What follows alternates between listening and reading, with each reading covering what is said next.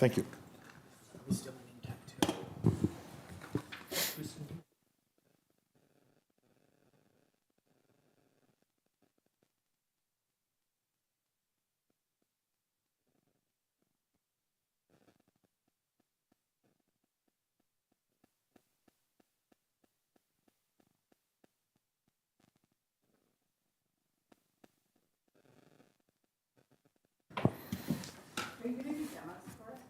I will if it has to be necessary.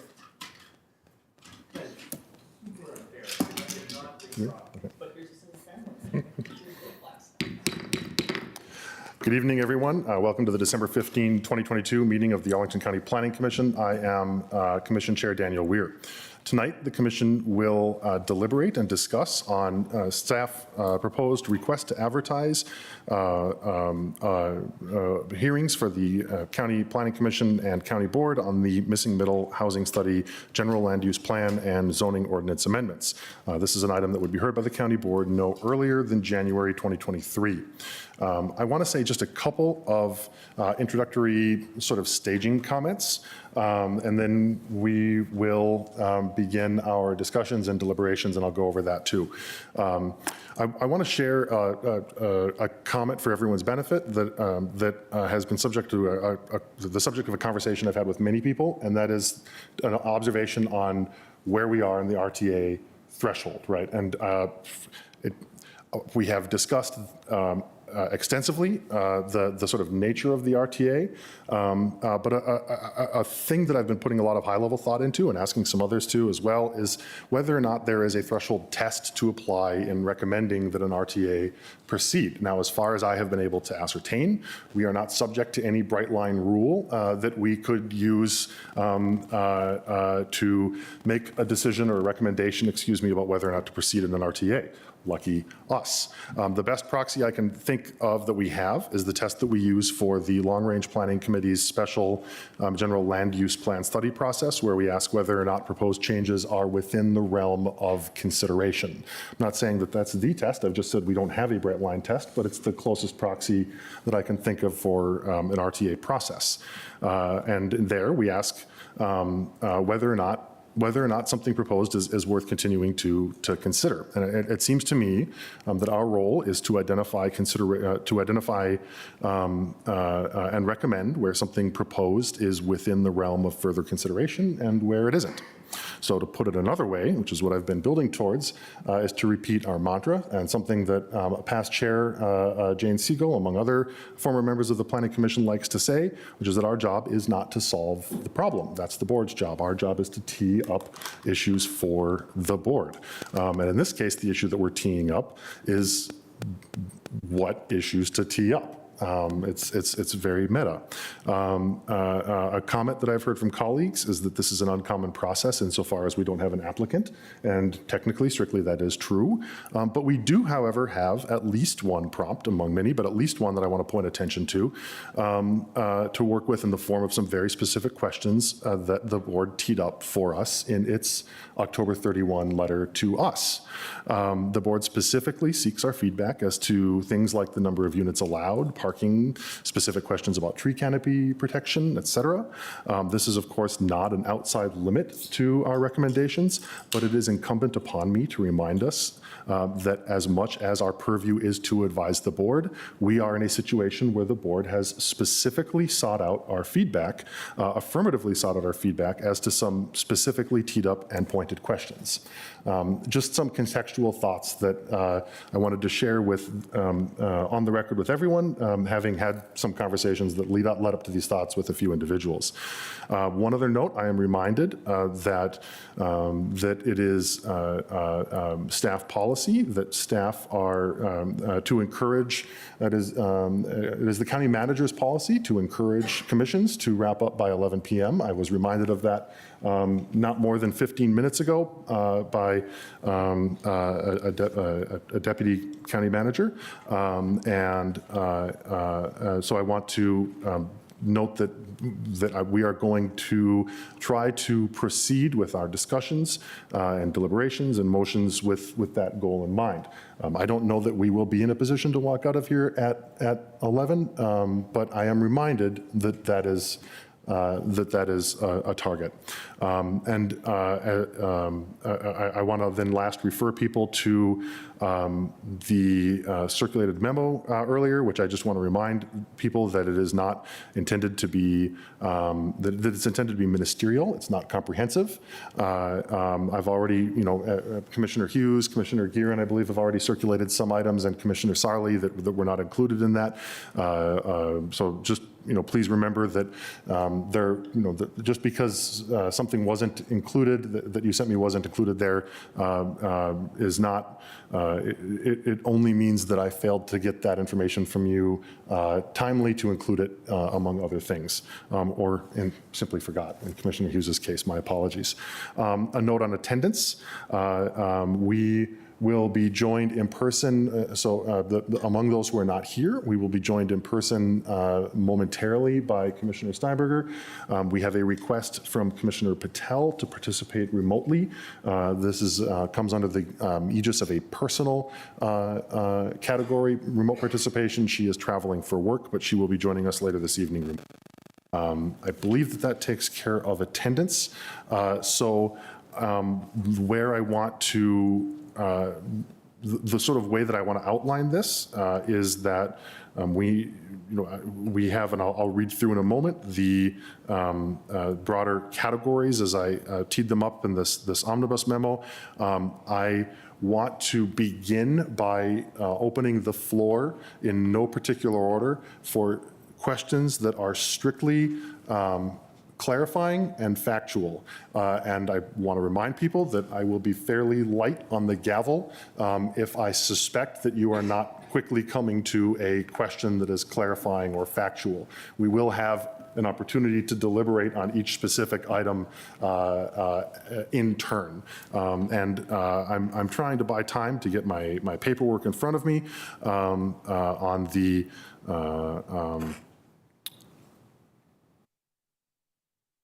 options. So to read from the record then, the broader topics for consideration, and again, I'm going to open the floor generally to clarifying questions, but I'm going to list the broader topics for conversation and then entertain any additional topics and go from there. So just to outline, generally, topics: homes per lot, density, and lot size requirements. That's 1. Unit size and ADUs. 2. 3. Lot coverage and placement. 4. Parking. 5. Trees. 6. Caps. 7. Non-conforming dwellings.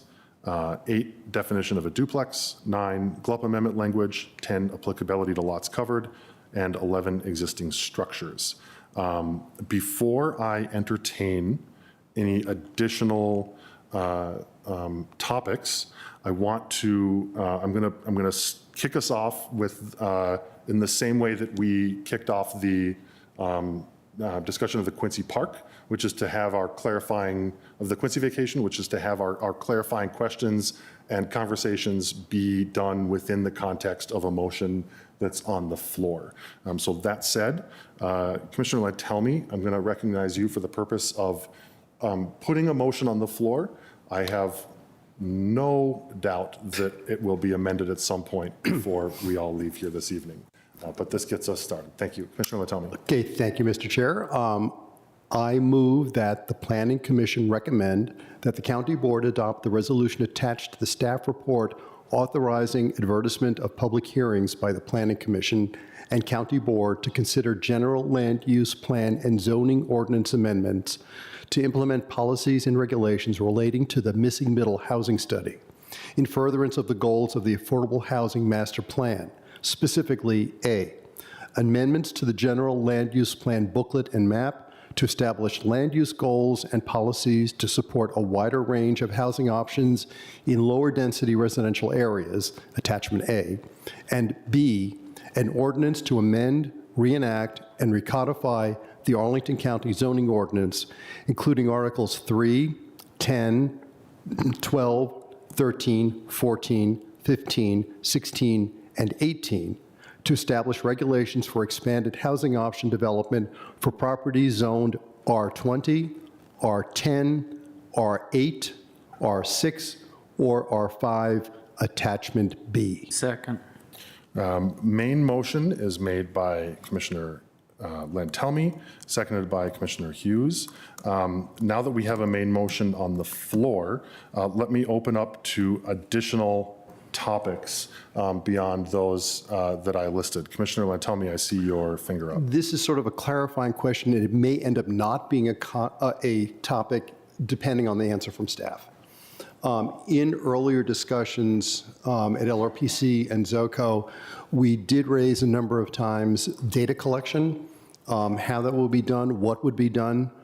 I want to confirm that by moving forward with these motions, it does not in any way preclude any sort of data collection method, types, anything like that, that we have full freedom to collect, measure, all the aspects of this proposal if it is implemented. Yes, Commissioner Lantelmi. For the record, I'm Matt Ladd with the Planning Division, and that's an accurate statement. That staff does intend to do the tracking and monitoring as had been discussed at LRPC, and that's something that we could provide more details on if this is advertised and we come back to consider adoption. Thank you. Then I do not need to add that as a topic for tonight's discussion. Thank you, Commissioner Lantelmi. Other topics to add to the list, and I'll go through it again. Homes per lot, generally, unit size and ADUs, coverage and placement, parking, trees, caps, non-conforming dwellings, definition of a duplex, GLUP amendment language, applicability of lots covered, and existing structures. And I'll just say, this sounds like a lot. Part of the reason it sounds like a lot is because there are some specific questions that the county board asked us that are very, very finely focused, right? Like the definition of a duplex. And it doesn't really fit anywhere else, so we have to answer the question so it gets its own category. Some of these will be moving quickly. Commissioner Gearan, thank you. I'd like to add, with the discussion on caps, the option of a pilot study. I think that those two, so that would be just an expansion of the caps topic to include discussion of a pilot study as well, or would that be a separate, do you want to handle that discreetly? I guess we can sort of see where it goes with caps, and if we want to separately talk We about. can see where it goes with caps, but I'm seeing it as an option related to the caps discussion. Yeah, it makes sense, right, that it would be, right, yeah. So we'll start by seeing how it goes with caps, and if we have to sort of change gears and say, let's make sure that we actually also talk about the pilot study, then that'll be a topic that we pause to get to. Okay. Commissioner Steinberger. I'm wondering if ooh, I do not like that. I'm wondering if perhaps implementation approach is kind of the umbrella term by which that some of these topics that you just raised could fit. I don't know if that covers additional things that other folks might be thinking of, but it's a suggestion. Okay, I've got it down. Commissioner Sarli, you've got your light on. I have two possible additions. One is the definition of cul-de-sacs for the purposes of parking versus dead-end road. I just wanted a little bit of clarification, or if it's something we don't need to worry about, but I just, it was an example of something that I was looking for. The other thing was the notion of guidelines. I think there's about 2 specific elements on the guidelines. I'm wondering if we need to cover or expand the definition of guidelines to better understand. I think the 2 elements that I'm aware of are the garage door width and the front door, or the direction of the main entry door. Can we, for now, can we lump that in with Commissioner Steinberger's implementation approach I conversation? think that makes sense. I was going to raise that, so yes, absolutely. If we need to break those into different categories when we get there, we certainly can, of course. Anyone else with topics? Commissioner Hughes, it's under GLUP. Okay, all right.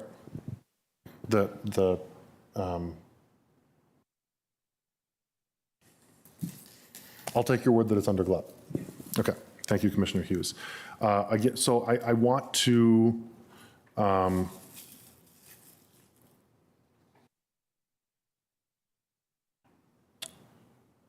I said a moment ago that I was going to open the floor broadly for clarifying questions, but I think that I want to at least try to stick within this framework first. So what we'll do is we'll do clarifying questions on each topic, right? Clarifying questions on homes per lot, et cetera. And then we'll come back for discussion and statements and thoughts as a sort of second round.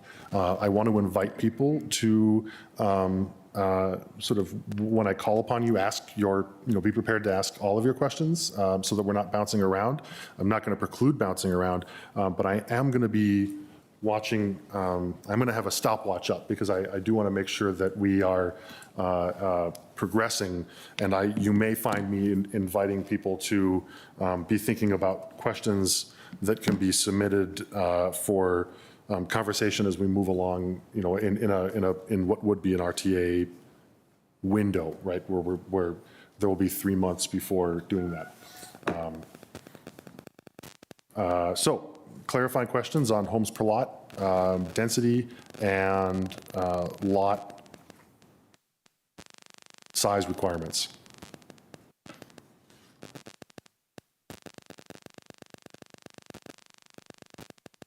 Going once.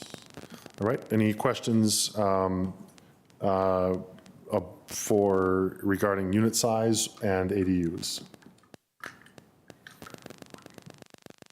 Lot coverage and placement. Daniel. Commissioner Peters. I actually don't have a clarifying question, and I wanted to say that it's because we have attended so many ZOCO meetings on this topic that I have exhausted many of my clarifying questions, and so it's not for lack of interest in this topic, but because we have all been doing our homework for many months now. Thank you. Thank you for pointing that out. I think that it is fair and good to have that aired. I would hate for anyone to think that, right. Thank you. Parking, any questions for staff on parking? And of course, trees, canopy. Commissioner Hughes? I just wanted to clarify, and for the record, at the actual PC on the parking, I just want to go back real quick. Staff had presented in the ZOCO meeting that they intended to use the applicable standards for the residential RPP program for parking surveys, and the same staff. Is that still staff's intention for any parking survey if it were to be approved by the county board? Yes, that's correct. Thank you. Commissioner Gearin? So it was raised in public comment, concerns that if we did require additional tree coverage, that we might not be able to mandate that. Where does staff stand with that interpretation? On the question, I believe the question is about option 6A, where we would have the landscaping standard in the draft text that it would require one shade tree per dwelling unit. We have reviewed that text with the county attorney, and they have no issues. Thank you. Commissioner Hughes, I'm going to It's an immediate follow-up. then go ahead. Has staff sought out the opinion of any other attorney besides the county's attorneys? Staff would only advise, would only seek the advice of the county attorney on matters like this. Thank you.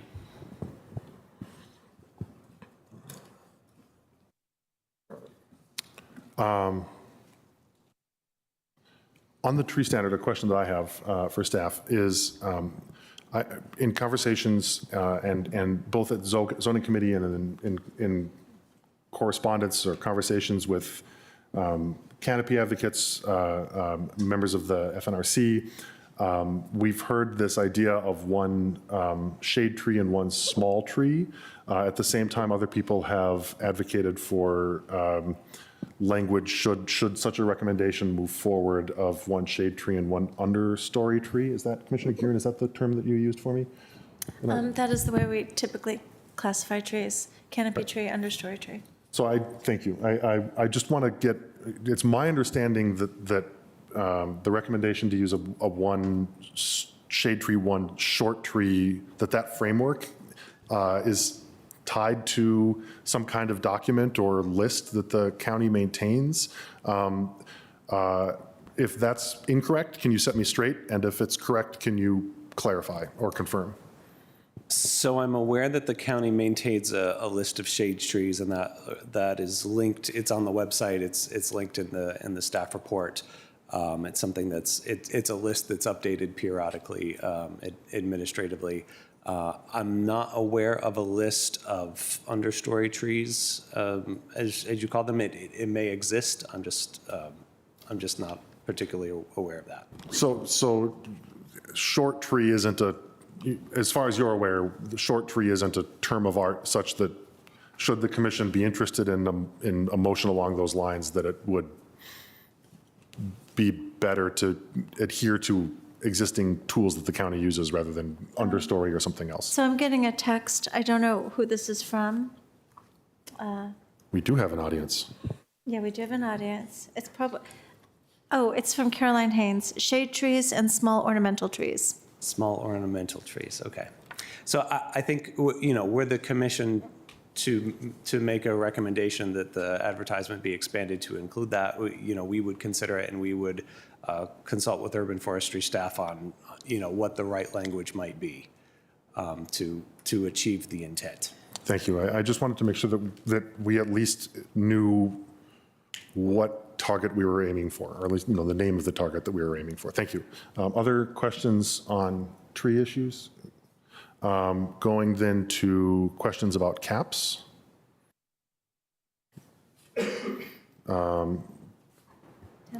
Commissioner Peterson, thank you. Thank you. I saw in your staff report that you recommended setting a cap possibly of somewhere around 40 units per year when you consider conversions as well as the new development. Did you consider, and do you have any thoughts or recommendations on if that would sunset after a period of time? You referenced that the accessory dwelling units, had a cap with, it looks like probably a sunset. So would you recommend kind of a time frame for a cap? Just to clarify, the accessory dwellings didn't have a sunset in them. There was a cap that was set in 2008, and then at a subsequent zoning ordinance amendment where a number of changes were made to that text, the county board just took action to remove that cap, and we no longer have it on accessory dwellings. So in terms of whether we could have a sunset provision, I think that's something, if it's something that the Planning Commission recommends for advertisement, it's something that we would look into and see if it's something that we could do. Okay, but you don't have if there were to be a cap, you don't have an opinion right now if there should be a sunset clause? We're really focused tonight on what's the scope of advertisement. Mm-hmm. So, on a number of these issues, staff doesn't have a position at this time. Okay. Depending on what gets advertised, we will, and if it is advertised, we'll come back to the Planning Commission with a staff recommendation of among these options. This is where staff's position is. But again, at this time, it's really about, as the chair mentioned at the beginning of the meeting, what's the right scope for consideration so that we make sure that if the county board advertises this, that we're in good shape, that we can consider a range of possibilities. Thank you. Commissioner Lantelmi. Yeah, following up on that, for purposes of RTA, so no cap is within the realm of consideration under this RTA, is that correct? That's correct. Okay, right now we have in it an option of 40 per year, is that correct? What's suggested in the staff report is 42 permits per year. I just want to be clear about that. Permits, not units, it's Sometimes permits. people say, Good. we hear a lot of confusion between lots and Yeah. units. Right. And, obviously, when we're talking about EHO, you can have multiple units on a lot. Okay. And so what's in the staff report would be 42 permits, which would be basically 42 buildings or 42 developments. Okay, then 42 is the number. give it, that's what would be advertised. The board could that not then go and make it 100 per year or 20 per year? Which way could they not go, up or down? That is, I always, it's a bit tricky. Right, that's what I want to know, exactly. Which way you could go. I don't know if I can answer that right now, because if the board is advertising no cap, and then they're also advertising a cap of a certain number, then it seems like within that range, right, the board might be able to increase it, but I think that's something we would want to, we would definitely want to check in with the county attorney on. Right, I think that would be something good that the board would want to know before they consider it, consider the RTA. Right. Thank you. Commissioner Steinberger, you've got your hand up. If this is a new question, I have a, New questions and a follow-up on that question. okay, can I do a follow-up and then you do the follow-up so that we can stay on this question about the RT? Well, let me go to you anyway and I'll bring us back if we have to. Okay. I'm concerned because what I'm hearing is that you don't know what would be included in what we're advertising for in terms of a cap right now, and that's something that I would be interested in knowing for tonight. I'll just jump in. I would say that if you all wanted to consider something different than the 42 units per year that's currently in the advertisement, then make that recommendation, and then we can go back and determine, whether the final recommendations for the RTA to the board need to change to allow a more expansive range of options. Okay. Next question may not be a clarifying question. You can call me out of bounds, but I then also have a clarifying question. How was 42 permits arrived at? Is that a clarifying question or not? It's my How was 42 permits arrived at? Right, so if you look at the staff report, which is where we did suggest as a draft for consideration, 42 permits, the thinking behind that was based on the consultant's analysis, which expected a range of 19 to 21 lots per year would be developed under that. But the consultant's analysis only considered new construction opportunities and didn't consider the possibility of converting existing houses into EHO, which would also require a permit. And so from staff's thinking of that, if there were an equivalent number, say 21, that were conversions rather than new construction, 21 plus 21 is the logic behind 42. But as Ms. Brown mentioned, we're interested in hearing from the commission if they have other thoughts as to how to set a cap. We did talk about this at ZOCO, and we are limited to setting a cap that would be countywide and that would be setting it at a certain number of permits per year. But I think open to hearing from the Planning Commission as to what that number should be, understanding that staff's rationale for one way you could think about it arrives at 42. Okay, and then the other clarifying question that I had is, if we wanted to consider a phased increase to a cap, such that, both, ultimately a sunset, but also potentially a stepped increase, either up or down, in terms of what that cap would look like, do we need to add specific language to the RTA tonight to be allowed to do that?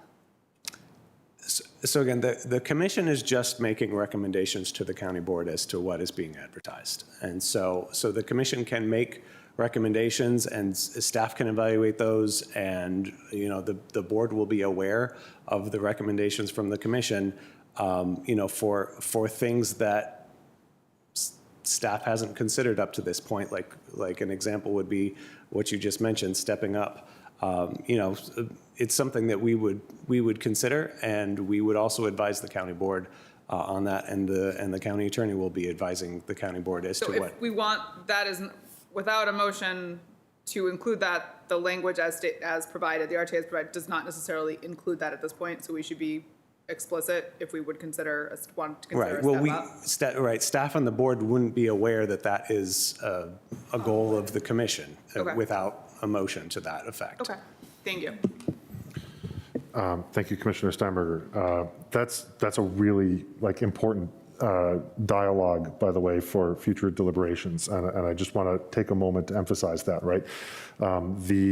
A privilege I'll take as chair to just emphasize that point, right, which is that what we do is not controlling as to what goes into or does not go into the RTA, but there is only one way that the board can benefit from our feedback, which is us making a motion and adopting it, or it failing and finding its way into the letter, which it does, and the board picking up on a minority opinion there. So thank you, Commissioner Steinberger, for chasing that one to ground. I'm going to, before I go to Commissioner Hughes, I believe your light was on. I'm going to ask another question about, okay, the cap and at the risk of beating a dead horse, so what I believe, Ms. Brown, you said that while the number, while the 42 number is in the staff report, right, the textual proposed changes to the ZO as presently drafted in the staff report, if it proceeded as written, right, would preclude the board from proceeded. If on February 1 it were advertised as written, that would preclude the board from considering a cap at their March hearing. These dates are all for the sake of argument, but am I right? Do I understand you correctly there? Well, right now, the staff report includes a cap of advertising, a cap of 42 permits. I think we would need to confirm with the county attorney's office, what latitude the board would have to consider something less than or greater than 42 permits per year. So if the commission is interested in the board advertising a different number, then we would suggest making a motion to that effect, and then we can go back to the county attorney to determine what should be advertised to allow flexibility to consider that range. But that number, but the cap isn't in the present black letter amendments. Is that right? Go ahead. Right, so that's correct. So and we talked about this a little bit on Monday night when I gave my staff presentation. So what's in the staff report, there is an attachment, which is the zoning text, and it's the same zoning text that you saw that's dated October 31st. Mm-hmm. And so as I said on Monday night, we recognize that you will be making recommendations to the board to make changes to that, and staff will also be making updates to that text. Yep. So what's currently in the staff report is not what is going to the board. Understood. For advertisement. Yep. And we will take into account whatever actions are taken tonight. Right. And make revisions, and there will be a new staff report that goes to the board. Right.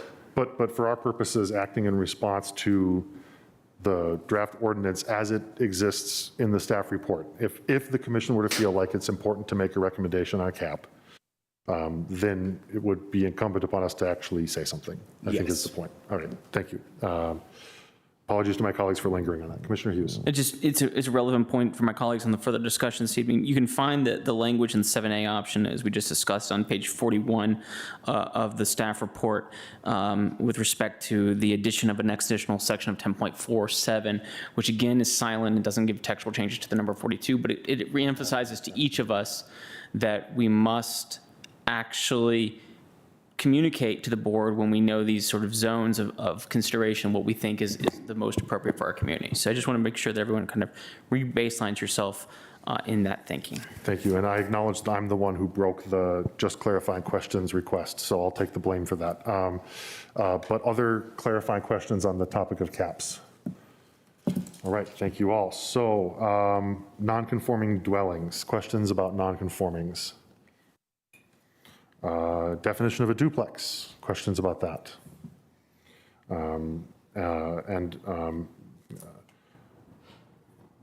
Commissioner Hughes.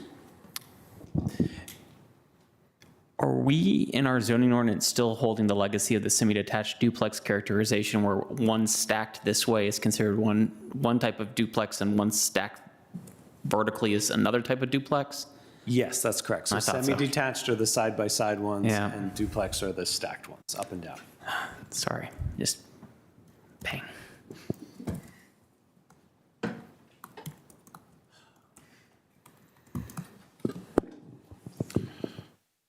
Thank you, Commissioner Hughes. Questions about GLUP language amendments? General land use plan language, amendment language. I think this is, I know this is a priority of Commissioner Lentelmi's, and it has to do with the, it has to do with the language in the GLUP about the ratio of units per acre, but just for the purpose of wayfinding. I'm not seeing any lights on this.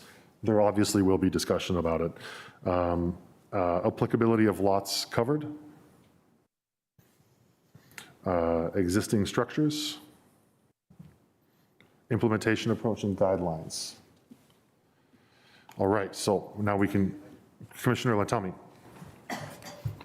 At this point, do we actually have any language for the booklet on the context, history, background of zoning? Yes, so that was something that came up during the LRPC meeting because the draft amendment to the GLUP was only to add a new section and that describes new policies for expanding housing choice in lower residential neighborhoods. We did hear during the LRPC discussion, and we noted in the staff report there was some interest in looking at the history section, and so that's something that we can consider. If the Planning Commission feels strongly about that, it's something where you could make a motion. Is it currently now within the RTA to make those type of changes? I think we have a little bit more latitude on the GLUP in terms of advertisement than for the zoning ordinance amendment, but I think just to be clean about it, it would be helpful if if anything for the GLUP amendment, the commission feels like should be added or changed, this is the appropriate time to do that. Thank you. Thank you, Commissioner Lentelmi, and I'll just thank Commissioner Peterson again for making the excellent point that the fact that there aren't many questions being asked right now is very much a consequence of the extensive conversation that has happened in our various committee meetings, which is how we do business. Thank you. Let's go, are there any other, I'll just open the floor real quickly again to other clarifying questions, either going back or topics that weren't covered. I'm seeing nodding heads, or shaking heads, excuse me. So let's go back to homes per lot, density, and lot size requirements, and want to recognize people who wish to be recognized to sort of either ask, additional questions or make any statements or raise any concerns, forecast any motions. We'll come to motions at the end of the deliberation for amendments. Anyone wish to be recognized on the topic of homes per lot, density, or lot size requirements?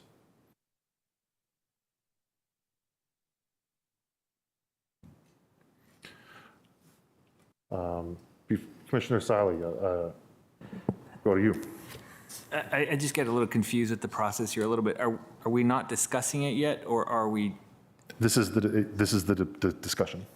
Right, so. Okay. I would like to do motions. Commissioner Hughes asked whether or not we would do motions here too. I would like to, because we have one item before us, it's, typically we have more items with smaller numbers of issues, and then we go, we discuss all of the various topics and then get to motions. And I think that that's still the best practice rather than to sort of subdivide this into multiple items. And so I think that what we need to do is to go, item by item on discussion and then come to motions at the end. That said, if you are, if I have sent around a number of a menu of motions, as you all know, mostly just trying to keep balls in the air, not because I think any one is the clear winner, and in some cases, actually, this is one of them. I'll point out.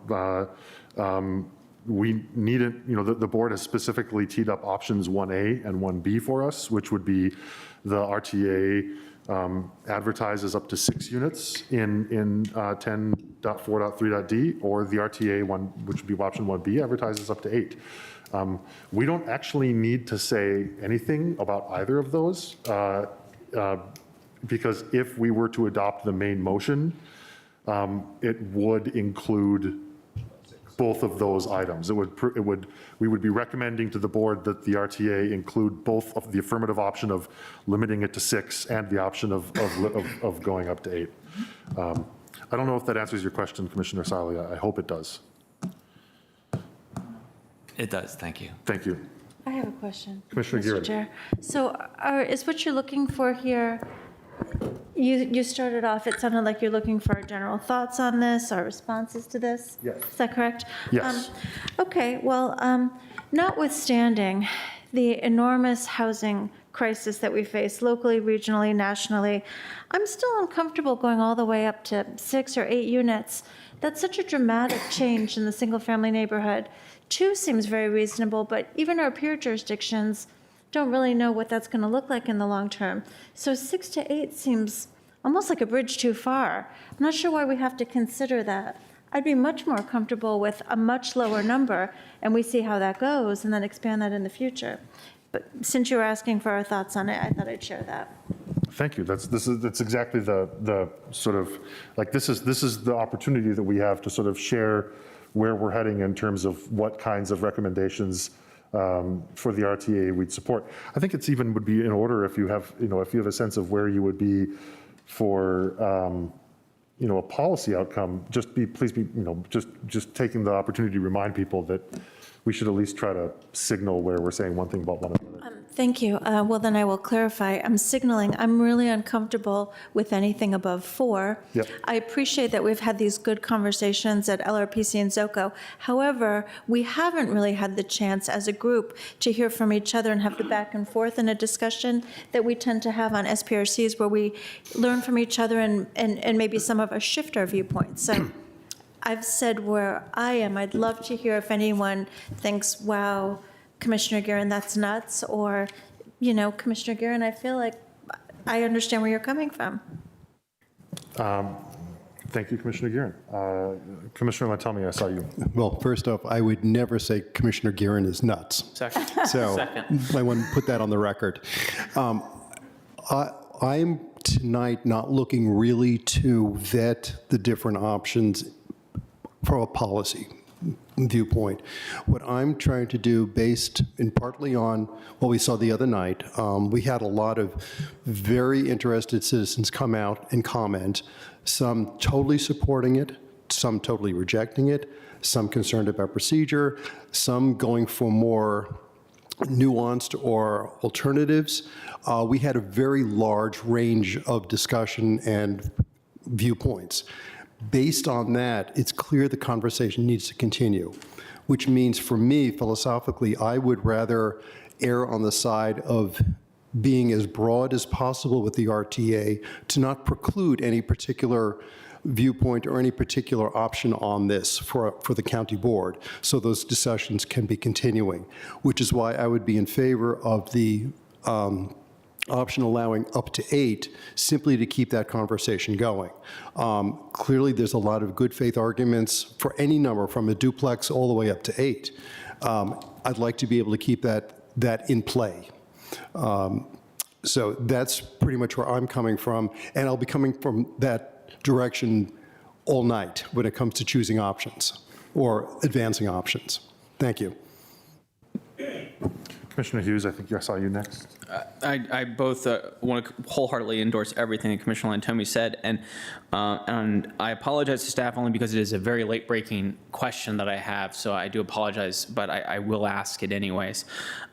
We heard from testimony the other night, and we've heard throughout the time the question of affordability and things like that. This is an optional overlay district, so it is not necessarily confined within the standard R districts. Did staff give any consideration to having a 2-tiered limit? And what do I mean by that? A one set of limit at one number and a higher tier set of limit with an affordability complex. What I mean by that is that you may do X number of units in general we can just use a number like 4, as Commissioner Gearing put forward, and then at 8, you may do so, but only if it is 100% affordable. Because as we all know, Habitat for Humanity has yet to do anything in Arlington County, Virginia, for some of these very specific reasons, just as an example. All right, so I think, first, a nonprofit like Habitat for Humanity would be able to take advantage of this, whether there's a Correct. affordability requirement or not. And they have, sent a letter in support to that effect. But more directly to your question, it is something that staff has discussed. And I think the way that in thinking of it about tiers, because this is set up as a by right zoning district, the best way, or perhaps the only way, to add an affordability requirement would be to make it a special exception use, which is something that we've discussed before with ZOCO and LRPC. And so that is a possibility. It's something that we could consider, advertising. There are concerns about that approach, as I discussed it with LRPC and ZOCO, where, layering on that special exception process, going from by right, if you meet the standards, it can be approved administratively, to now it's something that the county board has discretion over, might be something where, remember, we're talking about housing types that are in areas where there is a very strong market for very large single homes. And these new EHO types would be competing in the market for those homes. So adding an affordability requirement adds costs. It would be, have to be subsidized somehow. And adding a use permit or a site plan process also adds time and costs. So those are the types of things we would want to balance. But for the terms of advertisement, I think it's, something that we would be interested in hearing the commission's thoughts on. Am I wrong in my assumption that the optional overlay function of this does not allow us to place within it standards that they can be applied to? I think we would not be able to do that without a use permit or a site plan process where we could condition the development to the terms of affordability and all the things that go into the use permit or site plan conditions when we do receive CAFs as part of a special exception project. I'll defer to staff on this one at the moment, but I do want to make sure that staff had explored that concept.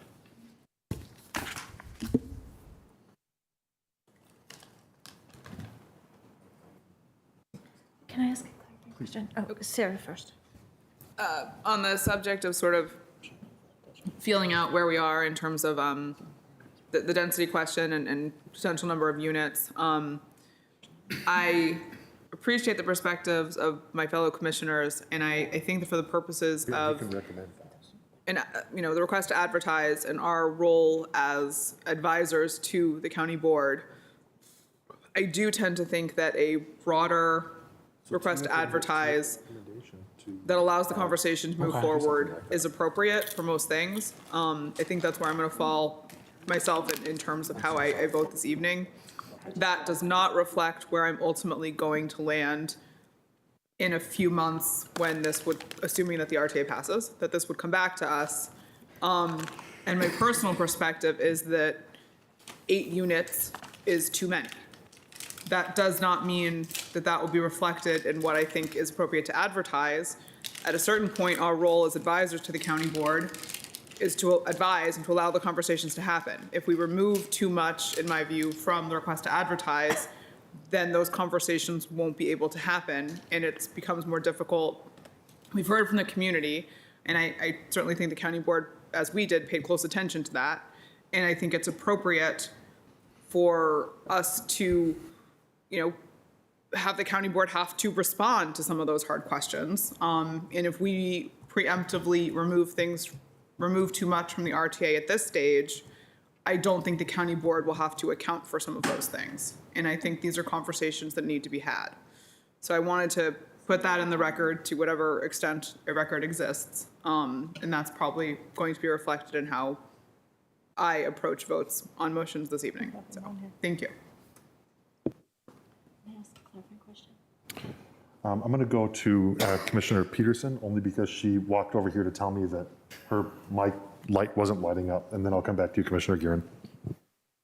So I actually don't have anything to say about this specific topic. I more wanted to ask a process question that when we enter a new agenda item, is it possible for our benefit and for those listening at home to mention, like, we're talking about option 1A and B right now, or, additional ones, but so somebody could know this particular subject matter pertains to, the various options in the report.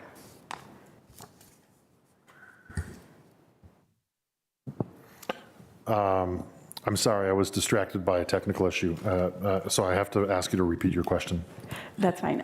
So I was thinking that it might be easier for people who are following at home if we explicitly say, we're talking right now about option 1A or 1B or 1C or 1D, so that they can know, like, the conversation happening right now is about options, the first set of options. You know what I mean?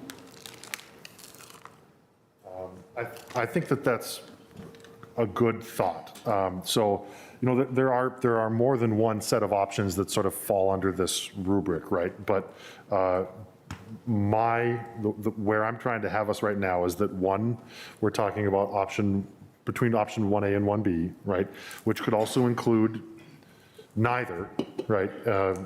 or which is the status quo of the staff report. We are also, I think, talking about options 2A and 2B, which is the minimum lot size for expanded housing option permits that include between 5 and 8 homes. Right, so is everyone with me on that? Mm-hmm. That it's also the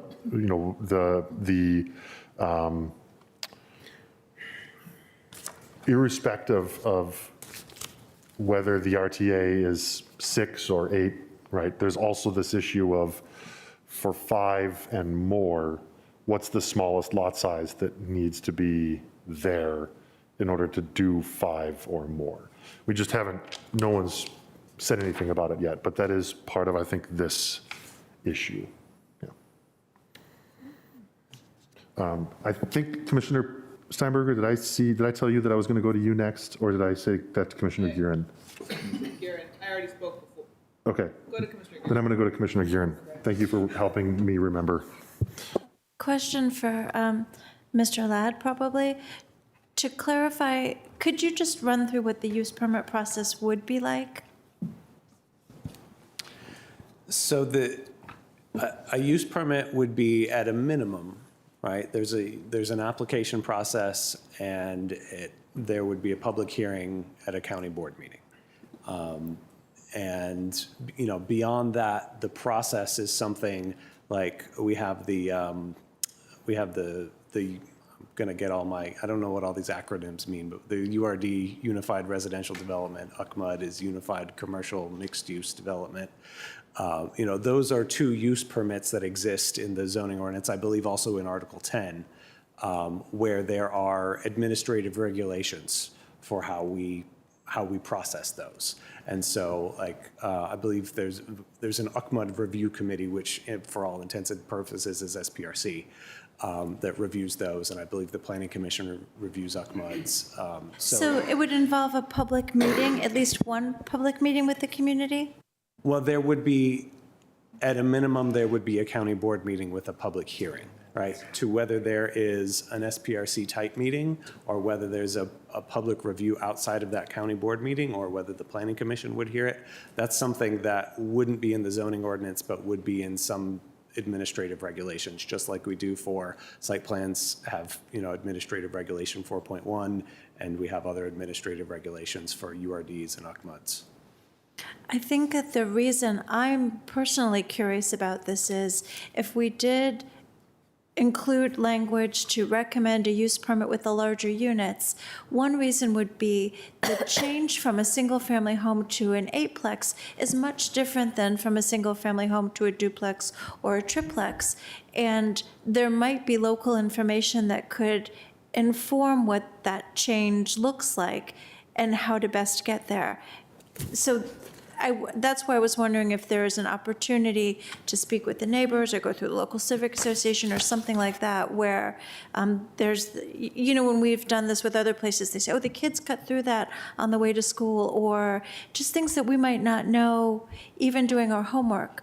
But it sounds like it's not absolutely, there's not a fixed way that we would do that anyway for a use permit. Right, that's correct. We develop these regulations for these permit types, and, they're tailored to what it is. And the Planning Commission heard an UCMUD within the last year that was more units, more density than is what is being considered here. So, and the Planning Commission has also heard a site plan for a semi-detached. So, within that realm, I think, you just want to be mindful of those parameters. Thank you, Mr. Ladd. Commissioner Sarli and I also want us to be mindful of the time. So after Commissioner Sarli, I'll do one more person, and Commissioner Peterson, I guess I see your light on, and then if should there be need, we can come back to an issue. But I also want to. My goal is to try to land us on motions somewhere around 10:30, and we have 10 more topics to get through. So Commissioner Sarli.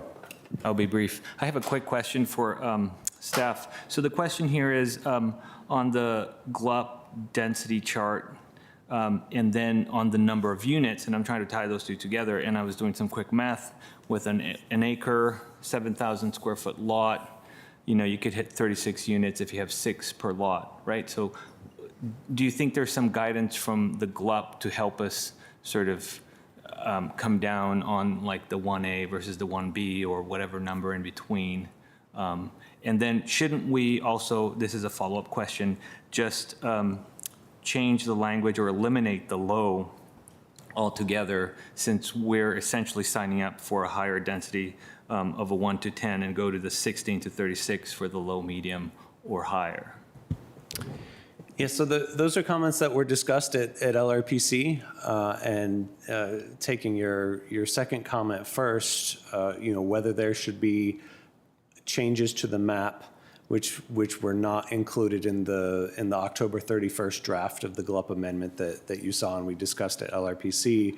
I think we heard clearly that from LRPC members that there was some interest in looking at either the legend or in some regard the map for the low residential areas, which do have the designation of 1 to 10 units per acre. So I think that's something that staff is thinking about and probably will be recommending to the board, advertising something. And if the commission has thoughts on what should be advertised, it's something that we would be interested in hearing. Going back to your first question, I shared, and I'm going to pull up a slide here. I shared at one of the LRPC meetings, if I can find this.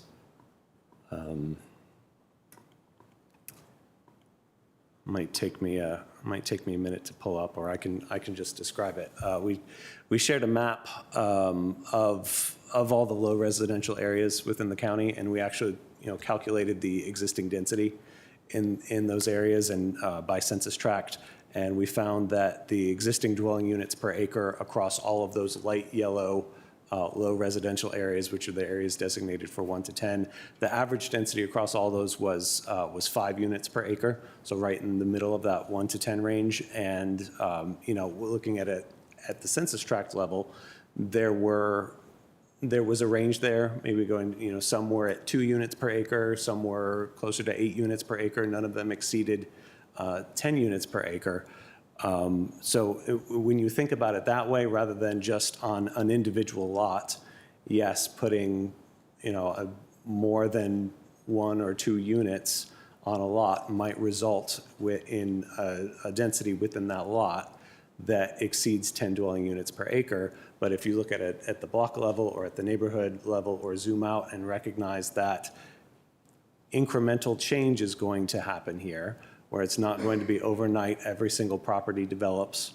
It will be gradual It will happen interspersed with existing single detached houses. People will continue to maintain their single detached houses. People will continue to build new single detached houses. And so within that context, staff believes that these neighborhoods would continue to be within that range of 1 to 10 dwelling units per acre, even though on an individual site, it might be higher or lower than that range. I appreciate that, and thanks for the explanation. My question is then, I guess, or my thought then is, we run the risk, right? We're sort of hoping that the margin is such that we don't actually encounter the density or run afoul of the map. And in my mind, I feel like the EHO is essentially committing to a higher density. And you know, I feel like it behooves us to just go ahead and do it. So that's my reaction. But I understand your explanation, so thank you. Seeing no other lights or hands, I want to move us to unit size and ADUs. So again, follow-up questions, thoughts, points, concerns. Commissioner Sarli. Guess I'll start since I had the mic last. On the diagrams, I noticed there was a, and I didn't prepare for this particular question, so excuse me, but essentially I think on the diagrams on ZOCO meeting number 2, if I recall correctly, the housing units were less than the maximum, which leads me to think that we want to sort of implement some sort of mechanism to control the square footage per unit. Is that something that staff has thought about and or have a feeling on a direction on that? And that, I think, just to paint a little bit of the bigger picture, is of course to control both parking is one of the things, and then the number of bedrooms, you know, per unit. So you can have 8 500 square foot units, or you can have 2 500 square foot units and 2 3-bedroom units, and so on and so forth. And if we have any role to play on sort of helping the supply and demand on some of those unit sizes, and if staff have any thoughts on that. So I think to the characterization of the diagrams that we shared at the ZOCO meeting was we were really looking at the building envelope, and so we you know, staff developed these diagrams, which was on if you were to take a lot of 5,000 square feet or 7,500 square feet or 10,000 square feet, and you were to just maximize out what is the largest building envelope that you could build on that site, given lot coverage, given parking requirements, given setbacks, given the maximum gross floor area standard that's in the draft zoning text. And what we found was, and what we shared with ZOCO was, depending on the details of that site, how many units there were, what the lot size was, it was a different standard that was the limiting factor that would stop someone from going further and building any more square footage on the lot. And so in most cases, it was the lot coverage. In some cases, it was the gross floor area standards that we had set. In some cases, it was the setbacks. So they all work together in tandem to determine what the building envelope is. Does that answer the question, or is there more to it? Sort of. That was sort of so I wasn't trying to characterize your drawing. I was reacting to what I thought I perceived on the drawing, which was a control on the unit size, right? And I was wondering if there was any thought dedicated to that. Like, is there any implementation on the EHO that would allow us to essentially control the number of units, not just the number of units that would fit different typologies, right? So, and I think the answer is no, but so like, for instance, if we had several units that were 500 square feet, but not just, like, once the market, here's my fear, the market will sort of figure out a you know, quick little solution or a template, and it'll just get rubber stamped all over the county, right? So we have just like endless number of 500 square foot units everywhere, but there's no family or 3-bedroom or 2-bedroom. Is there any way that the county can sort of incentivize or control some of that so we have a variety of typology? So it's something that I think we could consider, and we, through the maximum gross floor area standards that are in the draft, sort of attempts to do that, where if you're building 2 units, you'd be limited to a maximum gross floor area of 4,800 square feet. So that would be, if both of those units were the same size, they would be 2,400 square feet, but there's flexibility where one could be 1,000 square feet and one could be 3,800 square feet. Right, and that continues with, for 3 units, the maximum gross floor area would be 6,000 square feet. So it increases as you add the number of units. And the intent behind that, as we've discussed before, was to try to avoid having particularly duplex and townhouse units that are at the size of what we're seeing for duplex and townhouse units that are coming on the market today, where there's still 5 bedrooms, there's still 3,000 or 4,000 square feet. And so, could we look at a way to encourage or incentivize not very small units, but modest size units that can meet a wide range of housing needs, from single people to couples to families? Yes, that's exactly it. So, and I imagine that would have to be through some form of incentive, because I don't think we can regulate that, right?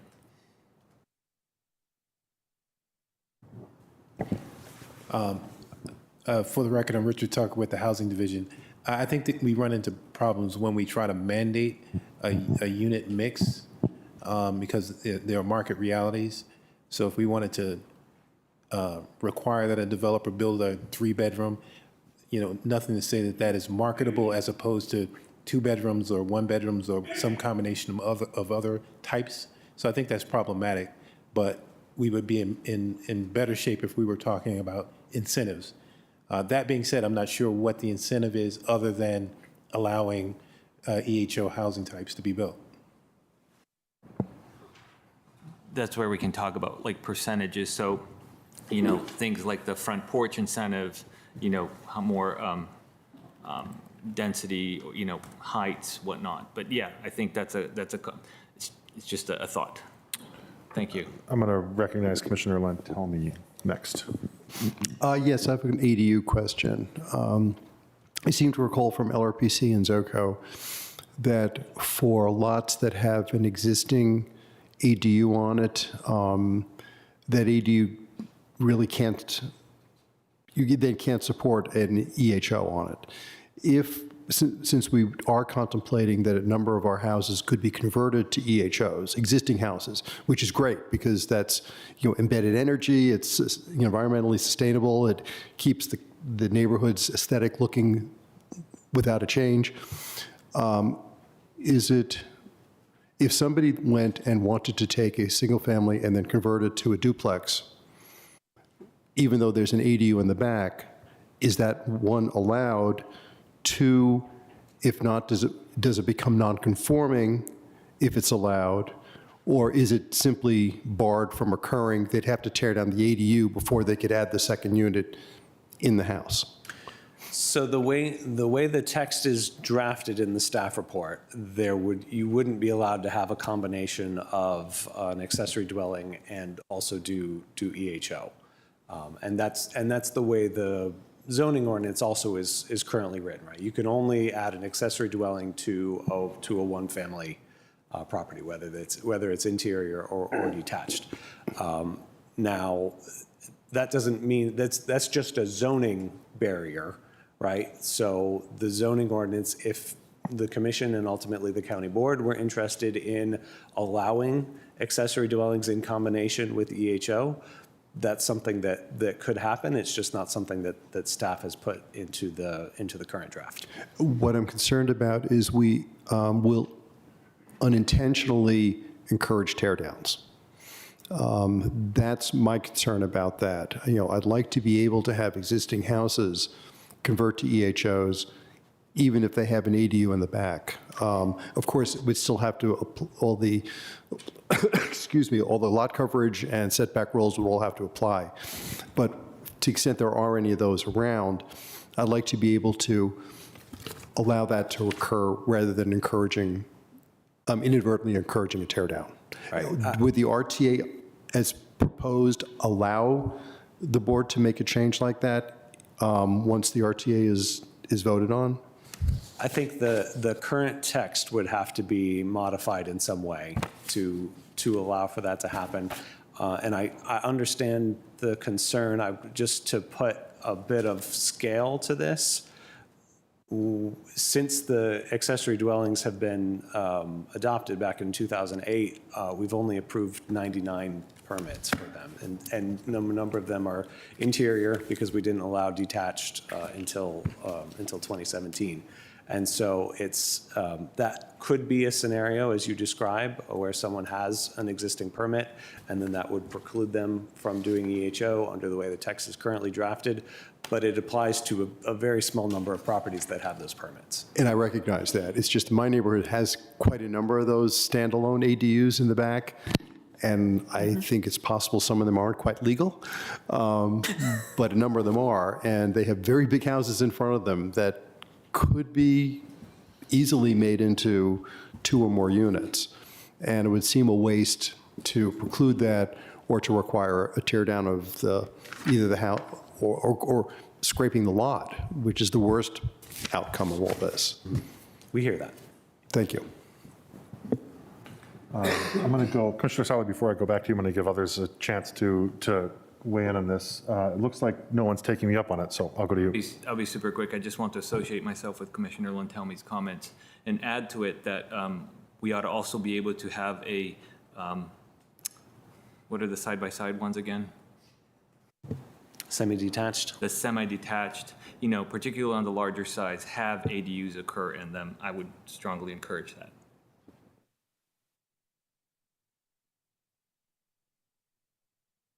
Thank you, Commissioner Lantelmi and Commissioner Sarli. Not seeing any lights or hands, I think that means we can move on to lot coverage and placement. And just for orientation purposes, I have treated lot coverage and placement as including both the option 4A, 4B, which is the question about the 5% increase in lot coverage for providing a rear detached garage. I have also included some EHO-specific amendments to lot coverage ratios and setbacks that have been floated at various levels of the process. So just to say a little bit more about what I mean when I say lot coverage and placement.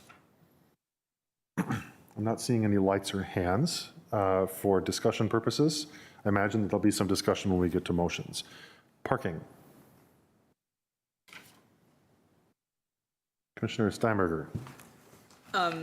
I guess for the perspective of sort of laying out where we're coming to this from, I'm again in favor of a request to advertise that covers the most parking options in terms of what's being contemplated. I think ultimately I'm potentially persuaded that based on closeness to transit, it may make sense for certain lots to have no parking minimum, again, based on that distance to transit.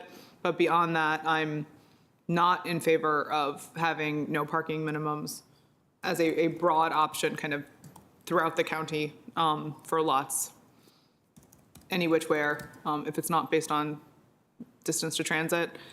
Some of that is out of caution with regards to the number of units and density that we're increasing or looking to potentially increase, and what that will do for shared resources such as parking and not just parking, stormwater, other kind of access issues and usage issues. That's sort of where I fall. So I don't know if that starts the conversation for folks. Thank you, Commissioner Steinberger. I'm not, Commissioner Lantelmi, I'll go to you. Yes. So a simply no parking minimum whatsoever, would that be allowable should the RTA go through, or is that outside of consideration? It's something that could be written into the RTA if that was what the board wanted to advertise. But it's not there And now. it's not currently in the staff draft. that's So before you under the staff recommendation, if that went through and the county board adopted it, they could not then later consider a 0 parking minimum. That's correct. Thank you.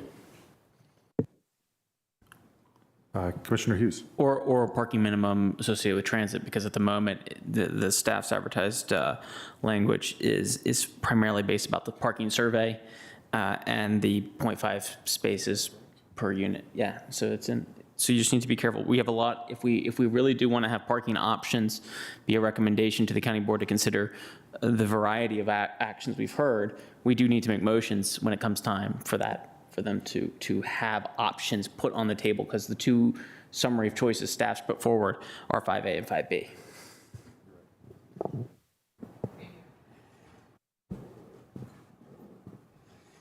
Commissioner Sally. Commissioner Peterson, I'm going to go to you first, and then Commissioner Sally. Thank you. During one of the ZOCO meetings, we had talked about how when you do a curb cut, you're taking away a public parking space and reserving it for a private personal use. So we had discussed, like, what are the options that would maybe relieve somebody from having to have on-site parking if the number of curb cuts somehow equaled the number of spots that they're required to have. So if somebody has a duplex, they're not near transit, so they're required to have 2 parking spots. Both of those parking spots are allowed to be in the front yard, and they decide to do 2 curb cuts to get those spots. So we had discussed, like, is there a way to acknowledge that? But I didn't see anything in the report that did. So can you speak to that?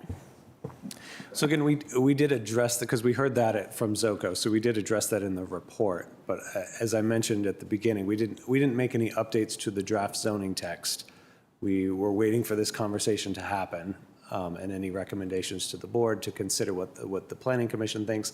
And also, we heard a number of these things from ZOCO, and I think on the issue of curb cuts, it was a good conversation that we had at ZOCO. We certainly don't want to encourage a lot of curb cuts or very wide curb cuts. So that is something that staff will be thinking about as we move into advertisement.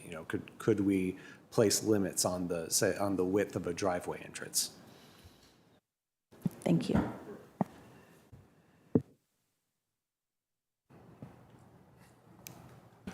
Thank you, Commissioner Peterson. Commissioner Sally.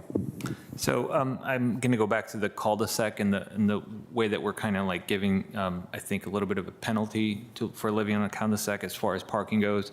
I would love to understand the difference between a cul-de-sac and a dead-end street as far as parking requirement would be concerned. We have quite a few dead-end streets.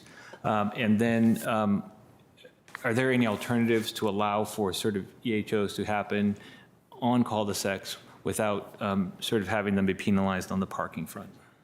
Right, so if you look in the staff report, and if you look at the very end of the staff report, there were a number of attachments. The last attachment was the response matrix from all the questions we heard during the LRPC and ZOCO meeting. So I think it's page 113 of the staff report. And I will just refer to our response on this question, which is C5. So the zoning ordinance defines a cul-de-sac as, and I'm going to quote here, a local street with only one outlet and having an appropriate terminal for reversal of traffic movement, right? So a cul-de-sac then is different from a dead-end street, because the cul-de-sac has the circle, has the bulb at the end where you can turn around, and that bulb in sort of subdivision land allowed a builder at some point to put more than 2, put maybe 3, 4, 5, maybe even 6 houses on the cul-de-sac. And that differs from a dead-end street, which is where the street just stops. There's no turnaround, and there's not potentially 5 or 6 houses at the end of that street. Usually there's just one house on either side. It's the same as a traditional street. It just stops, right? So that's the difference with a cul-de-sac, is there's more houses and therefore likely more demand for on-street parking at a cul-de-sac than you would have on a dead-end street where there's just 2 houses at the end of the street and they have the same street frontage as everybody else on the street. So you don't foresee that being a problem?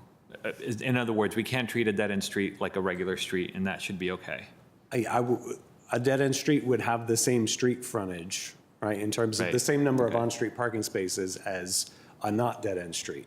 Right, the reason the cul-de-sac is different is because it has that turnaround at the end, and there are houses that go around that, and those houses have, because of the geometry, they have very limited street frontage. They typically have a driveway, and therefore there's less on-street parking available.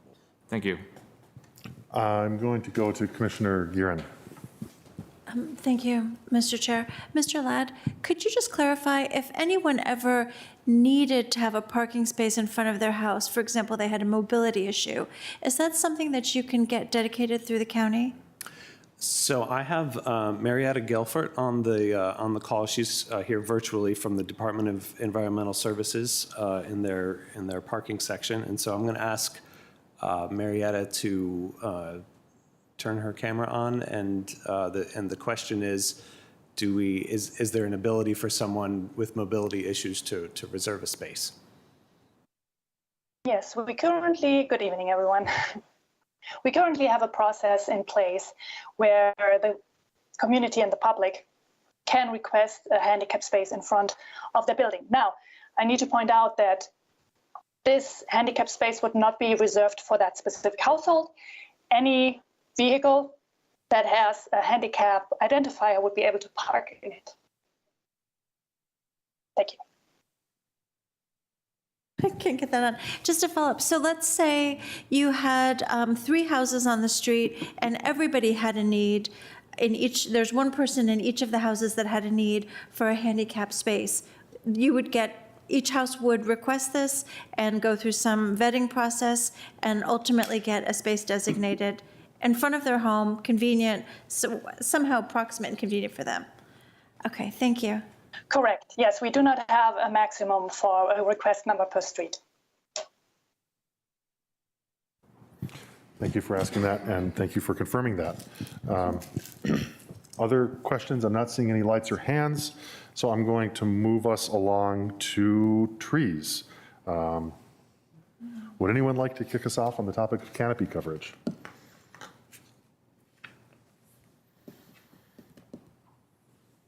Commissioner Giron, you're getting ready. There you are. Sure. Commissioner Giron. If this is part of the discussion, I guess I want to remind everyone, because we've covered so many things in the course of our discussions, that when we move from single-family homes, which have a 20% canopy coverage, to multifamily, we go down in what we can mandate in terms of tree coverage. And we're already far short of the county's goal for 40% tree coverage. At the same time, we have a biophilia initiative. We all know the benefits that people get from trees. They are good for our mental health.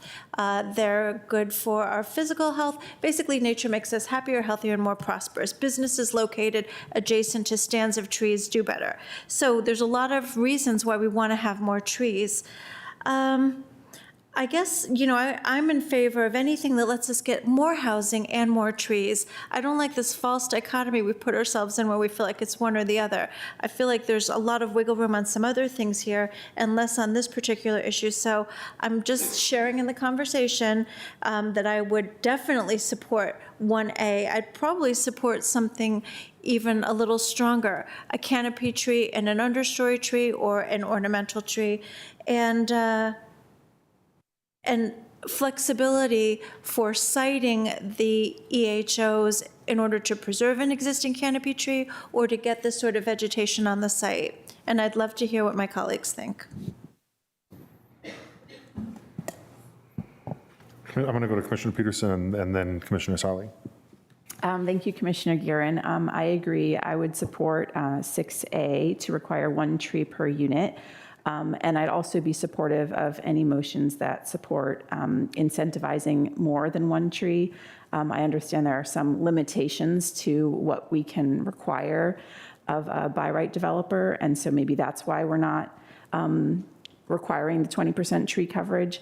But to my colleagues, if we have some ways to incentivize more trees, that was one of the big topics that was talked about a lot on Monday in our public comment, the tree canopy and concern for the trees. So, thank you.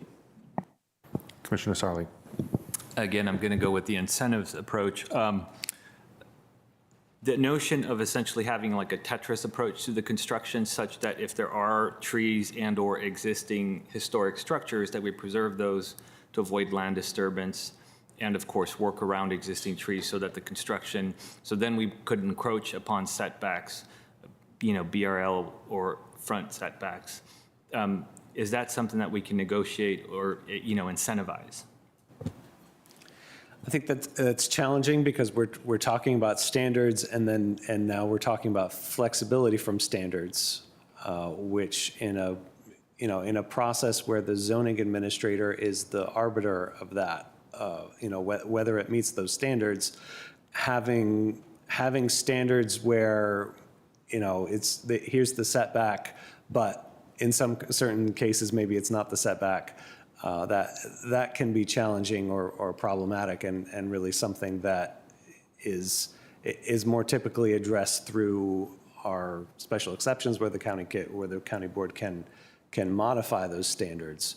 But we've talked previously about the downsides of special exception process versus a by right process.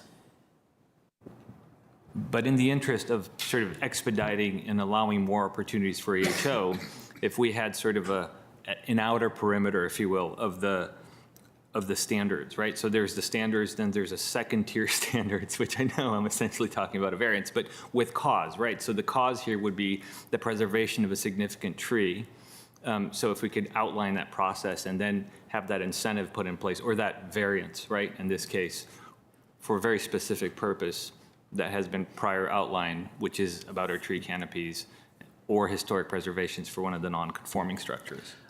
I don't know if that's something we have the authority to do, but it's something we can look into in the advertisement period. Thank you. I'm going to just say a couple of things on this, right? And interject myself. I'm going to begin with the heavy gavelled comment, which is that it is my position as chair that motions predicated upon disagreement with the advice of the county attorney are out of order because they are out of scope. That said, there are lots of reasons to support a motion. So, if you have a motion that has a recommendation, right, I would invite you to find a policy rationale other than disagreement with the opinion of the county attorney. Commissioner Sarli, I'm looking at you because you're the last person who spoke, not because I'm speaking to you. I didn't know that I disagreed with the county attorney. And not because you've led on, and not because you've said anything that makes me think that you do disagree.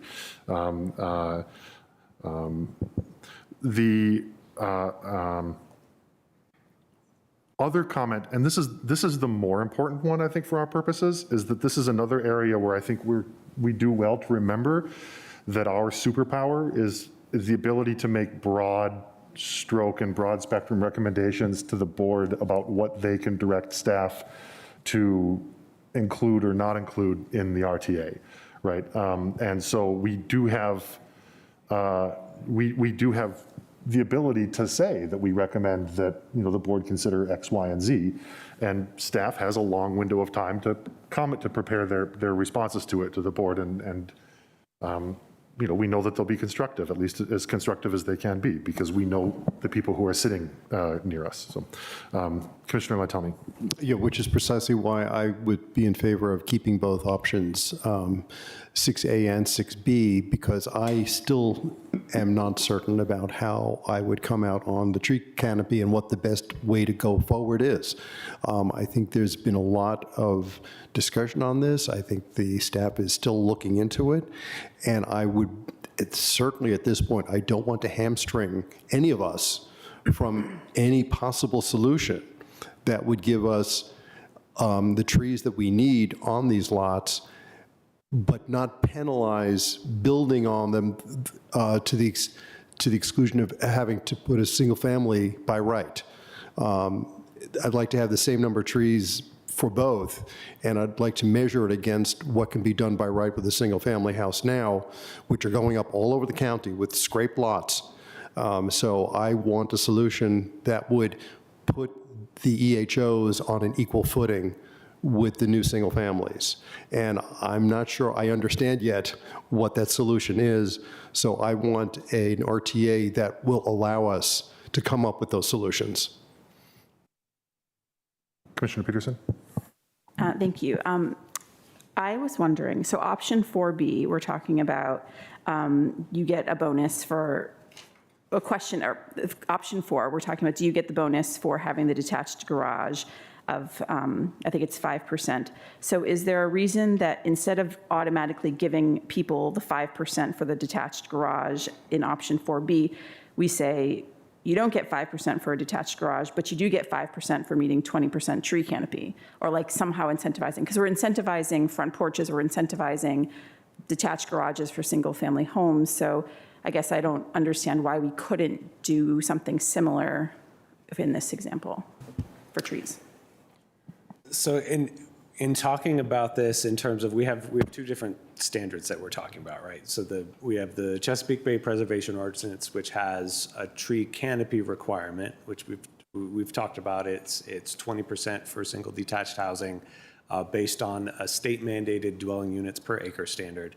And there's a formula for how that all works. Obviously, it's not 20% tree canopy at the time that the permit is issued. It's a calculation based on the maturity of the tree at 20 years. And then the proposal that's within 6A in our zoning ordinance, which is a separate ordinance from the Chesapeake Bay Preservation Ordinance, would be a standard that would be one shade tree per dwelling unit. And that's intentional, because we get into these legal questions that we're talking about, and that is the way that we can do this in a way that we have authority to require these trees within the zoning ordinance. So if we're talking about anything that is, we want it to be the same standard as Chesapeake Bay Preservation Ordinance, we want it to be the same 20%, that's not something we have the authority to do.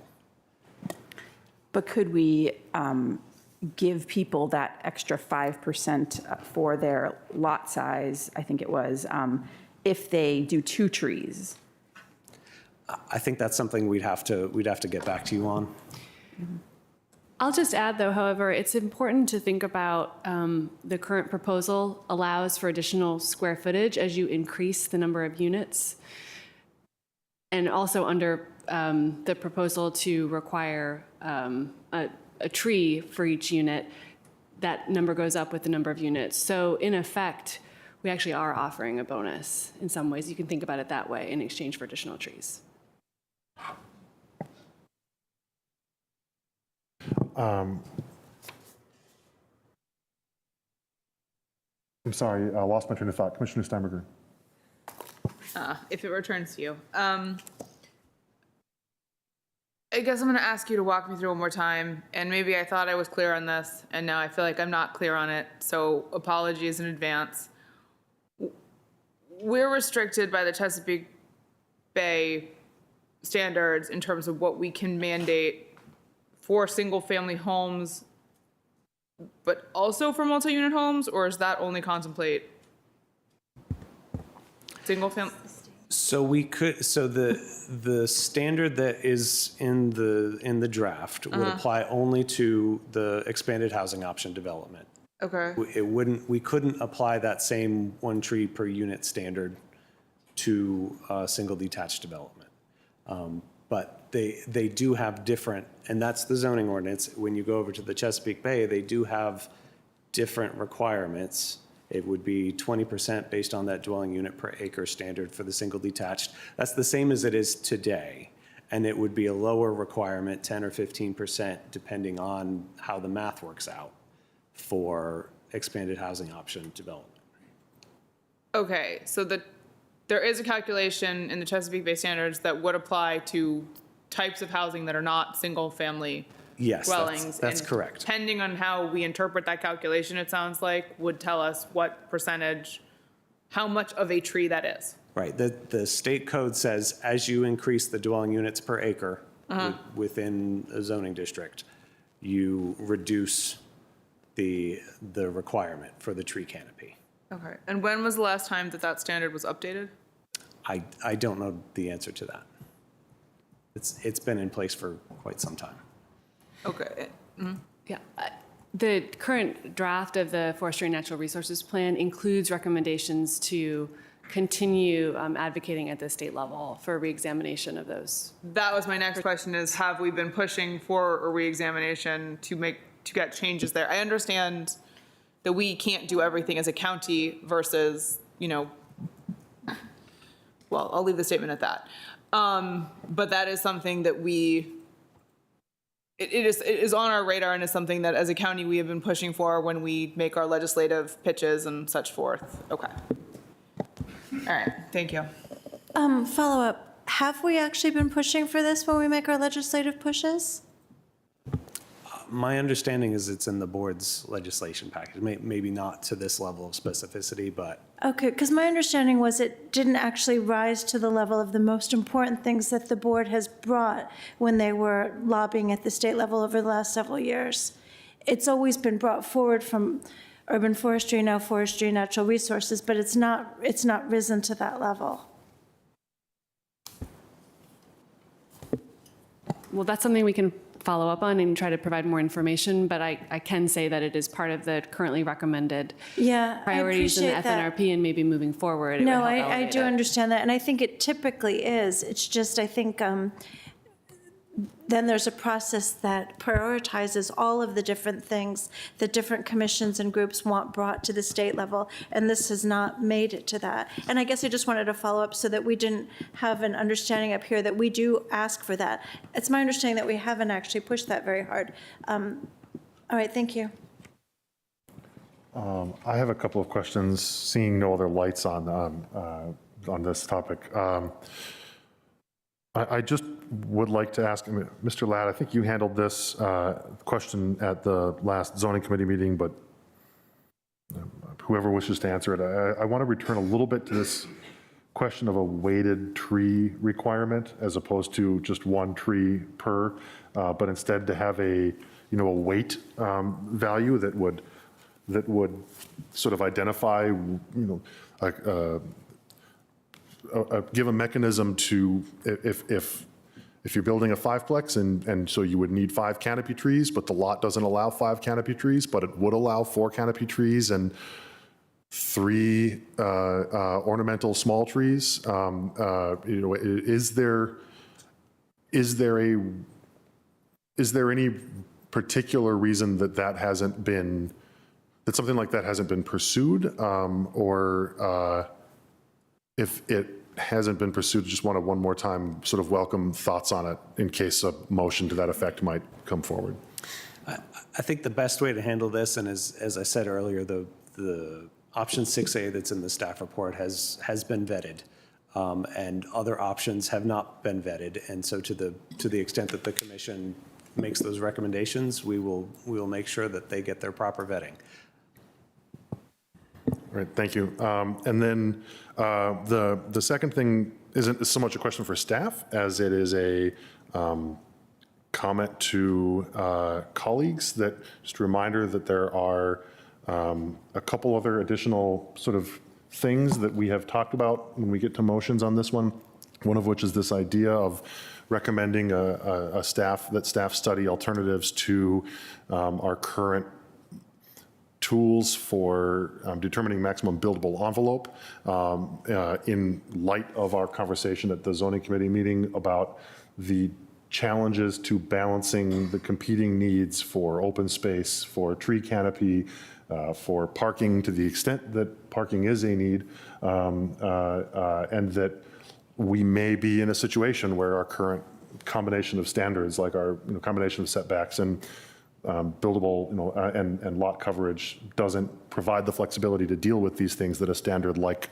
floor area ratio might. And so this isn't really an RTA motion, but at some point the commission might be interested in weighing in on whether or not that's a recommendation for staff's work plan, especially in light, I believe that staff there's at least some, well, I'm not going to go into what may or may not be on the work plan without it in front of me.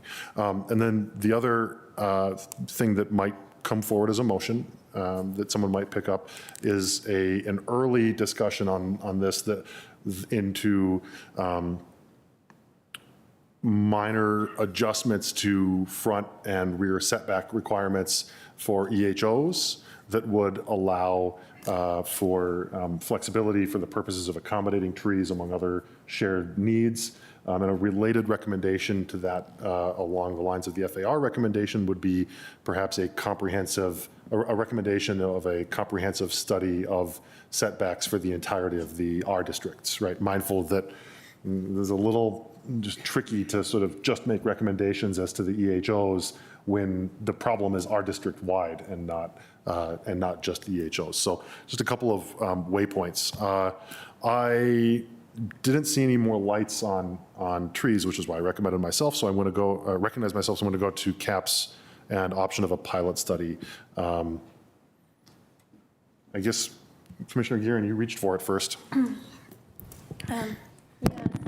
Thank you. So I understand that we are at the RTA stage and we're meant to be broad, but I'd really like to discuss including a pilot effort for 12 to 24 months or so to see how this is working. And this could address many of the concerns that we heard from the community members, including the impacts on trees, the impacts on vulnerable households potentially being displaced, impacts on parking. Planning is generally very incremental, and we are living in an information age, so having more information could allay many concerns and provide some data points to use to address others. I feel like something like this would, if we include it here, would open up some space for the board members to work on this more and still embrace the spirit in which I believe this was intended to address some historic inequities, to provide more housing options, and still move forward with the RTA, but also with a plan to see if we're not doing more harm than good with this proposal. I know we don't have data from our peer jurisdictions, and Arlington County could be different anyway, but I'd be much more comfortable with something like that. No caps, no minimums, but let's just see what the impacts are. And I do understand the issue with induced demand. Thanks.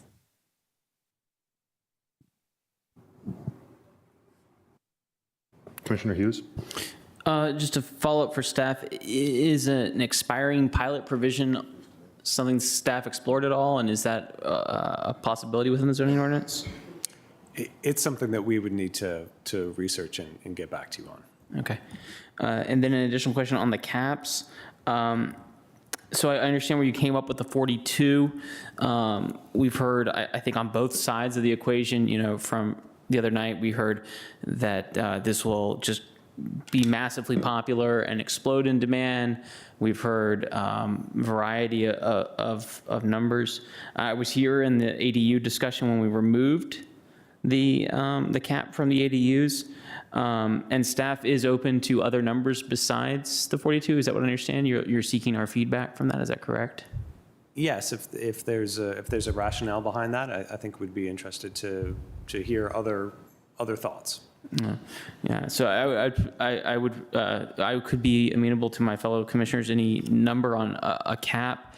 I could become amenable to it given the benefit it showed to the ADU discussion on calming fears that ADUs would explode across our county, and how that did not come to bear.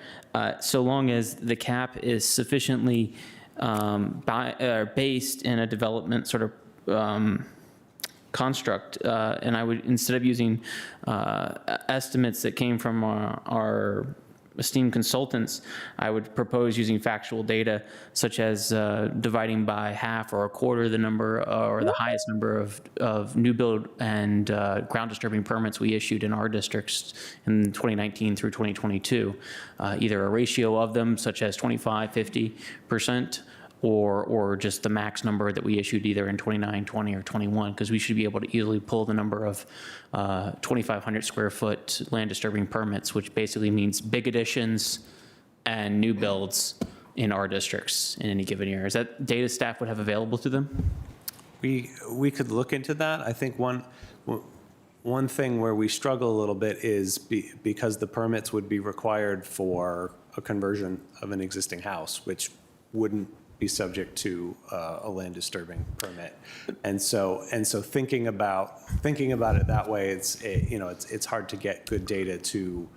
I think we do have good data from our consultant, and they did a good analysis of the number of new construction that we would expect.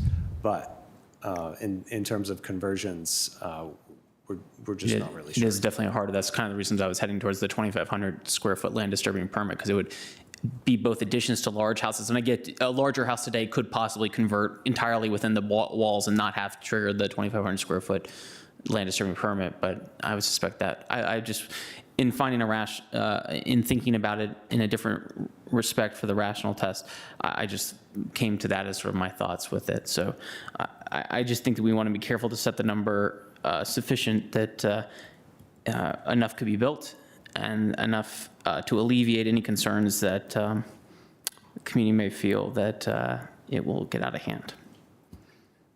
Thank you. Commissioner Peterson. Can you explain when the caps were implemented for accessory dwelling units?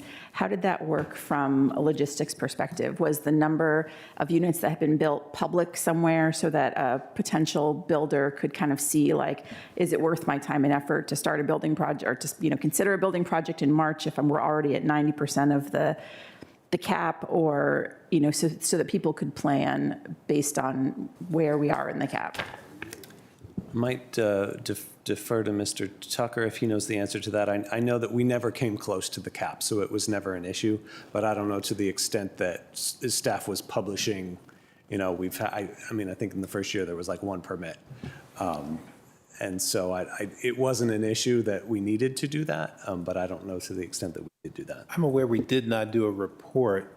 I think at times we were asked, periodically how many there were, but we didn't publish a report or make that publicly available. Okay, so a family who's considering making their single-family home into a duplex or a semi-detached, would they be able to call CPHD and say, hey, we're thinking about doing this, is this even an option for us? Or, if this does become very popular and we did set a cap that was too small, are we going to get to January 1st of every year and you get 42 applications, and then then no more work can be done for the rest of the year, or the county board has to say, oh, we got 42 applications, we need to increase the cap. How is that going to work if it does become a very successful program, as I'm sure you're hoping? Yeah, I think that's something that if a cap is set, we would need to look into how it gets implemented and how that gets communicated to people who might want to make changes to their property. If I'm going to follow up on Commissioner Peterson's question. Implicit, I think, question is, if on January 2 you have 50 applications, right, and a cursory review suggests that all 50 are likely to be, are almost certain to be, approved, but for the cap, what would be, how nimbly would the board be able to act in the first quarter of the year should the immediate conclusion be just raise the cap to let these applications proceed? I think we don't have a precedent for that, because the one time we set a cap, we never came close to it. Of course. Yep. Yeah. All right. Thank you. I just think as a person who sat through the ADO conversation, the cap was, I'll use the term, the crutch that was necessary in the community conversation that was explained, and it served its purpose.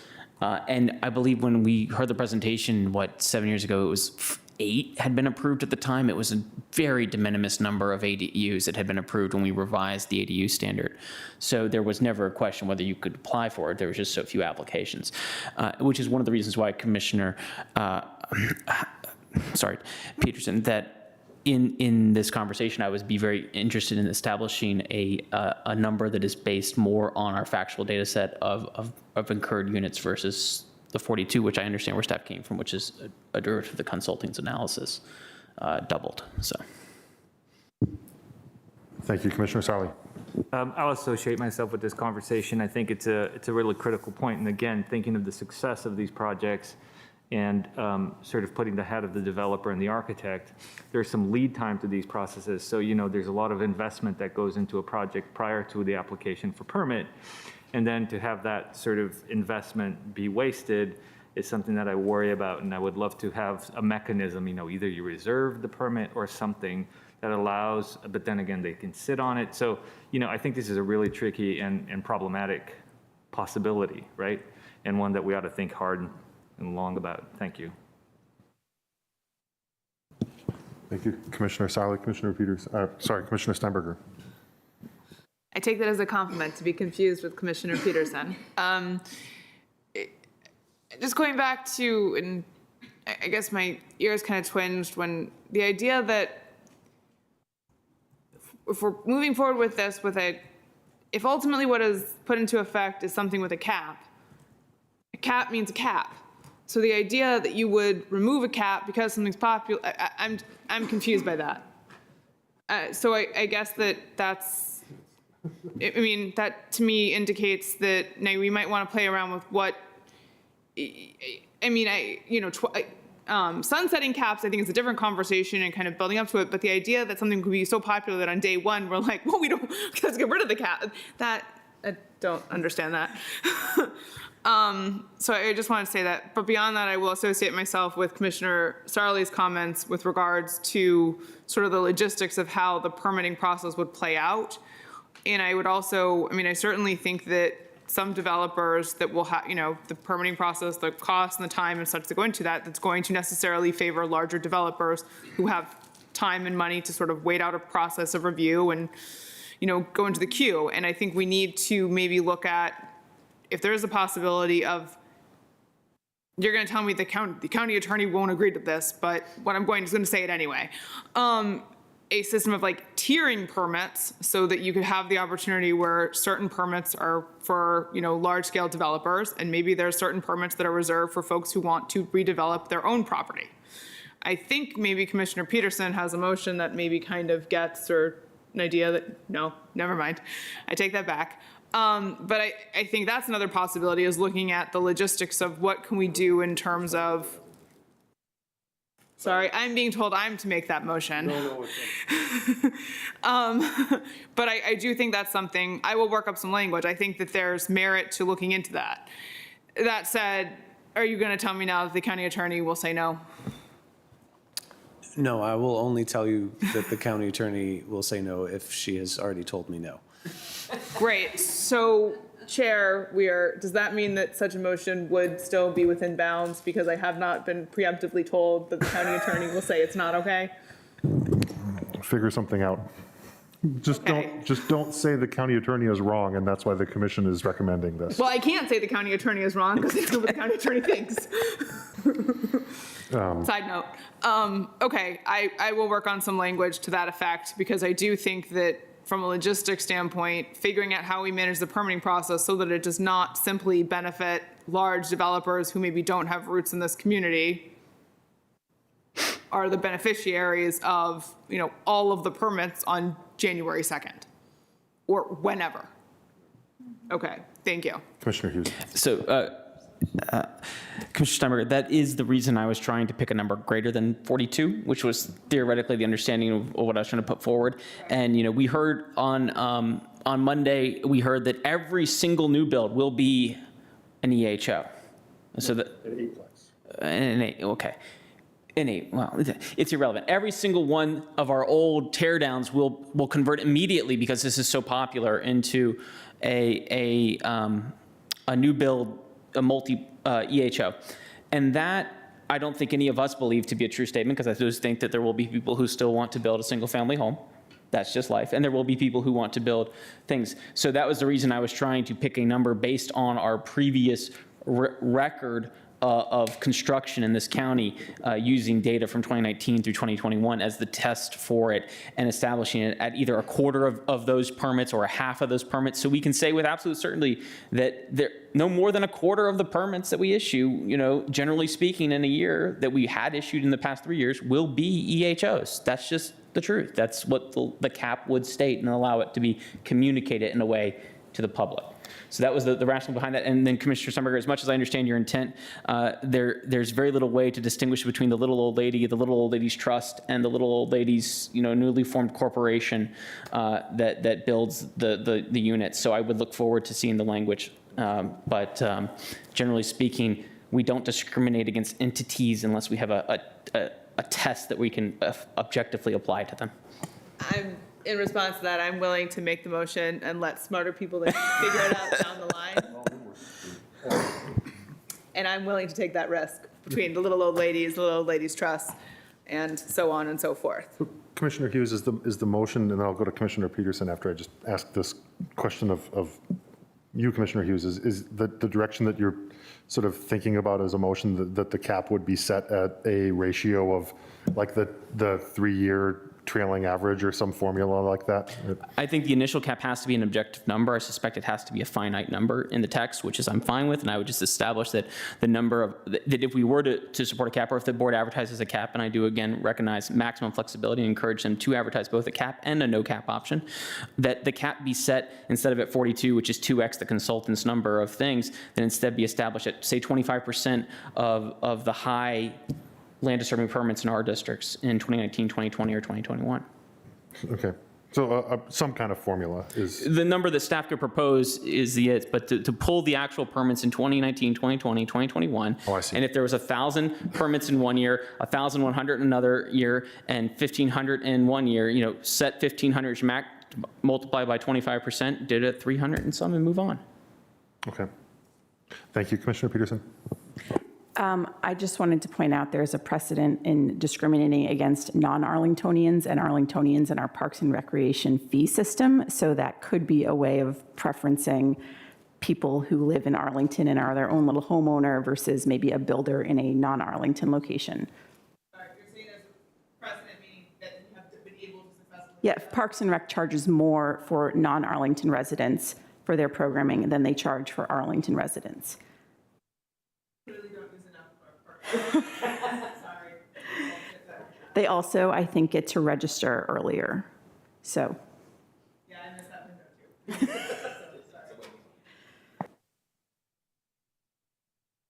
I think that we might be ready to move on to non-conforming dwellings. Anyone want to kick us off? Commissioner Hughes, I think I want to volunteer you, unless you actually don't have anything to say on this other than perhaps a motion later on. I'll just, I guess, a factual question for staff, just for the record. A non-conforming dwelling, God, let me precise my language. I apologize, Mr. Ladd. A non-conforming dwelling on a conforming lot, does it require a use permit under the advertised text or not, or can it be an EHO? So I think you're referring to option 9B. 9, yeah. So this is a edge case right here, or is this 9 or 8? I think we're on 8. Excuse me. Right. So this is something that is rarely used, a provision in the ordinance, but as we were scrubbing the zoning ordinance to see anything that would be related to expanding housing options, we found this provision that if you have a, and this is 1661A, where if you have a non-conforming building and you want to convert that to a condominium. So this, again, hasn't, I'm not aware in the last 10 years that this has come up, but might have been something in the 1970s and 1980s that was more common when you had garden apartments that were converting to condominiums. This section would say you can't just do that by right. You need a use permit from the county board to convert a rental garden apartment to a condominium garden apartment. Okay. And so, this could be something that applies again in a very rare case where someone was taking an existing non-conforming house and wanted to convert it to an EHO 2 or 3 units and wanted to turn that into a condominium. Yep. Option 8A would say you don't have to go to the county board to get a use permit to convert your property to a condominium. Understood. Thank you, staff, for your diligent work on going through the myriad of possibilities within the zoning ordinance for non-conforming and doing as much as possible for that. Thank you, staff. You're here. Any other questions on non-conformings or concerns? Commissioner Sarli. I guess I'll do a quick follow-up on that and echo the thank you to staff for, digging into this very dense and not very exciting text. So you're essentially saying that it's just a conversion to a condo, but the EHO, let's say if it was a non-conforming and got converted to a rental, we wouldn't be applying this situation? Well, this provision wouldn't apply. The provision only applies when you're creating a condominium in a non-conforming building. Thank you.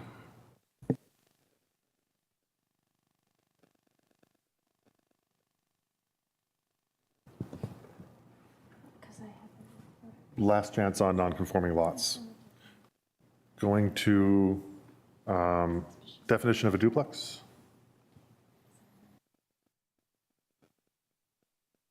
Of a duplex. The reason this is on the table is that we have a very specific request from the board to weigh in on options. Oh, where did I put it? This is option 9A and 9B. And if you have the staff report in front of you, where I thought that I would have it by now. It's remember there's the definitions of the doors, and then remember there's the difference between a semi-detached and a duplex. It's page 49 of the staff report, if you have that in front of you. And the issue, right, is can we change, Commissioner Hughes, am I right in your characterization of it? That can we have a duplex, can we call it a duplex if it has two doors in the front? Is that That's right. is that the gist of it? Well, I think that the gist of it is if you look at option 9B, right, you can see,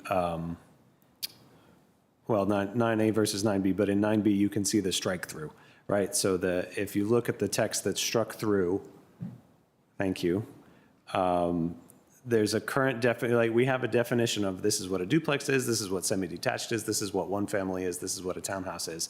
So the definition of a duplex is, again, it's not the semi-detached where they're side by side, it's up and down units where they're stacked on top of each other. And the current zoning definition of this is the building has all exterior characteristics of a one-family attached dwelling having a single front entrance, or one front and one side entrance on the first floor. So that's the current definition. And in looking at this and considering the design standards, would we want to change this definition to, first of all, take away the standard that is all exterior characteristics of a one-family attached dwelling, which is a kind of vague standard, not really enforceable. And also a standard that is enforceable is, do we want to require if you have a duplex where there's one unit on the first floor and one unit on the second floor, that they can't have two doors that are facing the street? Is the impact of the change in definitions anything greater than the ability to avoid wasting, for lack of a better word, square footage on an internal landing to direct people from, to either the upstairs or the downstairs units? Or is there, what are we getting out of allowing two front doors on a building? Well, it provides design flexibility, but it's also a traditional development pattern of duplexes that you would have, a unit on the first floor that has a door on one side of the house, and you would have a unit with a door on the other side of the house, and that door would go up the stairs to a second floor. And it looks the same as a semi-detached dwelling, right, which also has two doors, or townhouses where each has their own individual entrance that's facing the street. But our zoning ordinance currently precludes that from happening. So do we want to change that to allow the flexibility and also change this language that says, a duplex has to look like a one-family attached dwelling? So then I want to chase one more question to ground, and then I'll go to Commissioner Lyon. Tell me, if the commission were to affirmatively recommend that the RTA only include option 9B. And then if the board were to take the commission up on that recommendation, and then the RTA only included 9B, the board would still be within its authority at the hearing to not adopt this amendment. Is that correct? That's correct. Okay, thank you. Commissioner Lantelmi. Yeah, it strikes me that's pretty easy to give the board flexibility for both of them. But my question is, this is for duplexes. So there's nothing for a triplex. This is totally irrelevant to a triplex, but a triplex could then have 2 doors in the front and 1 around the side, or 1 in the front. It's not addressed by this particular Right, it's not zoning ordinance. Right, it's not addressed in the definition section in Article 18, which is where we're looking. And actually, the reason that we have this option 9B is because 9B is inconsistent with the design standards that are in Article 10, right? Where we talk about based on the different housing types where building entrances can be placed. And so for a triplex or for any other EHO type, it's going, what's in Article 10, those design standards would be what, if they're ultimately adopted, that would be what controls. And this, looking at in the definitions, is more of a cleanup, saying, well, if the board were to adopt those standards that would allow a duplex to have 2 doors facing the street, then this definition of a duplex would be inconsistent with the standards. So they kind of go hand in hand. Okay, so that's fine then. But this definition also works and would work if it gets changed for duplexes in the non-R5 through 20 zones, in all the other zones where they're already allowed. Right, so because this is a definitional change, if it was adopted, it would apply Countywide. to duplexes countywide. Yeah, all districts. Right. Okay, thank you. Commissioner Lantelmi may have just gotten the answer to the question that I'm about to ask, but what is the rationale for including 9A, given that 9B on its own would preserve the authority of the board to not adopt the proposed amendment? I guess I'm missing, I can't articulate to myself a reason that 9A would even be included before us. I think it's more, you're technically correct, right? The board can, any language that's in here, the board can opt not to adopt it. But I think for the layperson or for a planning commissioner who doesn't review zoning text a lot, if we hadn't included 9A, you would probably be asking us, well, why isn't there an option here to keep things the way they are? So it's more of a communications exercise, I guess, that these are the options that are on the table. All right, thank you. I appreciate you indulging me and mostly me, but also anyone else on that. I don't see anything else on this, so I think we're ready to go to GLUP amendment language. Commissioner, I'm sorry? Oh, Commissioner Lantelmi, this has been just the person I've talked about the most with this is you, so I'm going to pick on you to kick this one off for us. Yeah, I'm not, we're not making motions at this point, but I will probably want to make 2 of them. One to deal with the 1 to 10 in the GLUP map legend, and a second one for the history of exclusionary zoning in the county that would go in the GLUP booklet. So, I would like to add, and these are things that we, of course, have been discussing at LRPC and ZOCO. So just giving a preview of what you'll be hearing from me a bit later. Thank you, Commissioner Lantelmi. I don't see any other lights on this.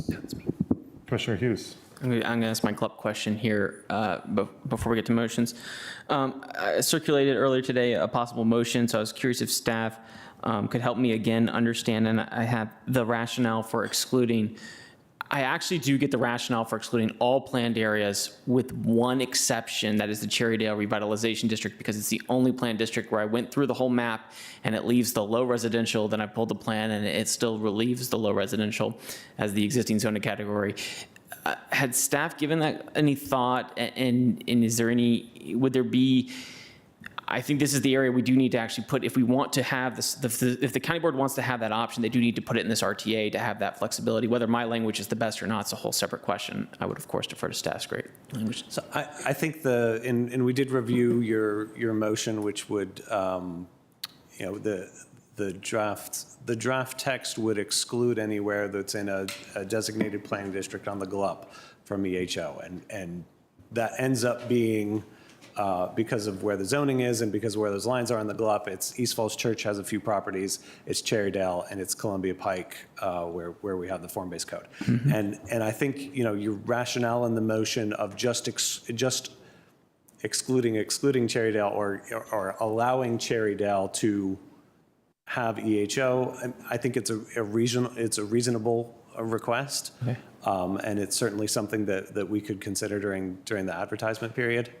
And I was aware, just so you know, of the neighborhood form-based code, and today I did read the East Falls Church plan to make sure, and it looked like to me, though, you had re-glupped, so while there are still R6s and relatively few R5s, I think, in those zones, it did appear to me that within the actual map, we had changed to at least a low-medium or a medium designation. They weren't actually color-coded as low residential, which would preclude a rezoning to anything other. So I kind of got the rationale test because I was on the edge of whether I go full on, like nowhere on the plans, leave it everywhere, or do it. So I just wanted to make sure staff had that cognizance, and I'm glad to know where staff is on that. So for my commissioners, I do plan to make my motion on the Cherrydale Revitalization District, and it's exclusively because it's the only spot.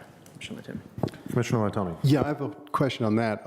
Given that both Cherrydale and actually East Falls Church are within the study area for the Plan Langston Boulevard, I would think that's a reason to sort of just leave them alone, because right now those two areas are, even though they're technically within the Plan Langston Boulevard ambit, they're really not being studied as part of the current effort.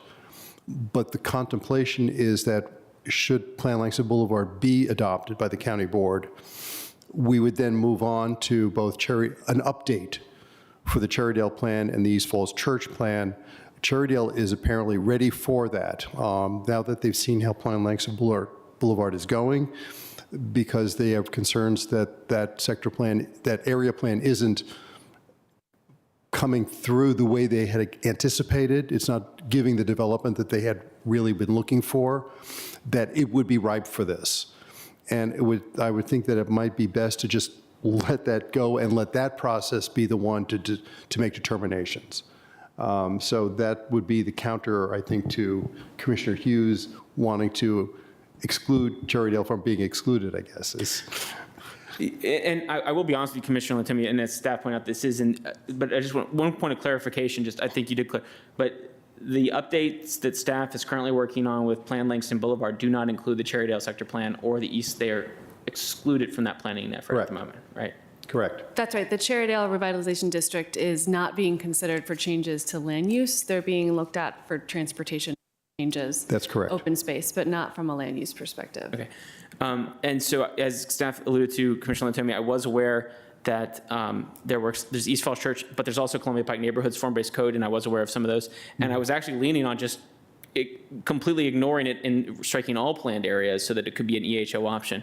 And I still could be very well opposed to that, but I do think that thinking about the Cherrydale option, we have a 42-year-old plan at Ballston that has yet to be resolved, and the Cherrydale plan is from 1994, and the Plan Langston Boulevard, Ginger Brown brought to my attention 8 years ago when we first joined this commission. It still has yet to be done. So I just hate to see those neighbors, and I think the variety that could be occurred is what I call the spice of life of a city, which even if you end up with the nail salon in Ballston that was a Chinese restaurant, it could still be variety in the city, and it won't preclude the rest of the block redeveloping. So if the little old lady wants to make, an 8-plex on or a 4-plex or a duplex, whatever it ends up being, let's let her do it and let that be this unique thing within that context of the neighborhood. So that was my thought behind that, Commissioner. Understand. And if we don't advertise it, the board does not have the flexibility. And then if we were to approve it, it would be the only lots in the county that have no development potential above a single-family home with an ADU.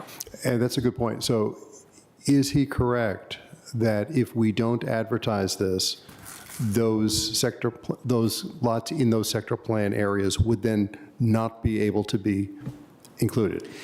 I think if I could make a suggestion, I think in your draft motions that staff received this morning, number 49 on that list would be to allow lots in these planning areas to be eligible for EHO, and that would cover the range of they could be eligible, they could be excluded, and we could have this conversation after the advertisement.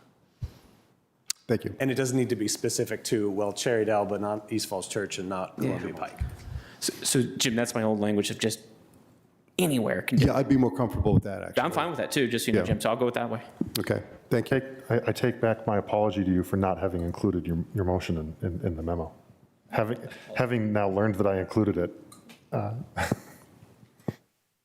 So that was GLUP amendment language. It was also applicability to lots covered by area plans. Is there anything else on GLUP amendment language? So we will proceed to existing structures. This, Commissioner Siley, I'm going to pick on you, right, because this is in here. I've included this on this list based on some recommended potential motions that you sent to me and that I edited a little bit only to try to put them into what I see as RTAEs, but I want to give the floor to you on this topic first. I'm having a little bit of a hard time pulling the document. Can you refresh my memory on the language? So, you know, the issue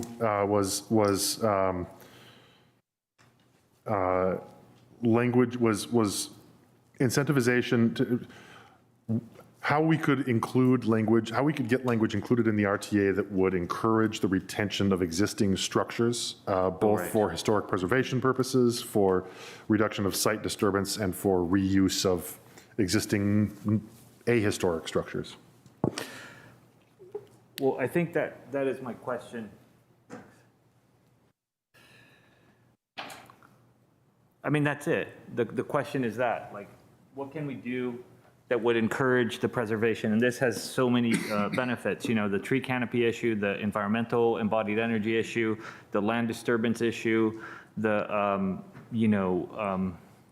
scale, right? Because you're retaining a structure, it inevitably forces a certain scale. So I would love to see us aggressively incentivize the preservation and/or what's the word these days? Repurpose of existing structures to the maximum possible. And this is where I keep going back to, I think Commissioner Peterson had talked about, like, you know, I'm not sure that the incentive for the garage and the front porch are applicable in this typology, an architectural typology. So I would love to move those over. I mean, I know we can't throw extra 50 square feet or, you know, 5% density at everything, because eventually it just, but I think, you know, it warrants taking a look at that closely. And I think this is a very, very high return on the investment.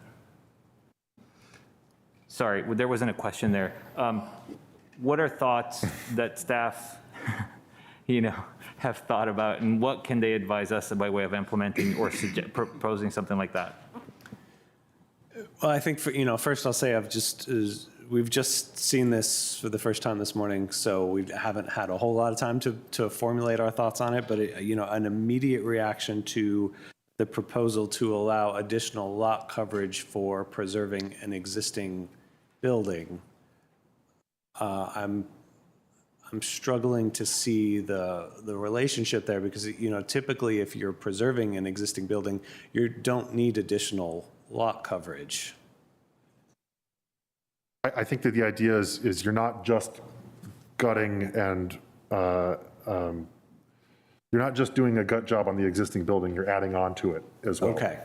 Is that right? That was clear. And that also ties into the non-conforming. So, like, let's say a building is encroaching on a setback, right? Can we essentially allow for them to expand that structure, right? And this is where the extra density would come in, and have some sort of variances again, going back to the contradiction of setting standards and then automatically sort of breaking that rule that you're trying to establish, but to encourage the preservation and still make the reuse and the repurpose of that structure, very accessible to anyone willing to redevelop, right? Instead of the tear down. Sorry, did that make sense? Yeah, no, Feel free to- it does make sense. Okay. I think it helps to understand that you're thinking about that these buildings would be enlarged Correct. in Sorry, I terms should of have- preserving them. And then we have seen a lot of that happening in various neighborhoods. And I'm not sure that the end result is what you're looking for in terms of, like, yes, the structure is preserved, but if you didn't know that, it would appear to be a tear down. So that's a good thing, I think, right? Even though it has the appearance of a tear down, we still have achieved the goals of reducing land disturbance, embodied energy. Like, for instance, when they add the second story, which doesn't really apply here, or it could, right? Just adding a second story to the one-story houses, I always feel very encouraged when our neighbors do that, because again, land disturbance, tree coverage, just smart, right? You're using the same footprint. So could a conversion, sorry, Kelly, I'll stop my talking, but could a conversion essentially like do an addition in the rear, do an addition on the side, pop the top, and then get a bonus, right, for those little additions? Let's say it's already a fairly large house and it's occupying a large percentage of the lot already, right? So they get a little extra density. And then, of course, the other thing would be a possible freestanding ADU, which I know that's not, but perhaps this is where we bring that up also. I think what would be helpful for us to consider how to include this in recommendations for the board is just perhaps a little more clarity on the specific goals that you're trying to achieve through offering incentives, and maybe a prioritization. So, what is the most important on this list? Is it reducing site disturbance? Is it actually achieving historic preservation goals, as would be considered by HLRB perhaps? What is most important? My mind immediately goes to, if you're providing an incentive for additional lot coverage, then doesn't that potentially actually increase the potential for site disturbance?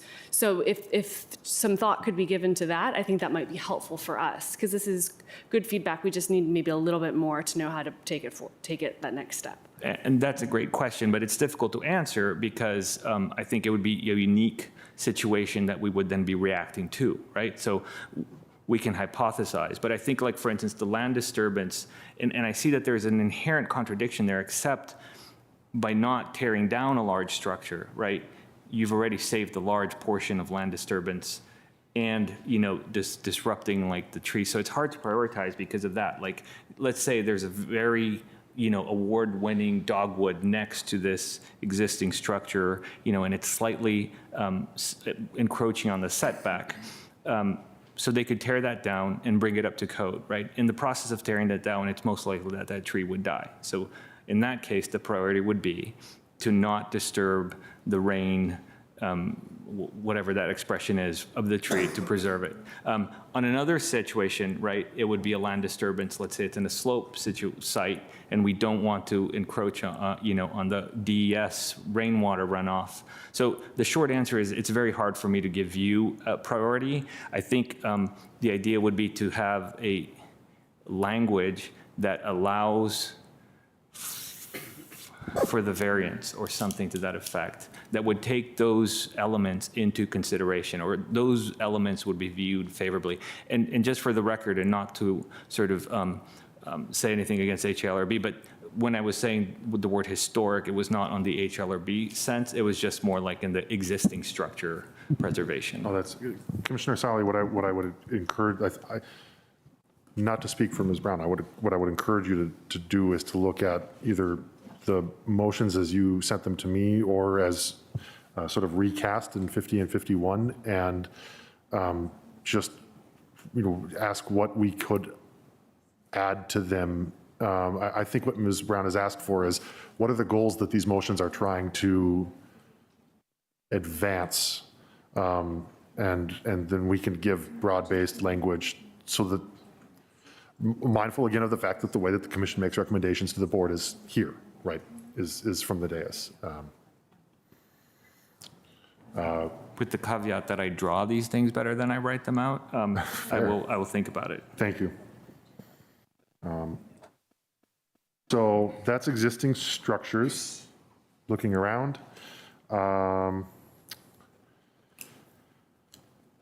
Commissioner Steinberger, apologies if I'm misremembering, but I believe that you were the one who raised implementation approach. Is that, or was that someone else? No, That was someone else. that was me. Oh, that was you, okay.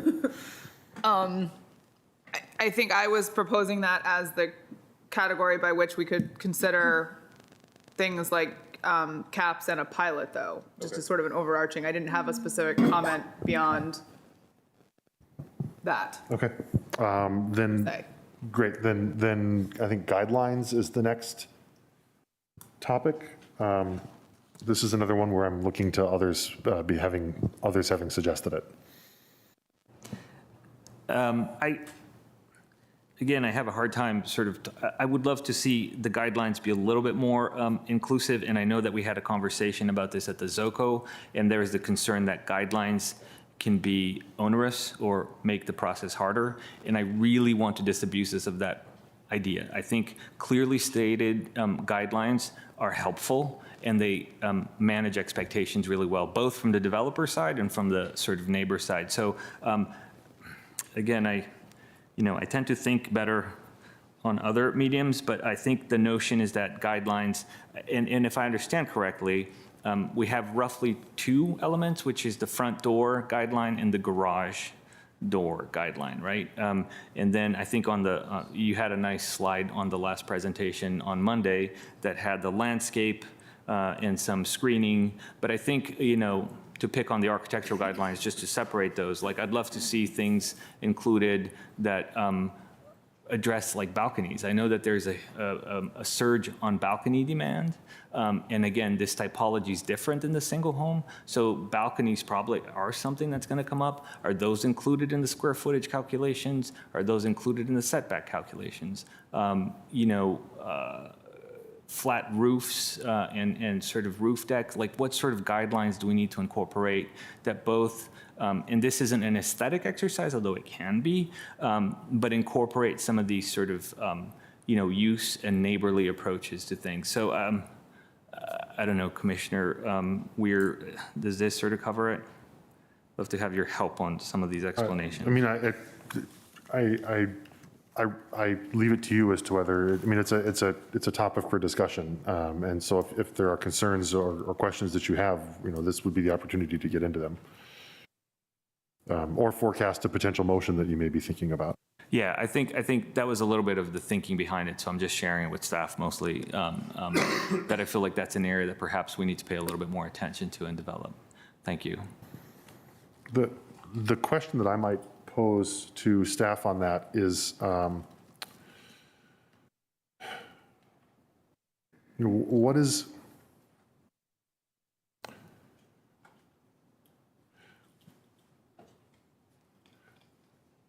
where do the kinds of guidelines that Commissioner Sarli is talking about belong in planning guidance in a comprehensive plan? And I'm not, that's not a rhetorical question to say, that's not a, where does this belong? I'm not trying to say that I don't think it does. I'm trying to think through, like, which closet in my house do I put that kind of information in? And I want to throw that question to you. I think these sort of design guidelines can live in a number of different places. It depends on the extent to which you want them to be viewed as suggestions or, adopted policy guidance or specific regulations. And so if you're looking for them to be specific regulations, then they belong in the zoning ordinance. If you're looking for them to be adopted policy, then we would need to think about, some other document, where they could live and be adopted by the board and considered. Though going back to this being recommended as a by right use, I think that would be challenging. a challenging, from an implementation perspective. It would really probably need to live in the zoning ordinance if you wanted it to be something that you actually saw happen. Or it could just stand on its own, as if you're considering an EHO development, these are some things that we would like to see. And it could, simply live somewhere on a website, for example. So there's a number of different ways that you could include design guidelines in consideration for EHO development. Thank you. My last question on this, are there precedents either in Arlington or in our neighbor jurisdictions, or these are communities that are doing interesting things and it's getting talked about in peer-reviewed literature for low density, for guidelines in districts zoned for some kind of low density by right use? Like, does the question, does that combination of words add up to a coherent question? And if it does, then that's the question. Well, I'll give you an answer, and then you can tell me whether it answered your question.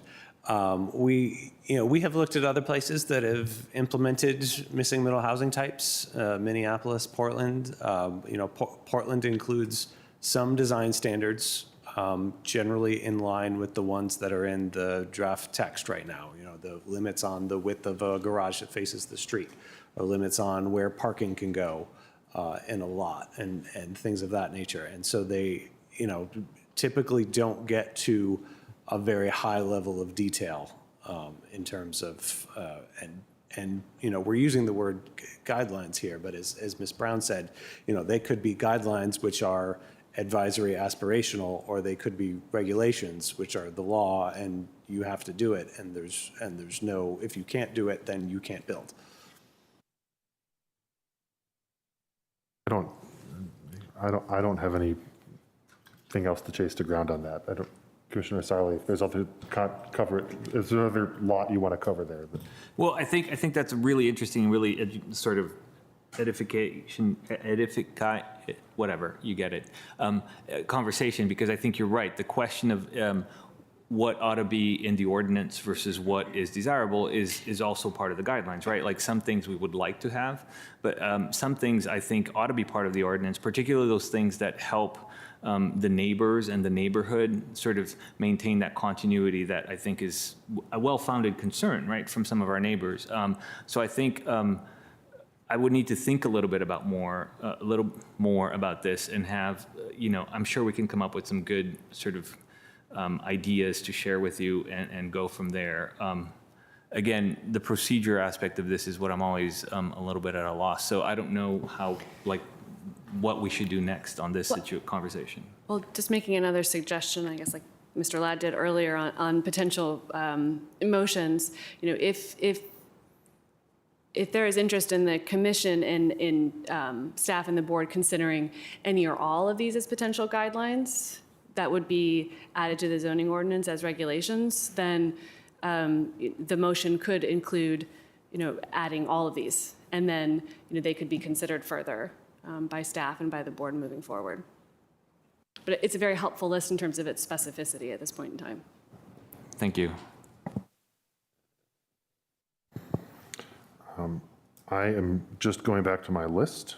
I believe that we're at other issues. And so if there's any brief returns to either earlier questions, maybe like me, you forgot a question you had on a topic, or if there's just other concerns you want to raise before we get into motions, this would be the time. Commissioner Peterson. Thank you. I had wanted to raise an equity issue related to the missing middle study. We've heard concerns raised about possible gentrification that can come through this work, and of course the goals of the entire project are very laudable, but then a possible unintended consequence could be gentrification. Arlington does have an equity resolution. As we've talked about through this entire project, due to exclusionary zoning, people of color's property values are often lower than those of Arlington's white residents. And the study and the consultants have identified that lower valued properties are most likely to be redeveloped with missing middle housing. And so I have drafted 2 motions to kind of address this, to look at ways to offer protection to neighborhoods with a strong historical association with communities of color. They could choose to take advantage of different options or not, because we wouldn't want to limit them to, letting their homes be redeveloped. So I do have 2 motions that I shared with you all previously that I will be proposing later. They don't have to be, I don't think, part of our original motion related to the RTA, but I did want them to be considered by staff over the next few months as a possible project that we could do in tandem with the missing middle housing study, just to make sure that we are proactively making sure that neighborhoods do not get gentrified. Thank you, Commissioner Peterson. Commissioner Hughes, I see your light. Commissioner Peterson, I do definitely support your motion 2 and motion 1. I just would encourage you. I think that the resources that staff could develop are countywide. I don't think that they're narrowly applicable to any one neighborhood in any way. And I would encourage. I do think staff should do this. I mean, this allows the option. I mean, if I'm an old man one day and this is still an option, there's a chance my 3 kids might come back to live with me if I build, a 4-plex and they want to do it. But they'll probably all abandon me anyways, but it's okay.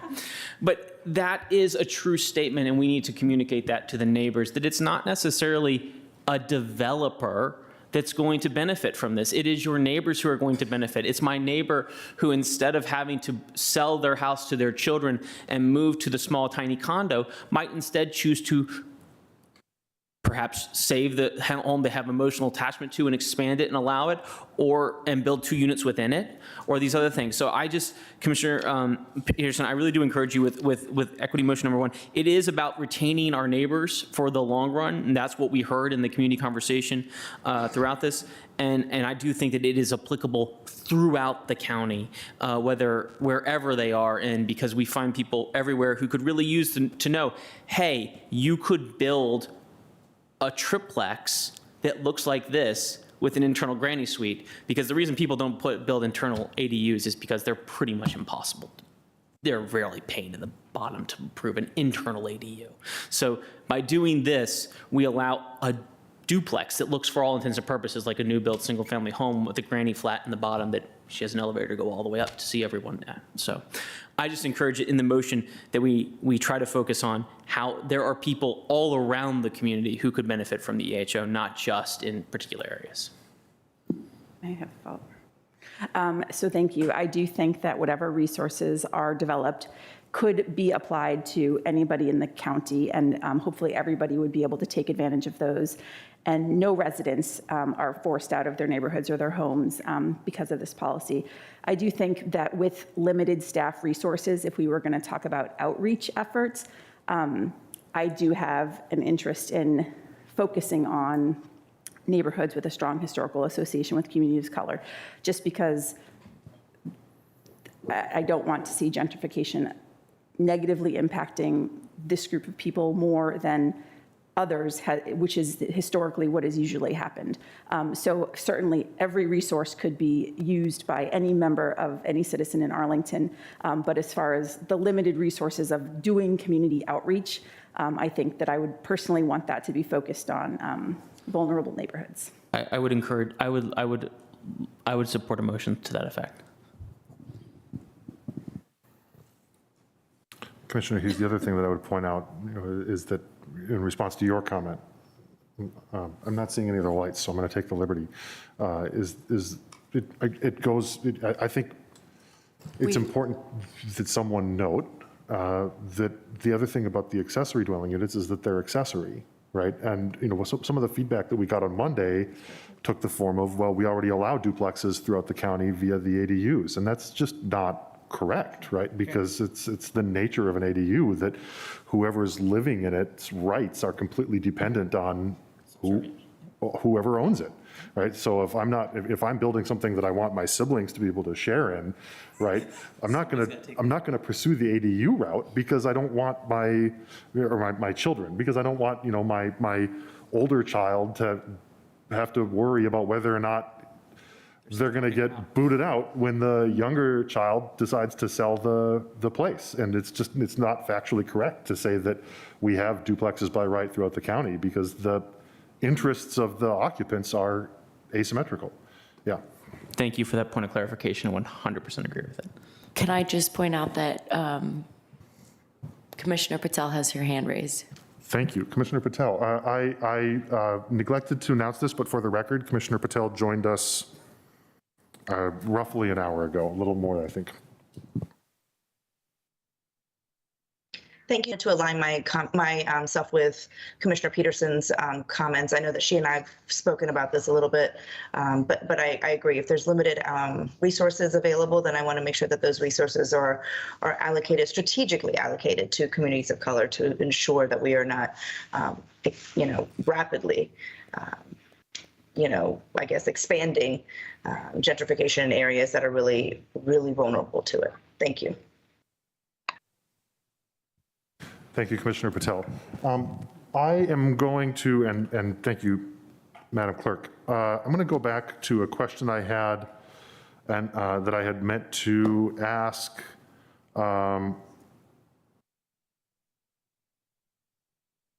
staff, and it has to do with this option 2A, 2B framework, which if I've remembered right, the one I'm talking about is the expanded minimum lot sizes for 5 plexes through 8 plexes. And I just want to ask again, I believe we've talked about this at a zoning committee meeting. My apologies if I have forgotten, but why 9,000, right? It seems, contrariwise, another standard might be that for a higher minimum lot size is that it has to be 1,000 square feet larger than the corresponding R district. So instead of saying for a 5-plex in an R6, you have to have 9,000 square feet, why not say for a 5-plex in an R6, you have to have 6,000 square feet, which is the R district standard for a single family home, plus another 1,000 square feet, and then you tier up 1,000. The observation in the hypothetical that I'm trying to sort of ask about is, if the goal is to have some larger requirement for minimum lot size for 5 through 8, right? Why 9,000 as the minimum lot size for 5 through 8 for all of the R districts, right? I think except one. Instead of something that is more tailored to the inherent characteristics of that specific district to begin with, or some other standard. I can answer your question, but also, anticipating where this is going, I just want to let you know that staff has prepared some graphics and analysis that we'd like to share with you on the minimum site area options. But going with, and actually let me share my screen. I'm not good at sharing and talking at the same time. But starting with option 2B, which, as you described, sort of starts at 9,000 square feet for a 5-plex, and then 10,000 for a 6-plex, et cetera, up to 12,000 for, I'm just having the, yeah, I just need to stop talking and find this.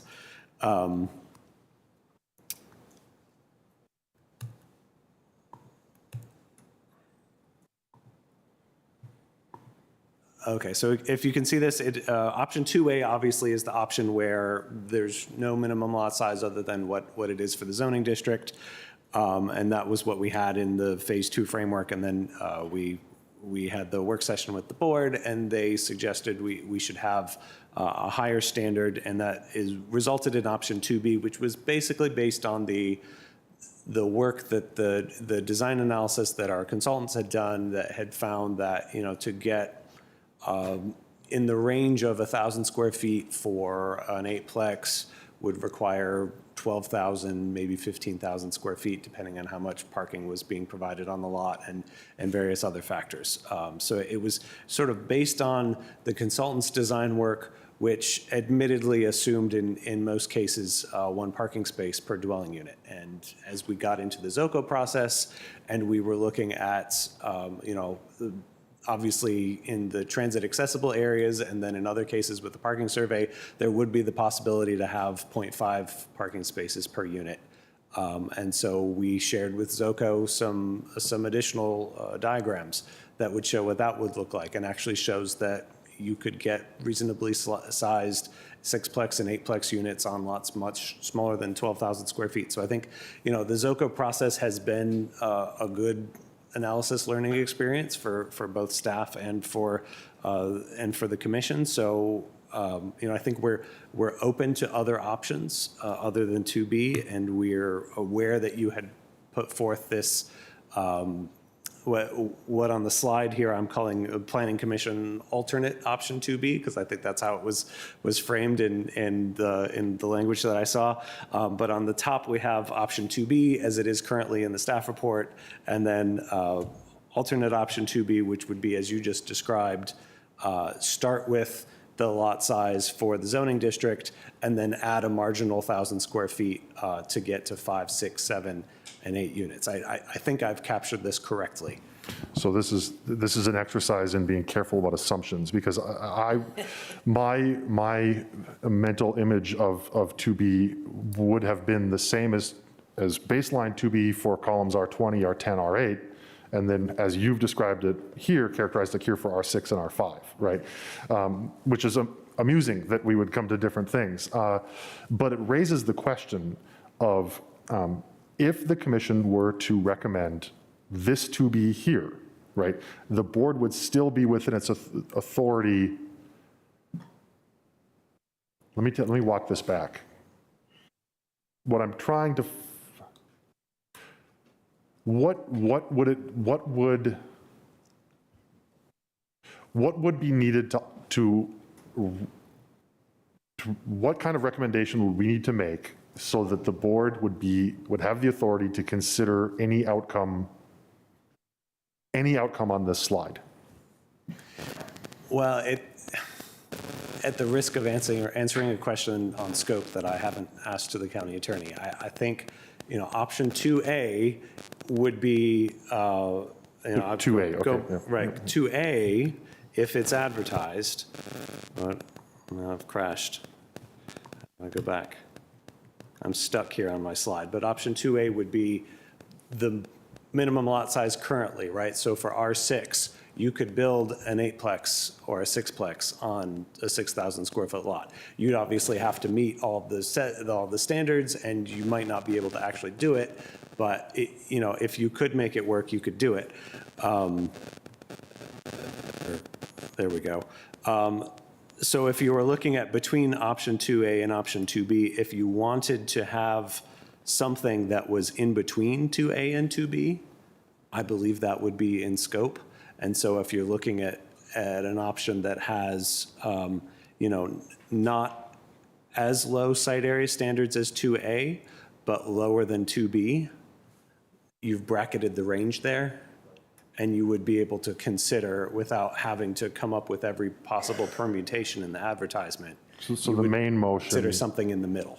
The main motion would allow for the board to consider, the staff recommended motion would allow for the board to consider outcomes within the range of between 2A and 2B, is what you're saying. That's correct. If you wanted something that had higher site area standards than what's shown in 2B, then you would need to, that would need to be advertised. Or if you wanted something that was lower than 2A, that would need to be advertised. But anything in between that range is within the realm of consideration. I think what you're telling me is that this is one of those areas where unless someone on the commission wants to go higher than 2B, the important thing to do is to get the text and the letter right, rather than like get clever with motions and recommendations, is I think what I'm hearing from you. I'm going to go to Commissioner Hughes. Point of clarification from staff, would a 7,000 square foot R8 zoned lot be able to take advantage of the EHO under 2A? Sorry, under 2A, and we addressed this when we discussed with Zoco the non-conforming lots. So a 7,000 square foot R8 lot would be non-conforming because it's smaller than the site size. So If that is a legally non-conforming lot, meaning that it existed under one ownership in 1950, 54, right, yeah.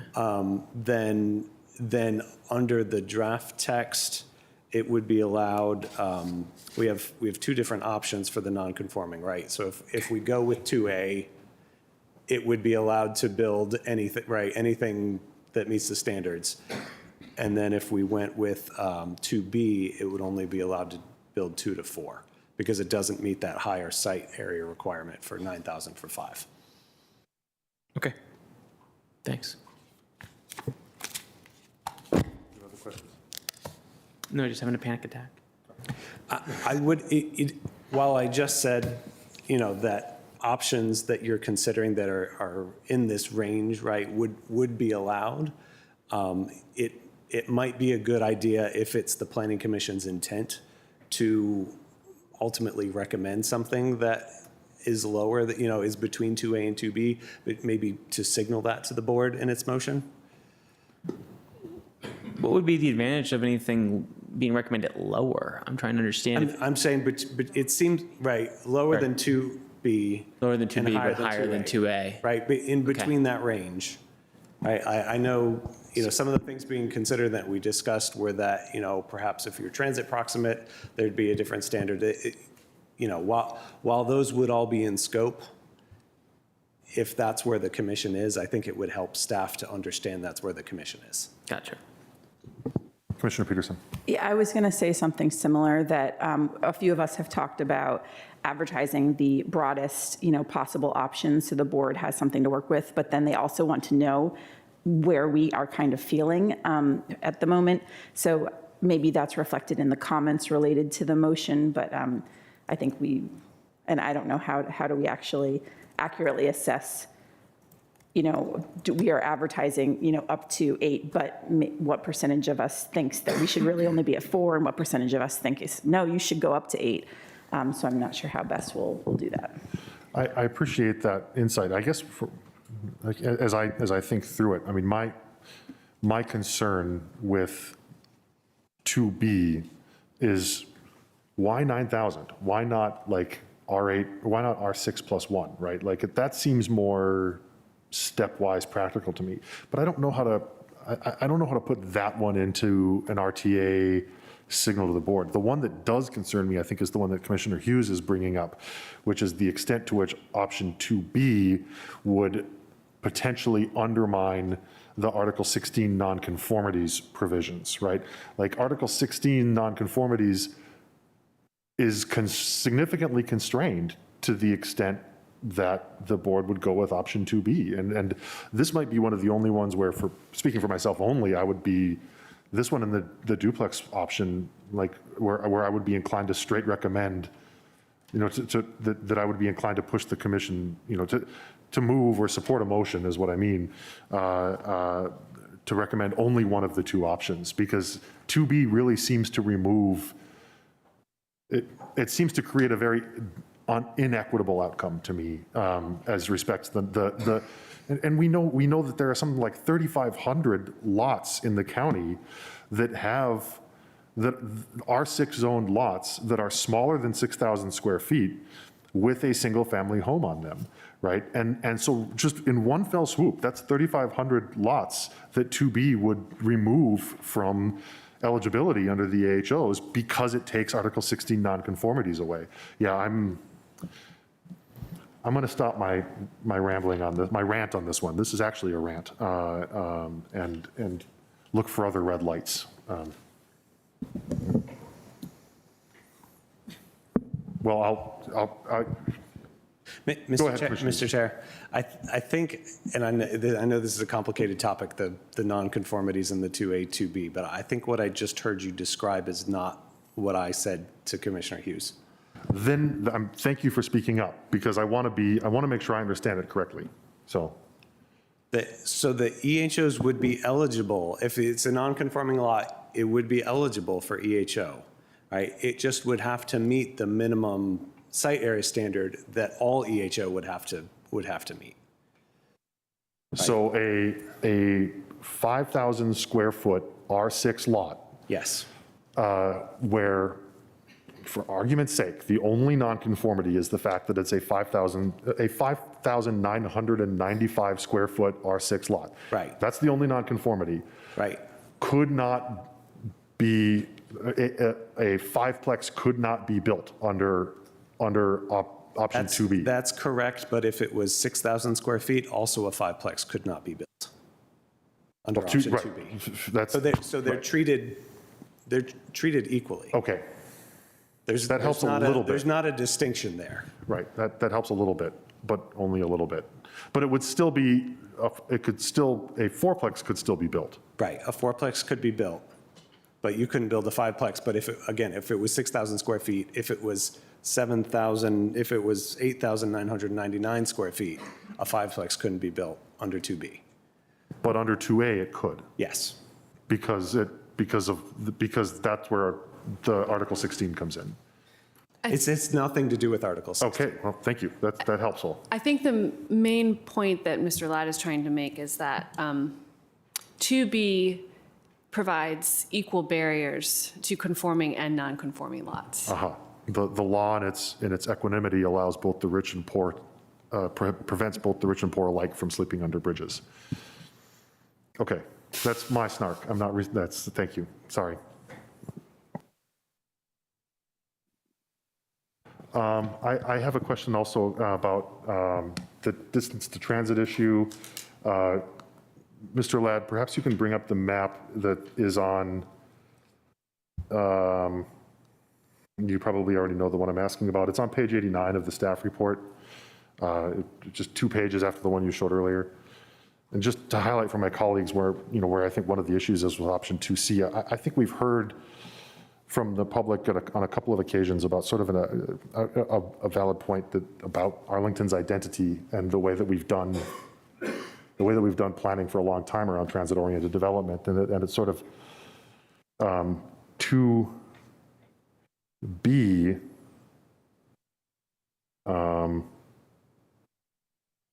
sort of gets us an opposite outcome than a sort of distance to transit area, and I just wanted to highlight the map.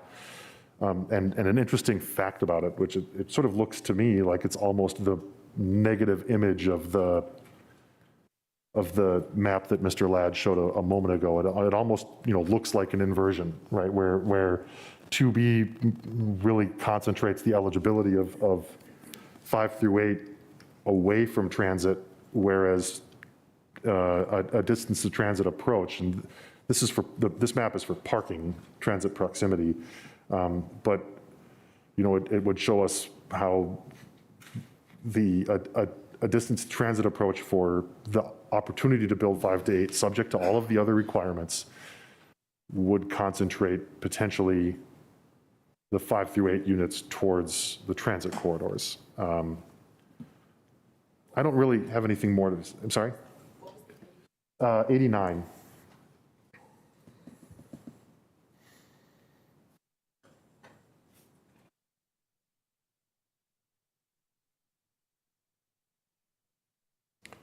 And I don't know where I land on this, other than, my inclination is just 2A gets us away from having to think about this. But an alternative to 2B that isn't, thank you. And perhaps you could just flip back and forth between 89 and 87. And I just sort of want to highlight how these two maps, to me, look like the opposite of each other. And I without knowing quite where I fall on this, it seems to me like there are those in the community who would say that our transit-oriented history suggests a map more like the one on 89 for where we would want 5 to 8 plexes be concentrated. A way to avoid that problem is 2A, but I don't know. I'm running out of steam on that thought, and I would like to get to motions too, so I'm going to shut myself up. Mr. Chair, before we move on, could you clarify, and I showed the slide earlier of my interpretation of, I believe, motion number 8. Yeah. And I think you intimated that I had interpreted that incorrectly. So could you? I did not mean to insinuate anything. My apologies. I guess, the question No. is. What I was saying was what I was saying is that without specifying it, in my own thinking, I had only taken this stepwise approach as I was writing this to really talking about R5 and R6. Okay. Right. But as soon as I saw your slide, I immediately recognized that what I have written, in fact, also applied to R8 and 10 and 20. And so you did not misinterpret what I wrote. Okay, so your intent was not miswrote it. It was not to, as I have the arrows on here to show where, compared to 2B, the site area has either increased or decreased. Right. The thing. Your intent was not to increase for R10 and R20. Right. The thing I was trying to, just in my own head, the thing I was trying to write was just, yes, you got it. Yep. Okay, that's. Right. Well, and right.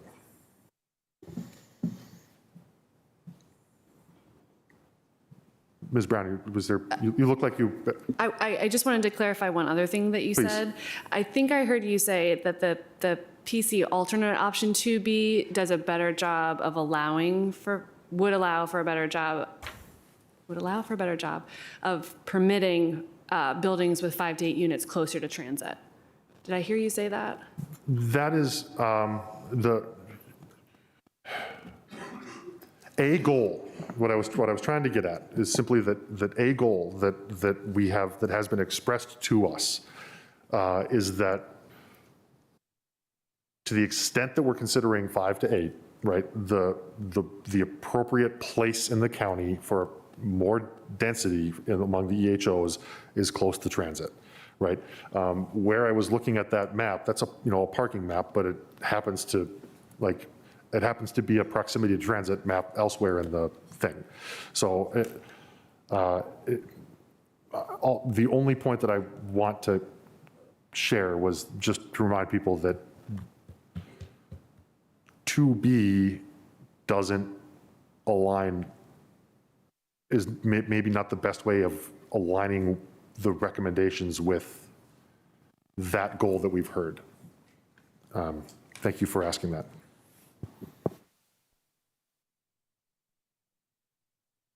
I don't see any other red lights. If there are none, then I am going to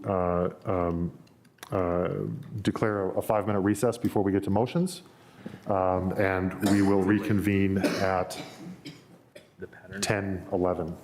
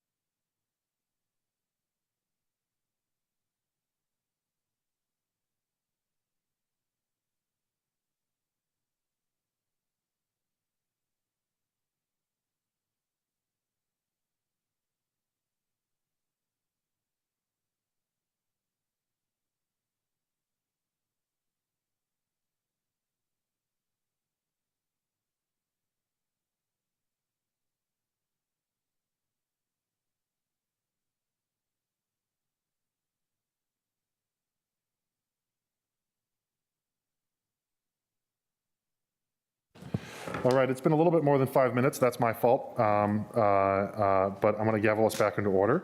The business before us is that we have a motion that has been moved and seconded. It's the main motion.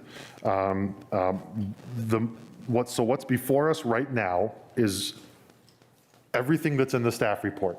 There are a couple of very specific option pairs that the county board has asked us to weigh in on. And so as we go back through the topics and I entertain motions, I am going to, you will probably hear me ask whether or not anyone has a motion to remove either option 1A or 1B from the staff report. If the commission doesn't act on either of, option NA or NB, then our recommendation will be that the RTA include both. And so the easiest way to move on there is nobody make a motion, right? But there are other topics that I know people have opinions on. Any questions, issues about proceeding this way, et cetera?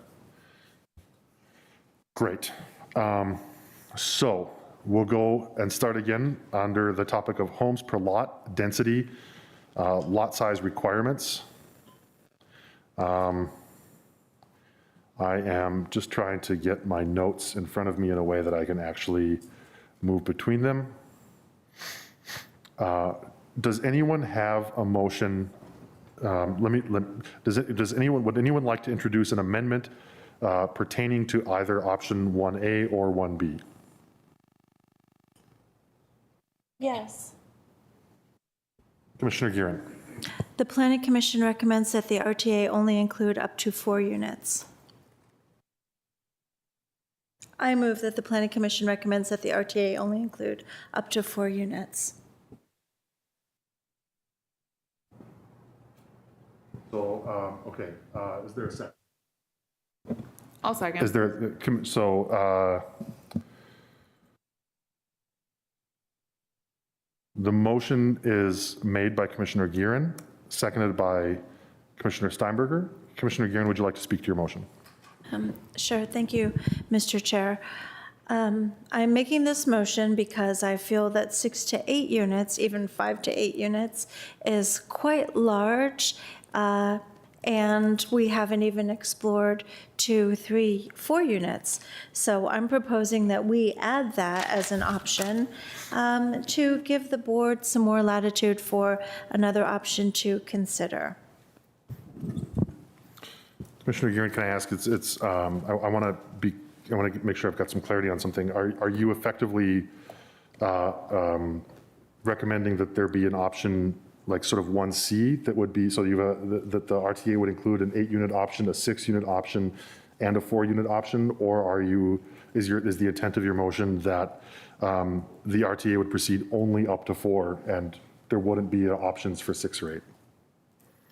Well, that's a very good question, Chair Weir. My understanding was that we couldn't be more restrictive in the proposed language if we were going to approve it. So if that's the case, and I understand this correctly, I would be adding it as another option for the board to consider.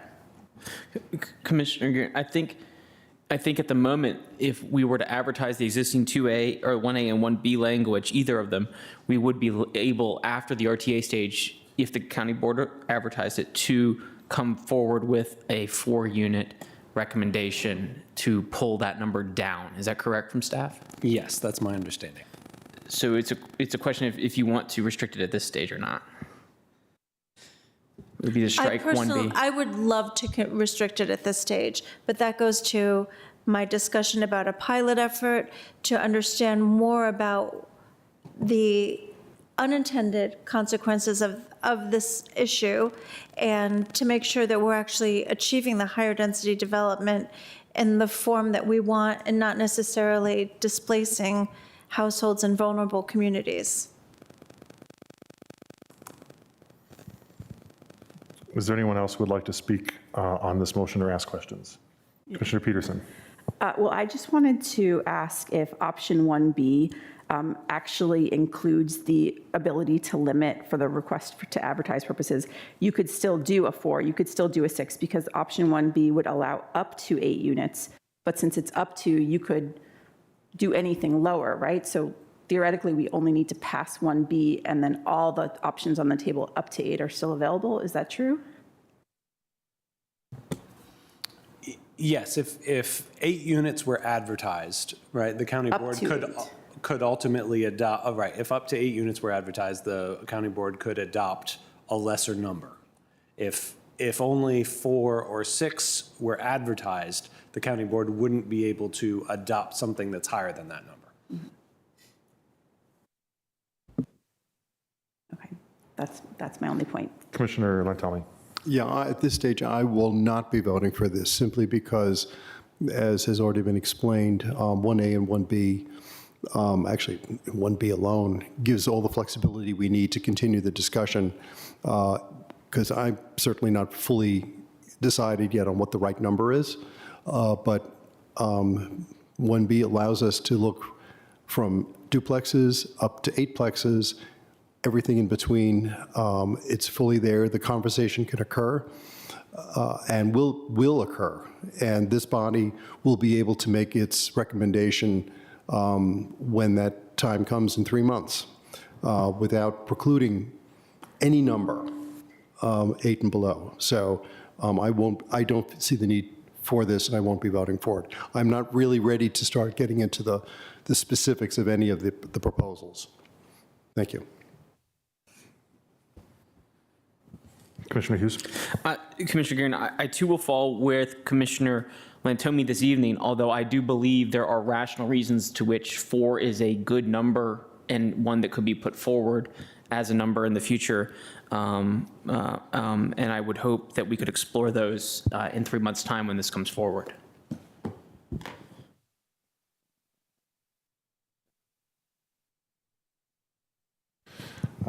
I won't be supporting it, but I do want to argue on behalf of it, just so that people can be thinking about it, right? I mean, the board asked us specifically to think about 8 or 6, right? And so the board has already dealt with the issue of does 8 include 6, and decided that they wanted to give staff direction to signal both separately, right? And so I think it is actually a fair exercise for the commission to say, for whatever reason, the board should also signal 4 separately. I would prefer that the RTA signal, I think that the RTA should signal 6 and 8, but I do think that it is an exercise worth thinking through on those terms, and it's consistent with the thing that the board has teed up for us already. So, anyone else? Then on the first one, Commissioner Bagley. Well, before we call the roll, let's run the motion again one more time. Was that what you were going to ask, actually? I just wanted to clarify, the motion is to add this as an option, not to replace. What did you decide? It's essentially number 4 on our list of possible recommended changes. Only include up to 4. The Planning Commission recommends that the RTA only include up to 4 units. So it's actually not an option C. It's a. No, it would be in options. Because my understanding is we can't take away something that's in here, we could add to it. So it would be in addition. I think that there are 2 directions that we're trying to figure out where you're going. One of them is one of the recommendations to the board is forget anything 5, 6, 7, 8, forget it, right? A different direction is the RTA already includes an option to specifically consider 6 and an option to specifically consider 8. I understand. So let's also do 4. And I think the question is which direction is the one that you would want us to be recommending? I would say then only 2 to 4 units. Okay. I know this is going to fail. I know where my colleagues lie on this. Okay. But I do want it on the record. You want to, that's one of the reasons that we move things. So, all right, any other questions Commissioner Hughes, you've got your light on. Right, so Commissioner Bagley, I think I'm back to you now. Aye. Commissioner Gearin, Aye. Commissioner Hughes, I'm abstaining. Commissioner Latelmi, Nay. Commissioner Patel, Nay. Commissioner Peterson, Nay. Commissioner Sarli, Aye. Commissioner Steinberger, Nay. yeah, I vote nay. Motion fails 3-5. Are there any other motions? Thank you, Commissioner Gearin. Are there any other motions on homes per lot, density, and lot size requirements? So I want to affirmatively ask then, because this is one of the issues that the board teed up for us specifically, are there any motions to remove either option 1A or 1B? So if the main motion were to pass, then we are effectively recommending that both options 1A and 1B be included in the RTA.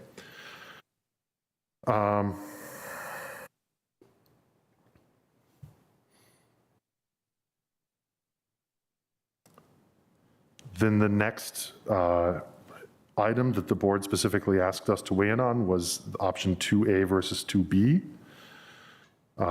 This is still sort of under density and dimensional standards. Is there a motion to remove either option 2A or 2B from the RTA? To recommend Commissioner Hughes.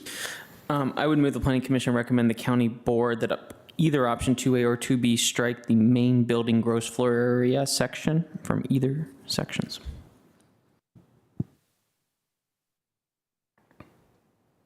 Is there a second?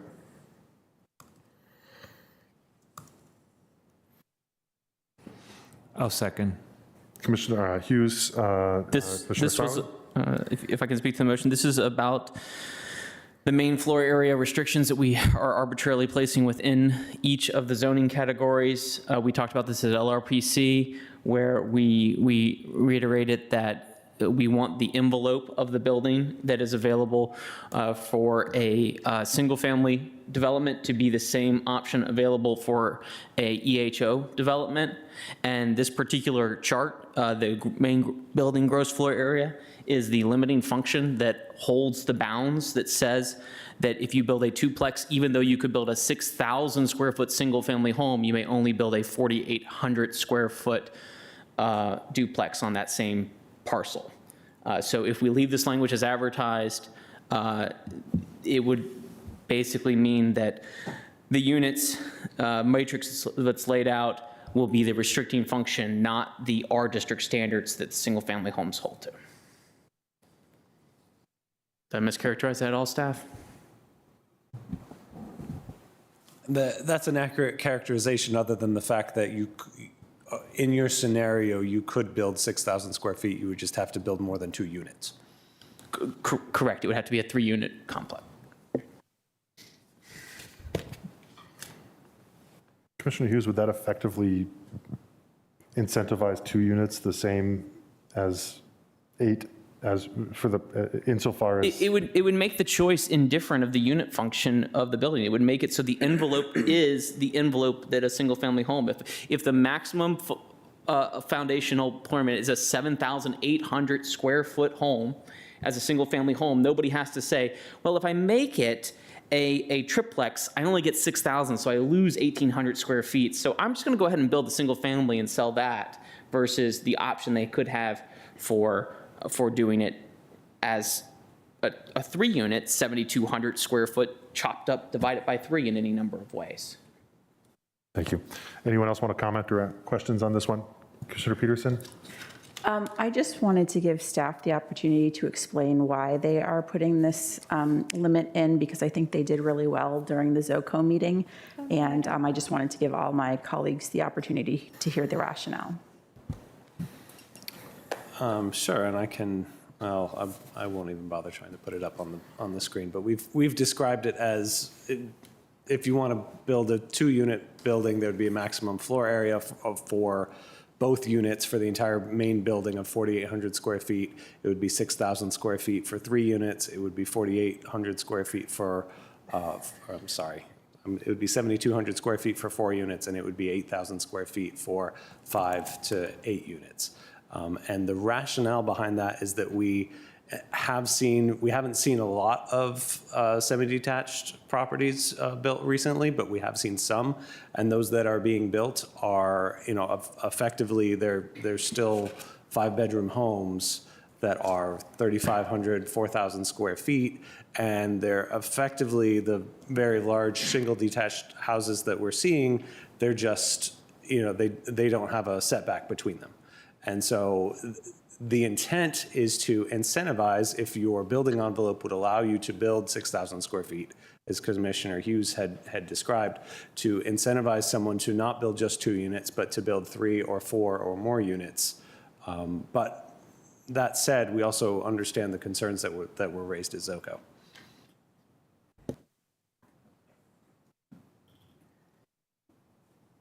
So I think just to summarize, the concern that I heard was if we allow these very, very large semi-detached, then people will only build 2 3,500 square foot houses, and then we'll never get to the 3s and the 4s and the 5s and the 6s.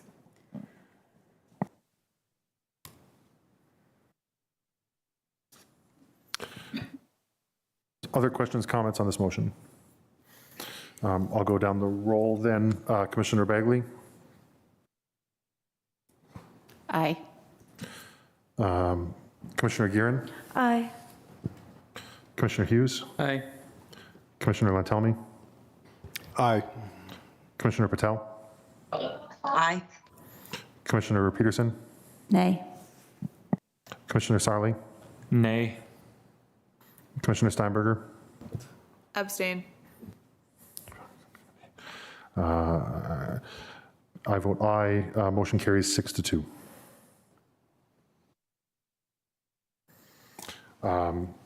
Other motions on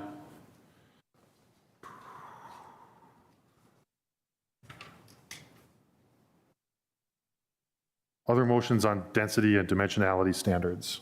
And if there's one that we forget, we'll have a chance to come back, right? This isn't foreclosing, but okay.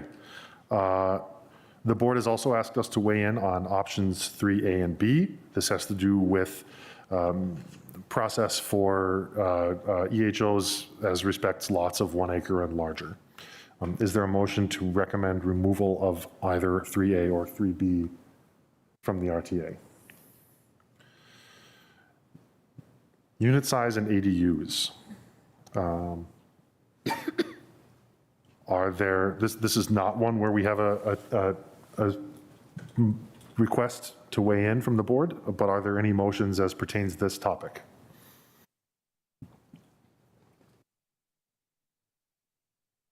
Commissioner Hughes? Commissioner Lantelmi, do you plan to make a motion on this one at all? Have you considered? No, not on the size. So we're going to relieve the restriction where an ADU will no longer be applicable to an EHO?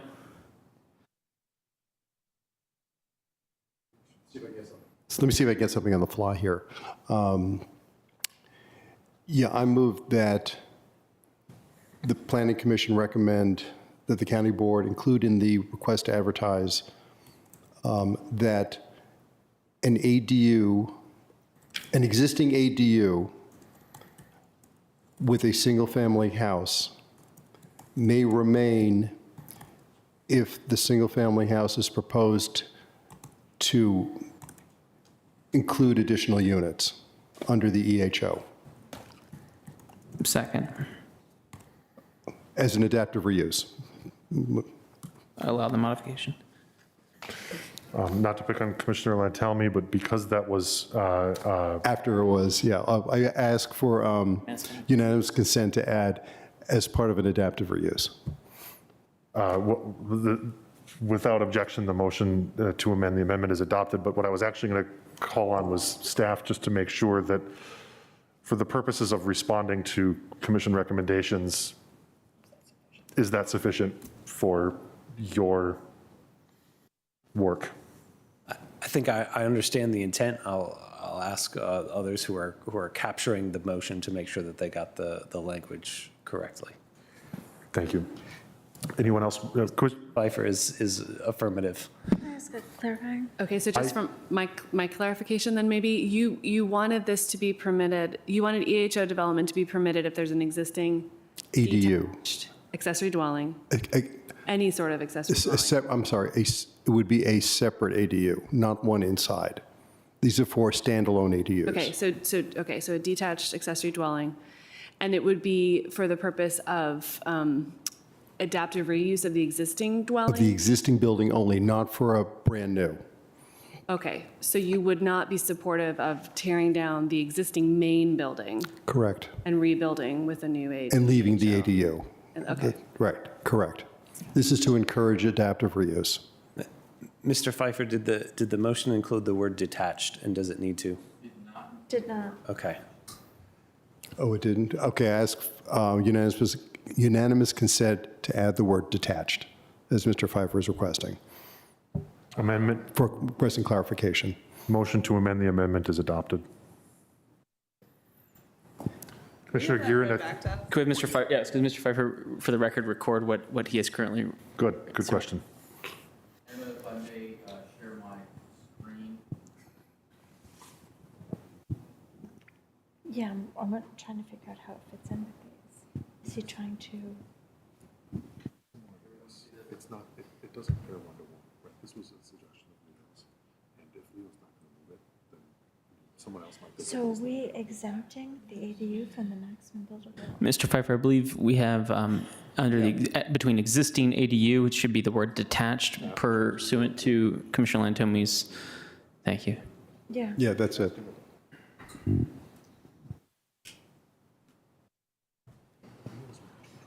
Can I make a clarifying question? Yes. What's to prevent an internal ADU from becoming part of an EHO on a situation like this? Why does it have to be the detached?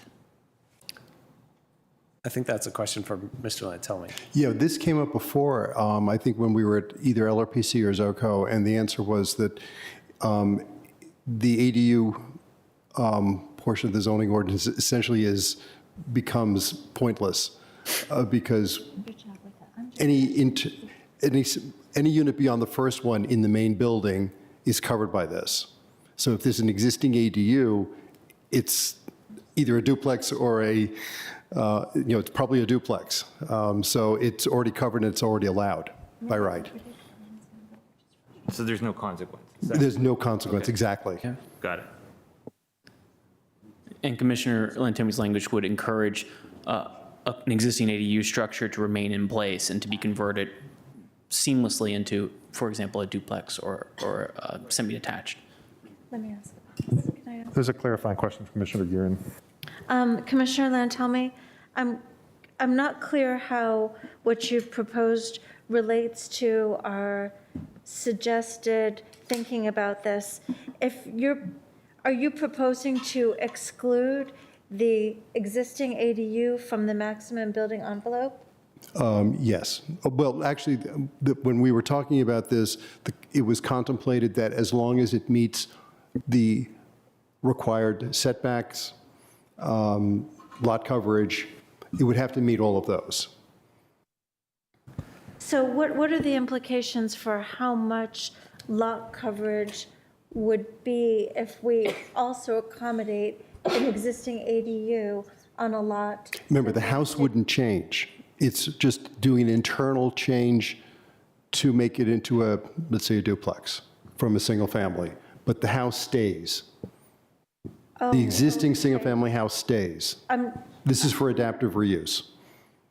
And to discourage tear downs, or not to get, it gives an incentive to keep existing houses. I understand that part, but it wasn't clear to me that there would be no expansion of the existing house. My intent is to keep basically the same footprint for the existing house. keep the existing house and just do internal changes. Commissioner Hughes. Just to further, I think, amplify the intent, Commissioner Lantomi, and correct me if I'm wrong, we're intending to have the ADUs to ensure that we don't have a situation, as Commissioner Guerin, I believe, is fearful of, that it is the ADUs that are in existence as of the date of adoption of EHO. That's correct. Just to make sure, Mr. Pfeiffer, that we add that clarifying language. I would seek unanimous consent.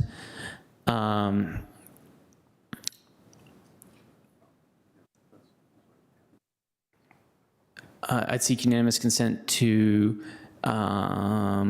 after the word house for single-family house, as of the date of adoption of EHO. To clarify for staff that our goal here is to ensure that existing lots that have developed with a detached accessory dwelling unit have the ability to cut up the interior of their building to allow an EHO option to be made. Commissioner Guerin, to sort of further the hints that the lot doesn't get bulldozed because that's the goal. I understand that better. Thank you. Without objection, I might have an objection. a motion to amend the amendment is not discussable or debatable, so you're going to have to object, and then we can start from scratch. I object. So just object is what we're telling you. I object. There's an objection. Commissioner Warren, may I seek recognition? I'm not going to make the motion. I'm going to invite Commissioner, unless you want to do something else, I'm going to invite Commissioner Sarli to speak up first and then get his question answered. So I'm a little unclear on what we're doing here, but I think there's the unintended consequence of being able to have the EHO and build a new ADU in the back to create sort of products that are scaled down and still have that density available on the site. Plus, this could be one of the scenarios where we were early talking about incentives on density, because let's say there's some tree or something that happened and it's more sort of productive to have the ADU occur in the back and have a smaller EHO or whatever. The situation is sort of impossible. But this motion would only, with the amendment that Commissioner Hughes is trying to get adopted, this motion would only pertain to existing to lots with ADUs as of March 31, 2023, or whatever the More or effective less date 100 so lots throughout the county. Yeah. Right, so I want to create the possibility to have new ADUs be built in the new EHO project. Can I recommend that to be a separate motion? I would ask, I think the way we do that is a separate motion. I thought, okay, we don't have to make that a separate motion. I thought we were precluding the possibility of new ADUs in the EHO projects.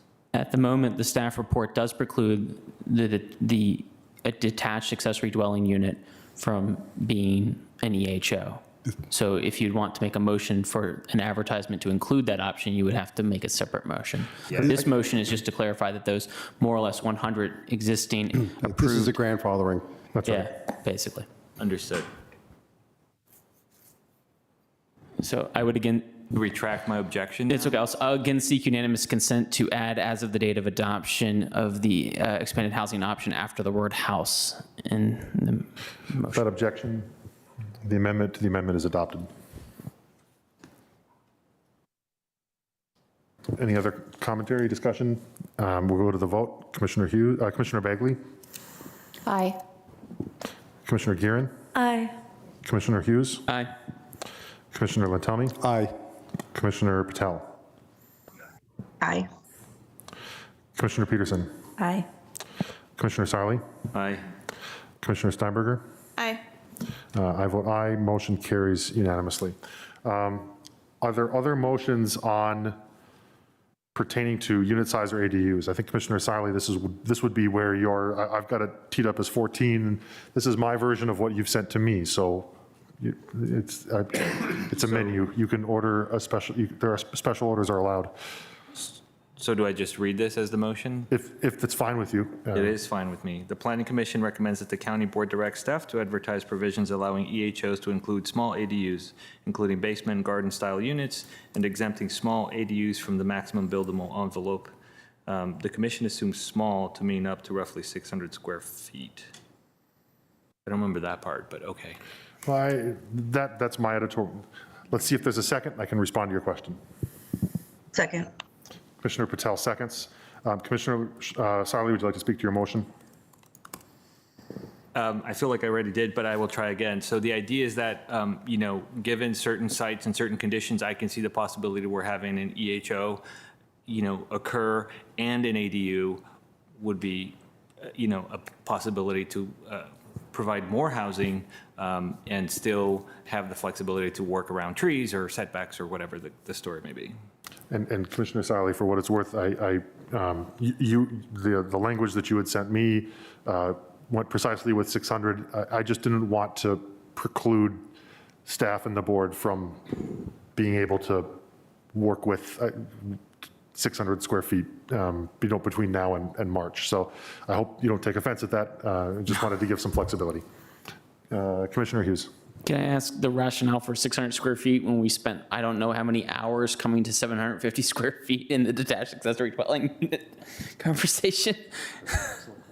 I mean, we fought for I think we had 3 hours of conversation on to come to 750 square feet as the number for a detached accessory dwelling unit. So why create a separate standard? Well, Commissioner Sarli, would it be strongly felt if I were to perhaps strike the 600 square feet? I am fine with striking the 600 square feet. On the risk of failing, I seek unanimous consent to strike the last sentence that states the commission assumes small to mean up to roughly 600 square feet. without objection? Object. Is small defined anywhere? This is me. This is on me, right? Commissioner Sarli had some language that was more technical than this, and in the interest of trying to make sure that this menu that I circulated was 10 pages instead of more. Yeah. And in the interest of sort of recognizing that staff may have its own thoughts about, you know, a finding of fact, right? I editorialized this, so I don't want you to ask Commissioner Sarli about whether or not the definition of small is that when that. I was asking staff. Okay, sorry. So if I could suggest, the accessory dwellings in the zoning ordinance are heavily regulated with regards to size, and so they're all small. And so it might be simpler just to rely on those existing standards. Which was my intent. ADUs are clearly defined and clearly, you know, it's a process that occurred. So I was just piggybacking on that to allow that option. I love it. Commissioner Peterson? Can I seek unanimous consent to remove the word small from the first sentence and then delete the second sentence, explaining what small refers to? Without objection? Motion carries. Any further discussion on the amendment? I think you have to delete small second place too. She deleted the second sentence. Right, but we have small ADUs in 2 places. Okay. Seek unanimous consent. Seek unanimous consent to remove both references to the word small. Without objection? Thank you, Commissioner Peterson. Any other discussion on this? Thank you, Commissioner Sarli, for teeing this up. I'm going to call the roll. Commissioner Bagley? Aye. Commissioner Gearin? Aye. Commissioner Hughes? Aye. Commissioner Wantelmi? Aye. Commissioner Patel? Aye.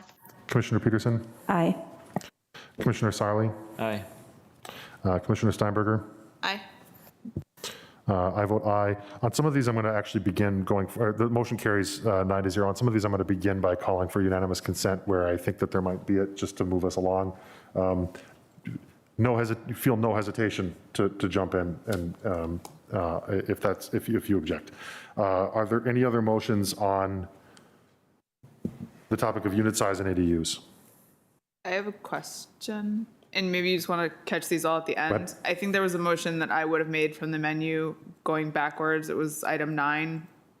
So that would be like a 2C. Do you want to save those for later, or do you want to go No, backwards? let's deal with it. Let's deal with it and then move on, because Okay. we might forget to come back to it. Okay, that's fine. So I'd like to make a motion. The Planning Commission recommends that the county board direct staff to advertise an option 2C such that 5 dwelling through 8 dwelling EHOs are allowed under a distance to transit standard, such as that proposed for reduced parking ratios. And this would be to, speaking to this would be to include that as an option along with the others. It's not in replacement of anything else. So I think that's a good option to consider. Motion by Commissioner Steinberger, seconded by Commissioner Hughes. Commissioner Steinberger, would you like to speak to your motion? I just did. Thank you. Anyone else wish to speak or questions about it? I'm going to start then, as I threatened before, not threatened, that's tongue in cheek, to seek unanimous consent to adopt a motion. That's an objection. The abstention, if you want to be on the record as an abstain, then object, and we'll go through the roll. This is, okay, no. I'm off. So I will ask again, unanimous consent to adopt the motion. Hearing no objection, the motion is adopted.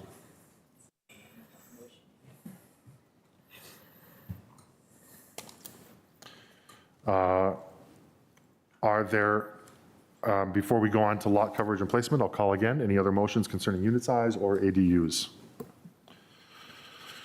Do we have a motion concerning the request that we weigh in as to option 4A or 4B? This is the issue of the 5% increase in lot coverage for providing a rear detached garage. Commissioner Gearin.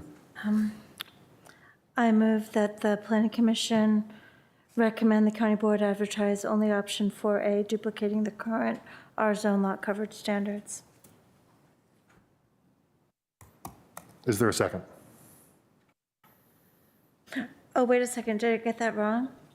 I got it wrong. Thank you, Commissioner Hughes. So the motion fails I for lack of a retract. second. Or the motion is retracted. Thank you. I move the Planning Commission recommend the county board advertise only option 4B, removing the ability to achieve a 5% increase in lot coverage for providing a rear detached garage. Second. Moved by Commissioner Gearin, seconded by Commissioner Peterson. Commissioner Gearin, would you like to speak to your motion? I think that's self-explanatory. Thank you. Thank you. Anyone else? Questions? Discussion? I'm going to go down the roll. Guess what that means? Commissioner Bagley. Aye. Commissioner Gearin. Aye. Commissioner Hughes. Nay. Commissioner Lantami. Nay. Commissioner Patel. Nay. Commissioner Peterson. Aye. Commissioner Sarli. Aye. Commissioner Steinberger. Aye. I vote nay. Motion carries 5-4. So what the effect of this is that the Planning Commission is recommending that only for A, now I ask that I get that right, be included in the RTA. No, I think only 4B. Only for B. 4B. Only for B be included in the RTA. All right, any other motions as respects lot coverage and placement?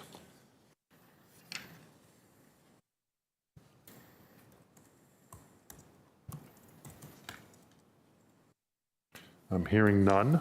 I will entertain.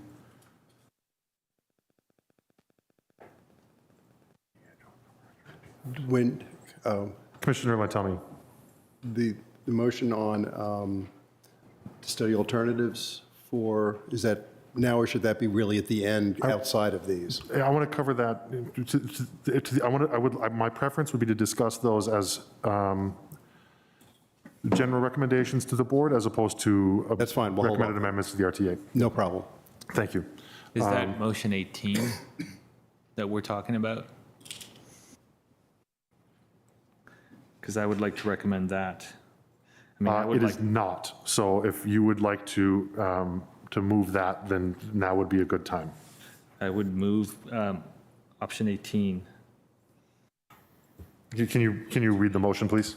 Yes, options in RTA to change EHO covered ratios. The Planning Commission recommends that the county board direct staff to include options in the RTA to adjust EHO lot coverage ratios from the R district table located at 3.2.5.A and to alter the exclusions in 3.1.4.A.2 to exempt excessively sloped areas from the lot coverage and to include any hardscaping elements greater than 200 square feet. Is there a second? I will second the motion. Commissioner Sarli, would you like to speak to the motion? Sure, I think this is an interesting area for tree coverage in areas that are wooded that usually would be in the sloped area. And also, I think there's some built-in mechanisms with the R system that we probably ought to move away from a little bit and create the opportunity to have a more equal lot coverage across the entire district, the entire county. Any other discussion on the motion? Commissioner Latelmi? Yeah, I have a question for staff on that. Would this nonetheless be covered by the Chesapeake Bay ordinance or for the resource protection areas? So it's steep slopes, generally are within RPAs, but I can't say that every single steep slope in the county is within an RPA. I think our question on this motion, if we could get a clarification from Commissioner Sully. So this is intended to apply only to EHO development. Correct. So it would be a separate definition of lot coverage for EHO than the current definition of lot coverage.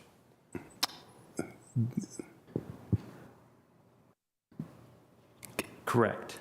Well, no, not necessarily. It just wouldn't respect the R coverage. So we would create a universal R system, if that makes sense. It says EHO lot coverage. There is currently the R district lots, Commissioner Sarli, do cover currently the EHO and all R districts are through one uniformly. This is to my point earlier during the LRPC discussion about the unique characteristics of a driveway grass strip, for example, which does count as a driveway in lot coverage. So are you truly suggesting that we go down the list of creating a new lot standards within EHO at this stage in the process? Or is it possibly something that could or should be studied for how they get implemented in 2 or 3 years, whether or not we're achieving the results we want and how we could perhaps modify it through that? I mean, that's kind of where my head goes, is because the implications of changing the entire county's lot coverage standards is, I'm supportive of a lot of things in there, but there's a lot more nuances within that statement.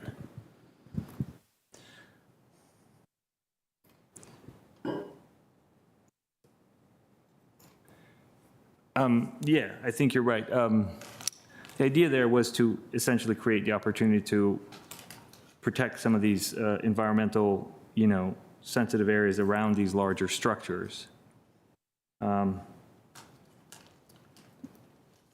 Yeah, but I think you're right. I think the implementation across the county might not be a wise thing to do at this particular juncture, although it is something we ought to take up on the work plan in the future. So I guess I'll retract this motion. Well, it's seconded. I'm sorry, I seconded it. No, it's fine.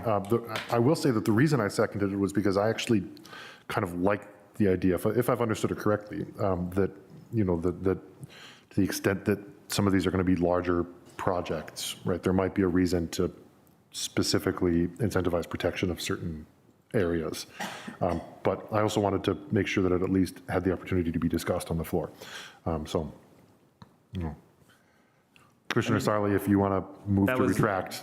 Yeah, that was the intent. I think I'll retract it, and then, is that what you do? You retract it? So without objection, motion is retracted. Thank you. We'll take up Commissioner 19 if you want to do that. Do you have a motion, Commissioner Sarli? All right. Planning Commission recommend that the county board direct staff to include options for the RTA to adjust EHO-specific setbacks that would adjust minimum side setbacks to reduce minimum front and rear setbacks so as to allow for greater flexibility in building placement relative to trees and steep slopes and allow flexibility to locate new structures on lots that retain existing trees. Second. Motion is made by Commissioner Sarli and seconded by Commissioner Gearin. Commissioner Sarli, would you like to speak to your motion? I think it's self-explanatory. Thank you. Is there any other discussion or questions on this motion? Can I see it in writing? Oh, here it is. Commissioner Hughes, I'm going to go to you. So again, while I 100% support adjusting setbacks, in both front side setbacks for many reasons, not the least of which are the ones listed here, our approach in the EHO at the moment is to rely on the setbacks in the standard R districts. So we don't have a table in our zoning text at the moment for staff to modify or establish new zones. So your suggestions, Commissioner Sarli, is that the staff add an RTA table that has specific setback standards exclusive to EHO. No. So the idea is that EHO would have the flexibility to work within the setbacks to create the opportunity to preserve trees or historic structures. It's sort of like a theme that we've been talking about tonight. So can I ask staff to help me understand what I'm missing here on how that would be implemented on a by right zoning category? Well, it sounds like what you would be seeking is an opportunity to request a modification or different setbacks than what is required by right. And I mean, typically those types of requests, there's a precedent. The Board of Zoning Appeals can hear requests for use permit for placement for single family development. So maybe that's what you would be looking for here. If I understand this right, I think the intent of this is to find a way to accommodate EHO as well as anything historic on the site, any existing large trees. So would this just be a variance based on preserving trees, or how would that work in practice? Well, it's not really a hardship anymore. Right. I'm not sure if a variance would be the right, because that has a very specific definition in the state code. So I think it would be more in lines with like a new use permit process that the Board of Zoning Appeals would have to consider. Yeah. But I think we would probably need to take it back and think about it a little bit more. So if this is something you wanted us to explore. Yeah, so the idea is that part of the language says that you can encroach, X number of feet should these causes be in place. So like it would predetermine that the setback, let's say the front setback of 25 can go down to a setback of 10 or by 10. So let's say 15, right? If there's a significant landmark or a significant tree or a significant something in the yard, and it's sort of like a Tetris game is the way I pictured it in my mind. So like you would fit the structure, right? And you would allow the screen to expand a little bit so that that structure would fit. How we do that, of course, is the question. So I'm going to recognize myself just to note a couple of things. The motion, Commissioner Gearin, I think to your question, is a recommendation to the board to direct staff to identify language, right? And so like we very intentionally do not need to have a specific answer from staff about how, if the board were to take us up on this recommendation, it would need to be implemented. And in any event, right, we've got the time. Okay. This might actually work. Fair. The other point that I want to make, just for the record, Commissioner Sarli just said 10 feet, right? But that's not a number that's in this motion by intent, right? Because again, if the board were to take us up on this recommendation, it wouldn't necessarily fall to staff to recommend what the appropriate number would be. And I don't believe that it's the place of the commission to, from the dais, identify the number. But I do think it's fair for the commission to recommend to the board that this is an area that warrants some additional discussion. Just to weigh in on a couple of questions. I'm sorry about for monopolizing the mic. Is there anyone else that wants to be recognized on this? Commissioner Steinberger. I guess I'm confused. Can we have the text back up? Sorry, apparently I scrolled away from it accidentally. And it's here too. Sorry, thank you. It's essentially this. I guess I'm confused about, we're really telling staff to like take this kind of higher level concept and come up with the standards, because greater flexibility, this is all very sort of top level, And I just want to understand, like, that's the intentionality here, is that we're saying staff take this and turn it into something actionable? Because this isn't enforceable. No, that would be for the board to do, and it would only do it after staff weighs in on the recommendation a month from now. So there, Okay. does that? Sort of. I mean, this is very, I mean, it sort of reads to me like we're saying, you know, maybe consider trees, maybe consider historic truck structure, like these, it's just, and there's not a standard by what, you know, how much of an exception you could have. That's what I'm trying to get at, is at what point will we have that level of specificity? If the board were to take the commission up on the recommendation, then the discussion about the specificity would happen at the hearing stage. If the board were not to take the commission up on the recommendation, then I don't think the discussion would be had. Okay, that's fine. I just wanted to understand when those things would happen. Thank you. Any other conversation, any other discussion? So I'll go down the roll. Commissioner Bagley? Aye. Commissioner Gearin? Aye. Commissioner Hughes? No. Commissioner Lantelmi? No. Commissioner Patel? Abstain. Commissioner Peterson? Aye. Commissioner Sarli? Aye. Commissioner Steinberger? Aye. I vote aye. Motion carries 6-2. Thank you, Commissioner Sarli. Any other motions on the topic of lot coverage and placement, massing and bulk, just the general lot coverage and placement category?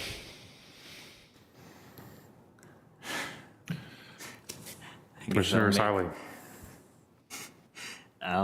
The Planning Commission recommends that the county board direct staff that the RTA include the alternative scheme for determining maximum massing in bulk utilizing floor area ratio, and the commission envision roughly the following parameters.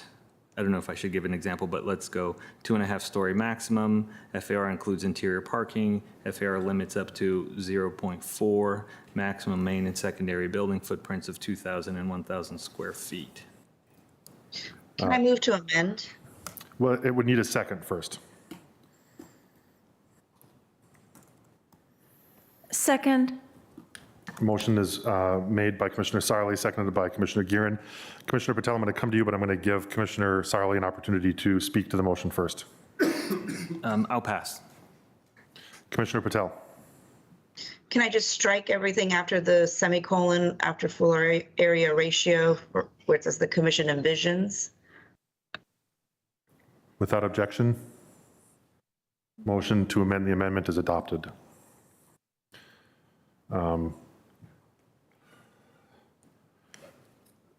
Anyone wish to speak on this? Commissioner Hughes. I understand the commission's thoughts on this, I understand the floor area ratio. I will object to this only primarily because it's not the language that's spoken by most of our neighbors, and we have spent the past 8 months in a community process that basically tells everyone the 8 side yard, the 12-foot side yard, the 25-foot and the 25-foot stands, and we're going to build within the envelopes we previously had. So I don't want to confuse anyone by bringing in the conversation of FAR at this point. I'm going to go ahead, Commissioner Lantelmi. Yeah, for similar reasons. I'm opposing this, not because the concept is unsound. I think eventually I'd love for us to go to a FAR-based approach for all residences, not just EHOs. And that's the problem. This is a heavy lift, and switching over to a FAR-based approach isn't simple. We really need to apply it to every residential zone and every type of residence in this county in order for this to really work. It doesn't make sense to just apply it to EHOs. So for that reason, I'll be opposing it, though I have no problem with, as a sense of the commission, are saying we'd like to have a study to start going forward to converting everything to a FAR approach. So anyway, I'll oppose this specific motion, though. I'm going to associate myself with Commissioner Lantelmi's comments, but the only thing I want to add is, Commissioner Sarli, thank you for pushing this, because you have, at least in my own thinking, persuaded me that it is time for the commission to recommend a comprehensive evaluation of how we do maximum building envelope in the R districts, which would include, which should include the ADUs and EHOs.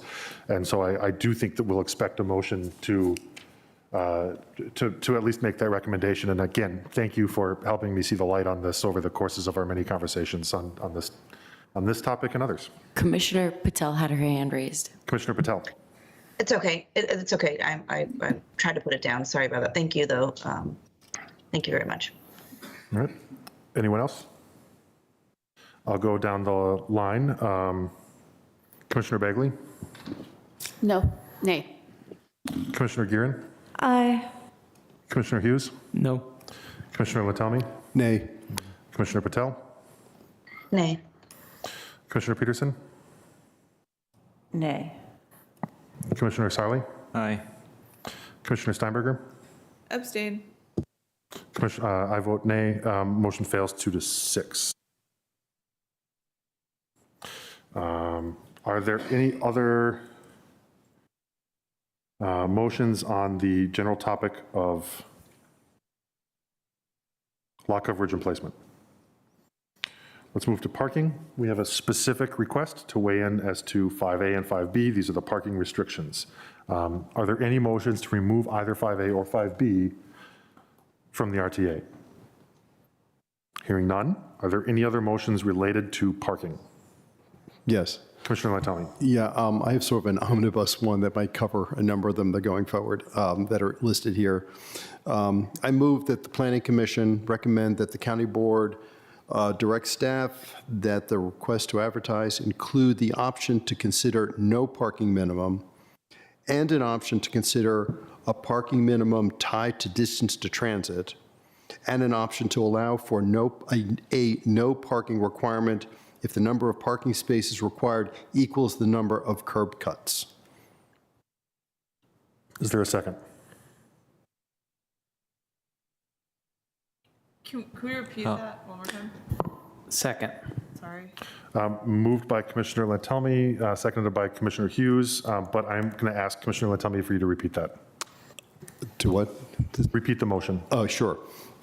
I move that the Planning Commission recommend that the County Board direct staff that the request to advertise include the option to consider no parking minimum and an option to consider a parking minimum tied to the distance to transit, and an option to allow for a no parking requirement if the number of parking spaces required equals the number of curb cuts.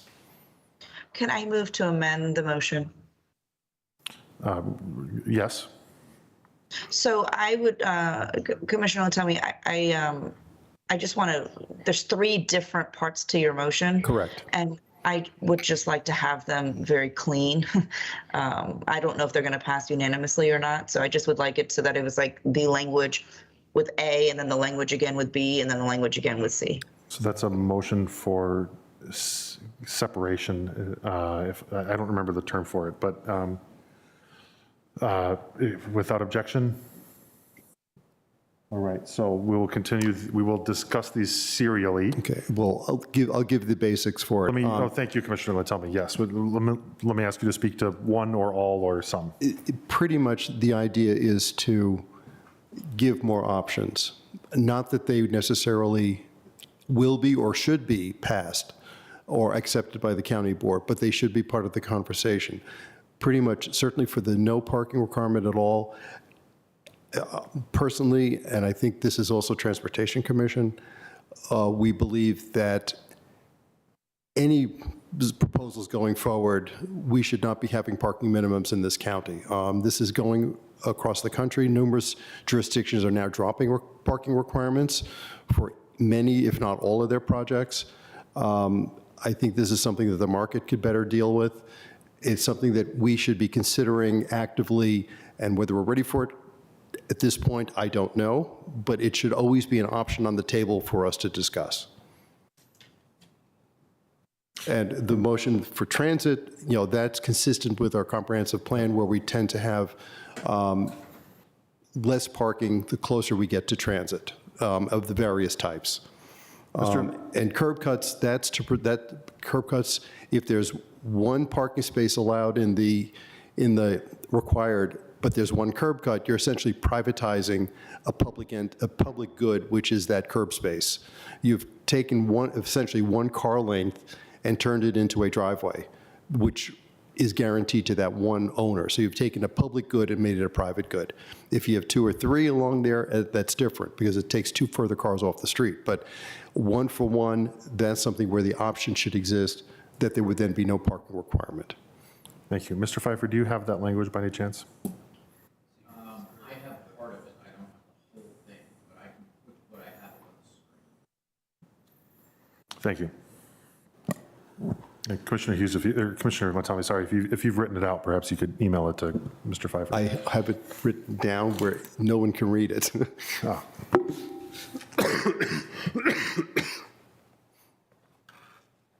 So let's just take them one at a time, and I'll just, let's do it. I move the planning commission recommends. Well, I'm sorry. Oh, sorry. I'm sorry, because now that it's written on the screen, I can retract my, whatever the motion would have been, the separation one, because I think when I heard it, it made it seem like it all had to be there. But in this, it looks like it's a or situation, even though we're not using the word or. Precisely. With that objection? Object. Okay, we have an objection to recombining them. So we'll do them one at a time. Do you want to do it? Or tell me to do it? Commissioner, tell me, can you just read for us the first one so that, while Mr. Pfeiffer, and Mr. Pfeiffer has the language. Let me get it back for Mr. Pfeiffer. Here, for the purposes of expediency this evening, I'm reading from page 3 of the report. It's the planning commission recommends that the county board include RTA language that has no parking minimums. That was it. Second. No, we do not need a second because the motion was moved, it was seconded, and then a separate motion to consider each one was adopted. And so we now have 3 motions that we have to deal with serially. And so the first one to deal with is the recommendation to include no parking minimums. So I'll entertain discussion on the topic. On the motion? Hearing none. So the motion is that the Planning Commission recommends that the RTA include no parking minimums. Last call on discussion, Commissioner Bagley. Aye. Commissioner Girin. Aye. Commissioner Hughes. Aye. Commissioner Lantami. Aye. Commissioner Patel. Aye. Commissioner Peterson. Aye. Commissioner Sally. Aye. Commissioner Steinberger. Aye. I should have done that by unanimous consent. So we'll move on to the second motion, which was, is this 24, Commissioner Latami? It would be the recommendation that there's no parking minimums, but it'd be based on a proximity to transit standard. Assuming there's no lack of clarity on that while we get the specific language on the screen, is there any discussion? I'm going to call the roll then on. Unanimous consent. Is there unanimous consent on the motion to have parking standards based on distance to transit? No parking standards based on distance to transit in the RTA. Commissioner Hughes, I'm going to ask you to respond to Commissioner Bagley. It's to remove, so there's no parking standards, but it's based on distance to transit. So the first one we did was no parking standards countywide. This one would be another option that would be no parking standards, but it be based on a distance to transit standard. Basically think the current standards table, but strike 0.5 and replace it with a 2.0. There you go. All right. If you wish to speak to the motion, you're welcome to. You don't have to. Okay. I think it's fair when someone objects to, invite them to speak to it. I can speak to it briefly. There, as I said in a previous meeting, it depends on where you are located. There are certain areas, I live in one of them, that is a block and a half to Metro, where I will not have a parking space when I get home tonight. So there are certain areas that Commissioner Lantalmi pointed out when we did the RPP that are the neighborhoods north of Fairfax Drive, that parking in those areas is already limited, really hard to get. So I have a problem with that. Thank you.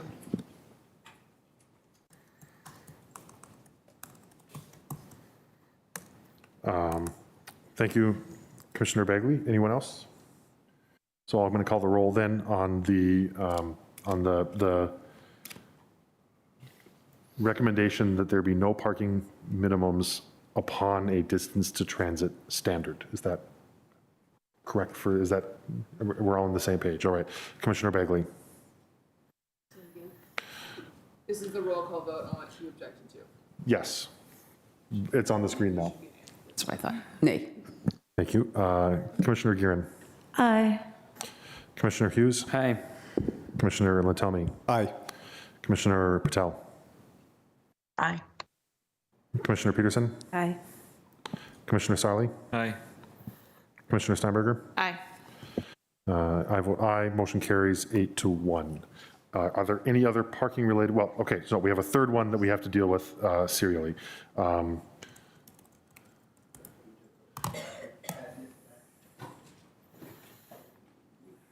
And yes, thank you, Commissioner Latomi. Can you give us this one more time? Yes, that one would be, I move the Planning Commission recommended the county board direct that staff add to the request to advertise an option to allow for a no parking requirement if the number of parking spaces required equals the number of curb cuts. This is the anti-curb cut provision. Maybe I'm tired and it's late and I'm not understanding, but when I'm hearing that, I feel like it's doing the opposite of what I want, which is that if you create a curb cut and take away a parking space, you also don't have to provide parking. No.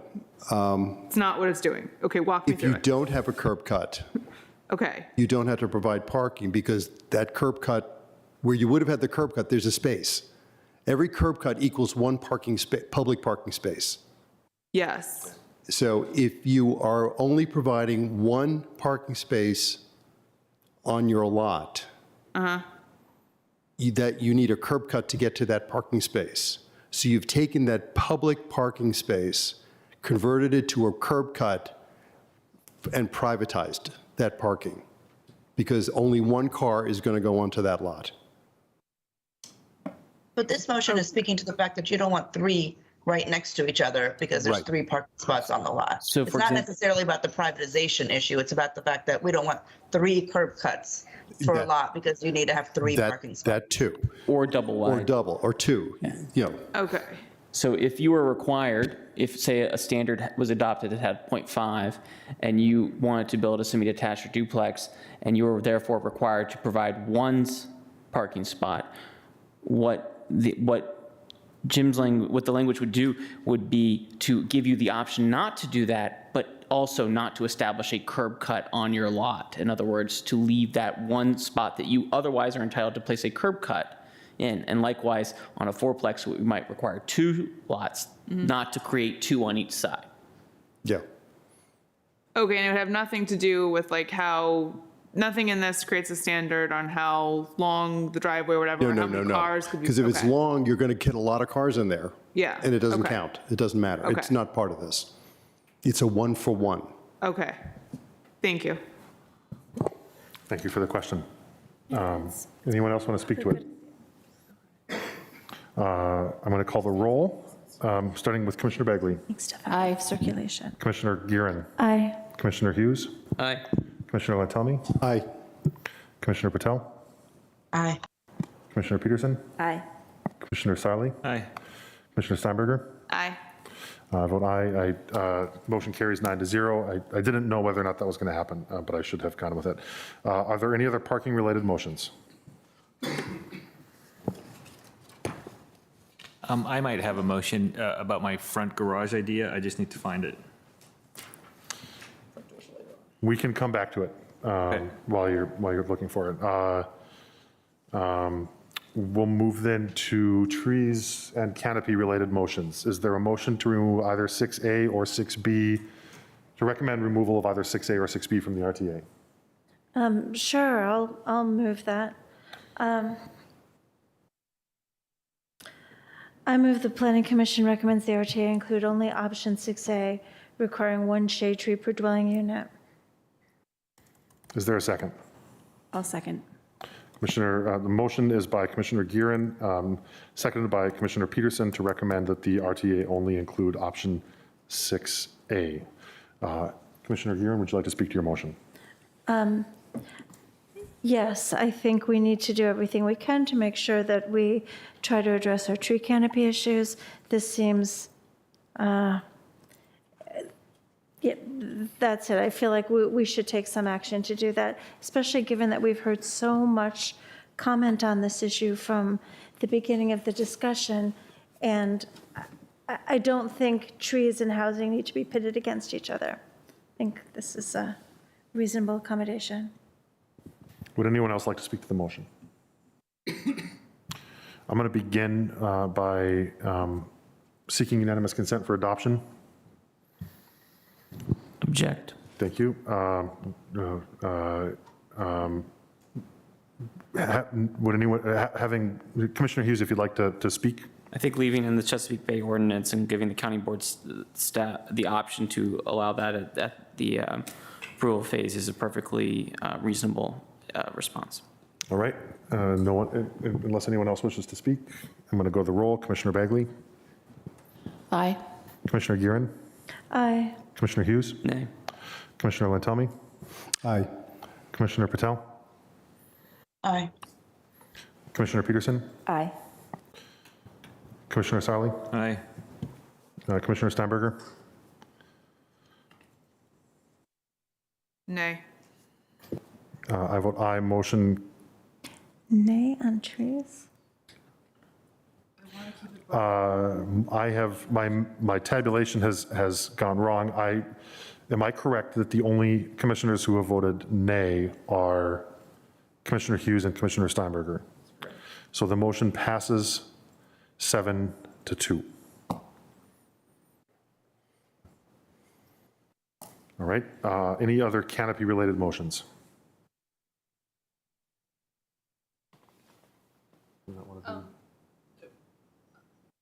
Weighted tree. Commissioner Steinberger? Looks like it's item 34 here, the weighted tree proposal. Planning Commission recommends the RTA include a weighted system for counting tree requirements under section 10.4.6E to provide the flexibility to meet the requirement of planting by planting combinations of shade trees and other trees. Is there a second? I'll second. Commissioner Steinberger, would you like to speak to your motion? Yes, this would be an addition, not in replacement of one of the alternatives proposed. I think exploring a weighted option and looking at more ways that we can, more creative ways to look at getting tree cover and plantings in the county makes sense. It may be that we can get a greater amount of coverage and greater greenery by looking at combinations of plantings as opposed to a, one shade tree per dwelling standard. And I think that we should be able to include that for consideration. Does anyone object to the, is there any objection to adopting the motion by unanimous consent? Motion is adopted.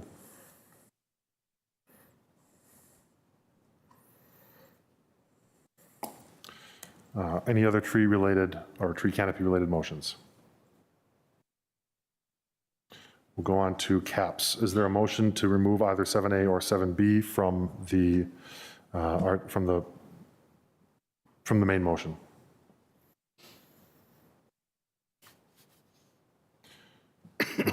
Commissioner Hughes?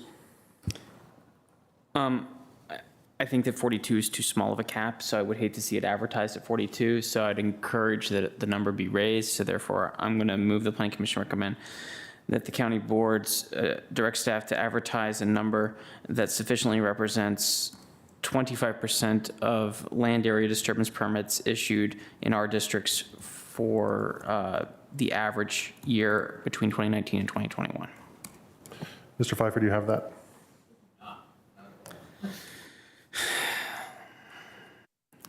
should be able to light up. See, it's right up there. Just steal it. All right. Can I ask a question while It's we're not a number. writing it down? It's not in written form. I just want to know, do we have a general idea of what 25% of that is? Because that changes my support or not lack of support for this. Yeah, I want to know that too. I mean, if it was 1,000, I mean, I don't know, like 42 to Was the 500 or- motion, I know the discussion earlier was referencing land disturbance permits. That's what's in the motion? We don't have a number for land disturbance permits. We'd have to research that. We know from the consultant's analysis that for a 5-year period, there were 175 lots within the R5 to R20 zones that were redeveloped for single detached housing. On an annual basis? Yes, and that was the average for, I think, 2016 to 2020. So that would be a 43.75. Yeah, so. So it's the same Fine. number. Yeah. So it's the same number? No second. Fail. Motion I think it would have gotten you to 44. Motion fails for want of I'm a not fighting second. for 2 units this time of night. Any other motions related to caps? I think this is where I should make my motion. Planning Commission recommends that the RTA include language reserving 25% of annual EHO permits for property owners. I'm sorry, Chair Weir, I don't think Commissioner Steinberger's mic is on, so I can't hear her. Thank you, Commissioner Patel. Sorry. Apologies. Planning Commission recommends that the RTA include language reserving 25% of annual EHO permits for property owners developing their own properties as EHOs. Is there a second?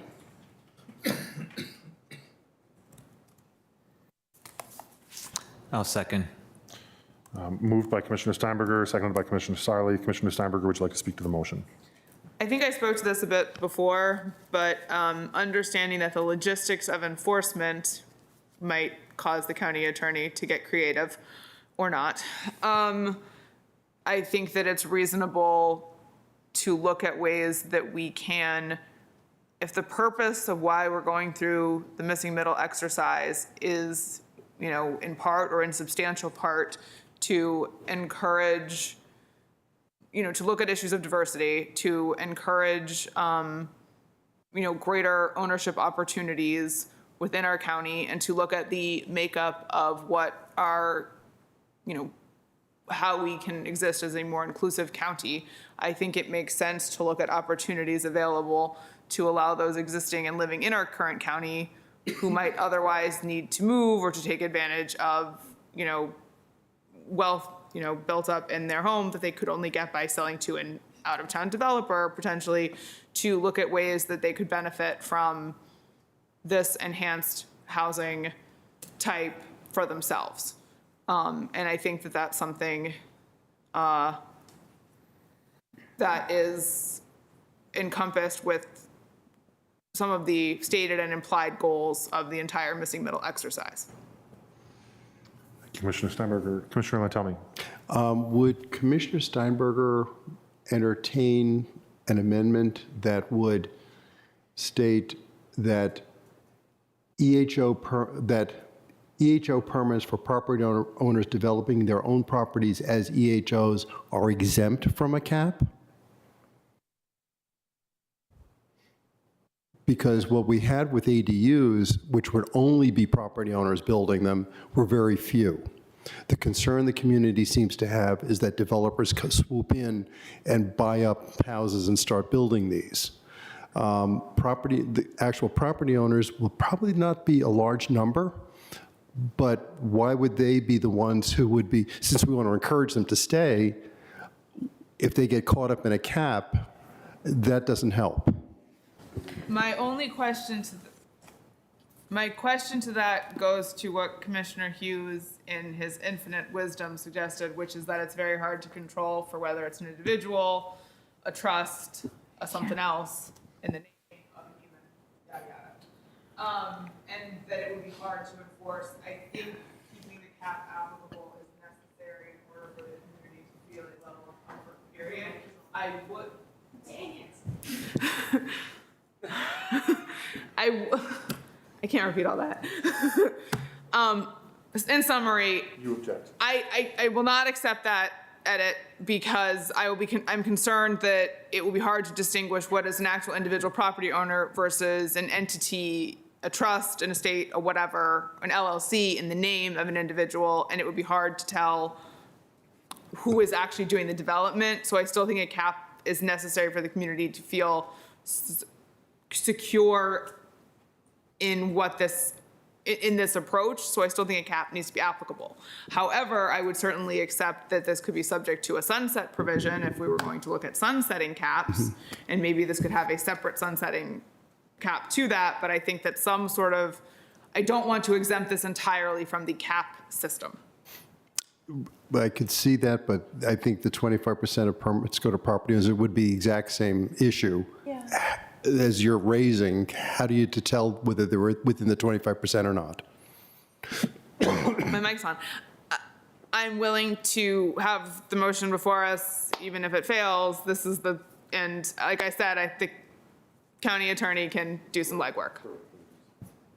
If there's no other discussion, I'm going to call the roll.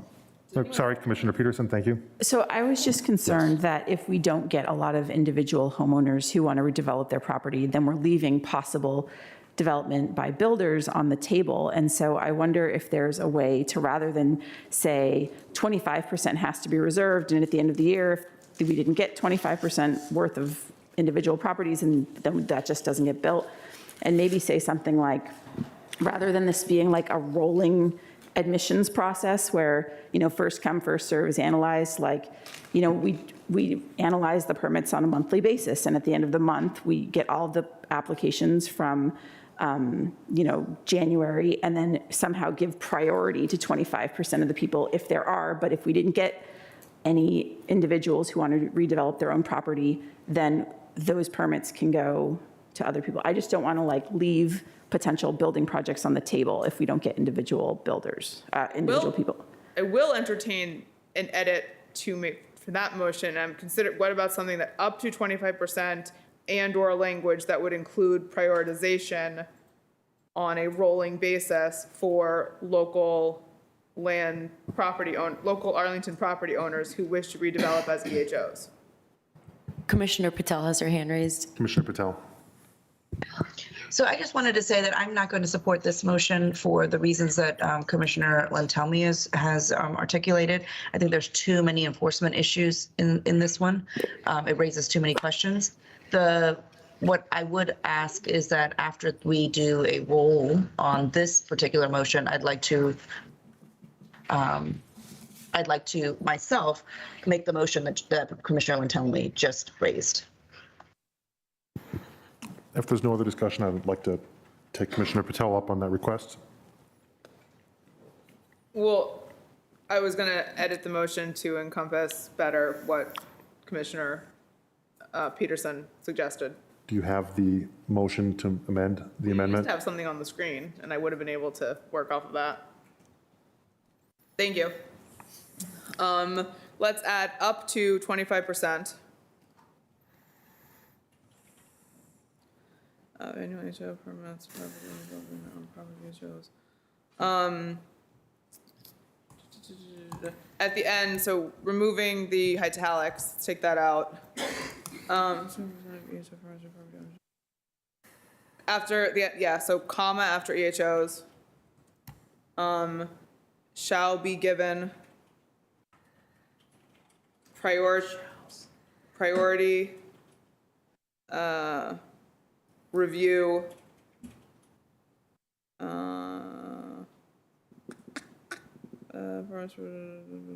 priority review for permitting application. Does that get at what you were suggesting, Commissioner Peterson?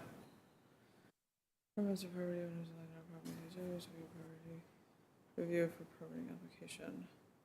Or you want me to add on a rolling basis? Okay, on a rolling basis, that's fine. Sure, add on a rolling basis, please. Motions to amend an amendment are neither debatable nor have discussion. Is there unanimous consent to adopt the amendment to the amendment? The amendment is adopted. I'm going to call the roll on this one. I'm starting with Commissioner Bagley. Nay. Commissioner Giron. Nay. Commissioner Hughes. Nay. Commissioner Lantelmi. Nay. Commissioner Patel. Nay. Commissioner Peterson. Abstain. Commissioner Sarli. Aye. Commissioner Steinberger. Aye. I vote aye. Motion fails 2-6. Commissioner Patel, did you have a motion? I do. I move that the Planning Commission recommend that,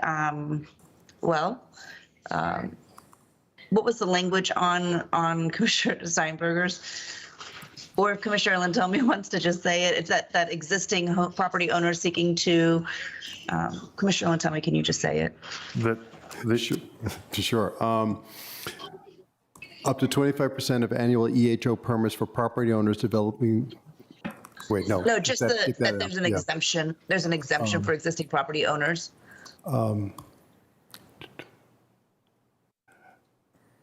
Annual EHO permits for property owners of developing their own properties as EHOs are exempt from any caps. That's the motion. Get rid of the up to 25%. Is there a second? Second. Moved by Commissioner Patel, seconded by Commissioner Sarli. Is there any discussion? Commissioner Patel, I'll go with you first. No, we've spoken about it. Thank you. Thank you. Any other discussion? We're going to start with Commissioner Bagley. Nay. Commissioner Giron. Nay. Commissioner Hughes. Nay. Commissioner Lantelmi. Aye. Commissioner Patel. Aye. Commissioner Peterson.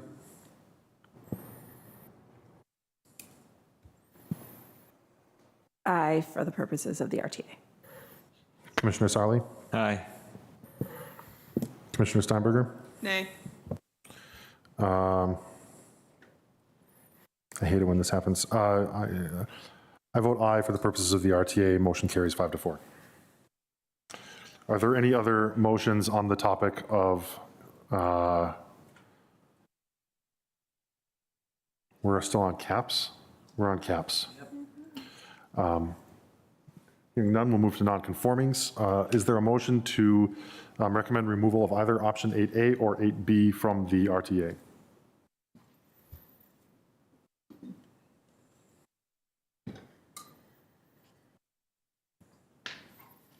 Hearing none, we will proceed. Are there any other motions on nonconforming dwellings? Definition of a duplex. Is there a motion to remove either 9A, to recommend removal of either 9A or 9B from the RTA?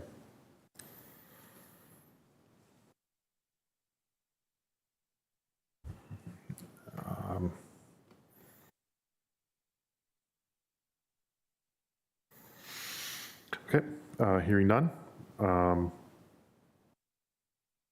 Commissioner Lantelmi, I'm going to go to you on a potential amendment about the general land use plan. Yes, I have two motions.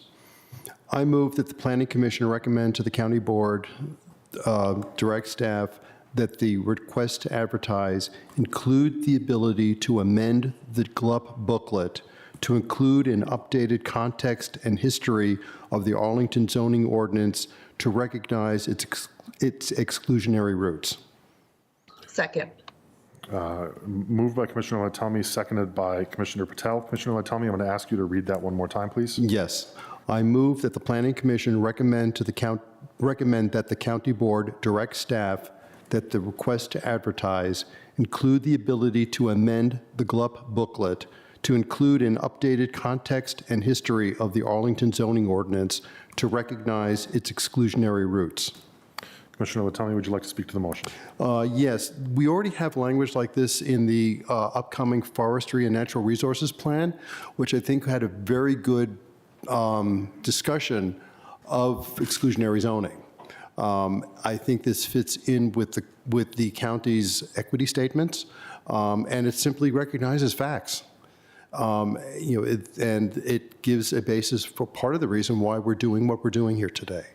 So I think it's appropriate that this be recognized in the GLUP booklet, where we do have at least some discussion about the zoning ordinance and where it came from. And if we're going to have anything in there, it really should recognize really what happened.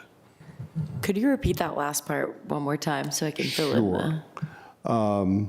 Recommends that the request to advertise include the ability to amend the GLUP booklet to include an updated context and history of the Arlington zoning ordinance to recognize its exclusionary roots.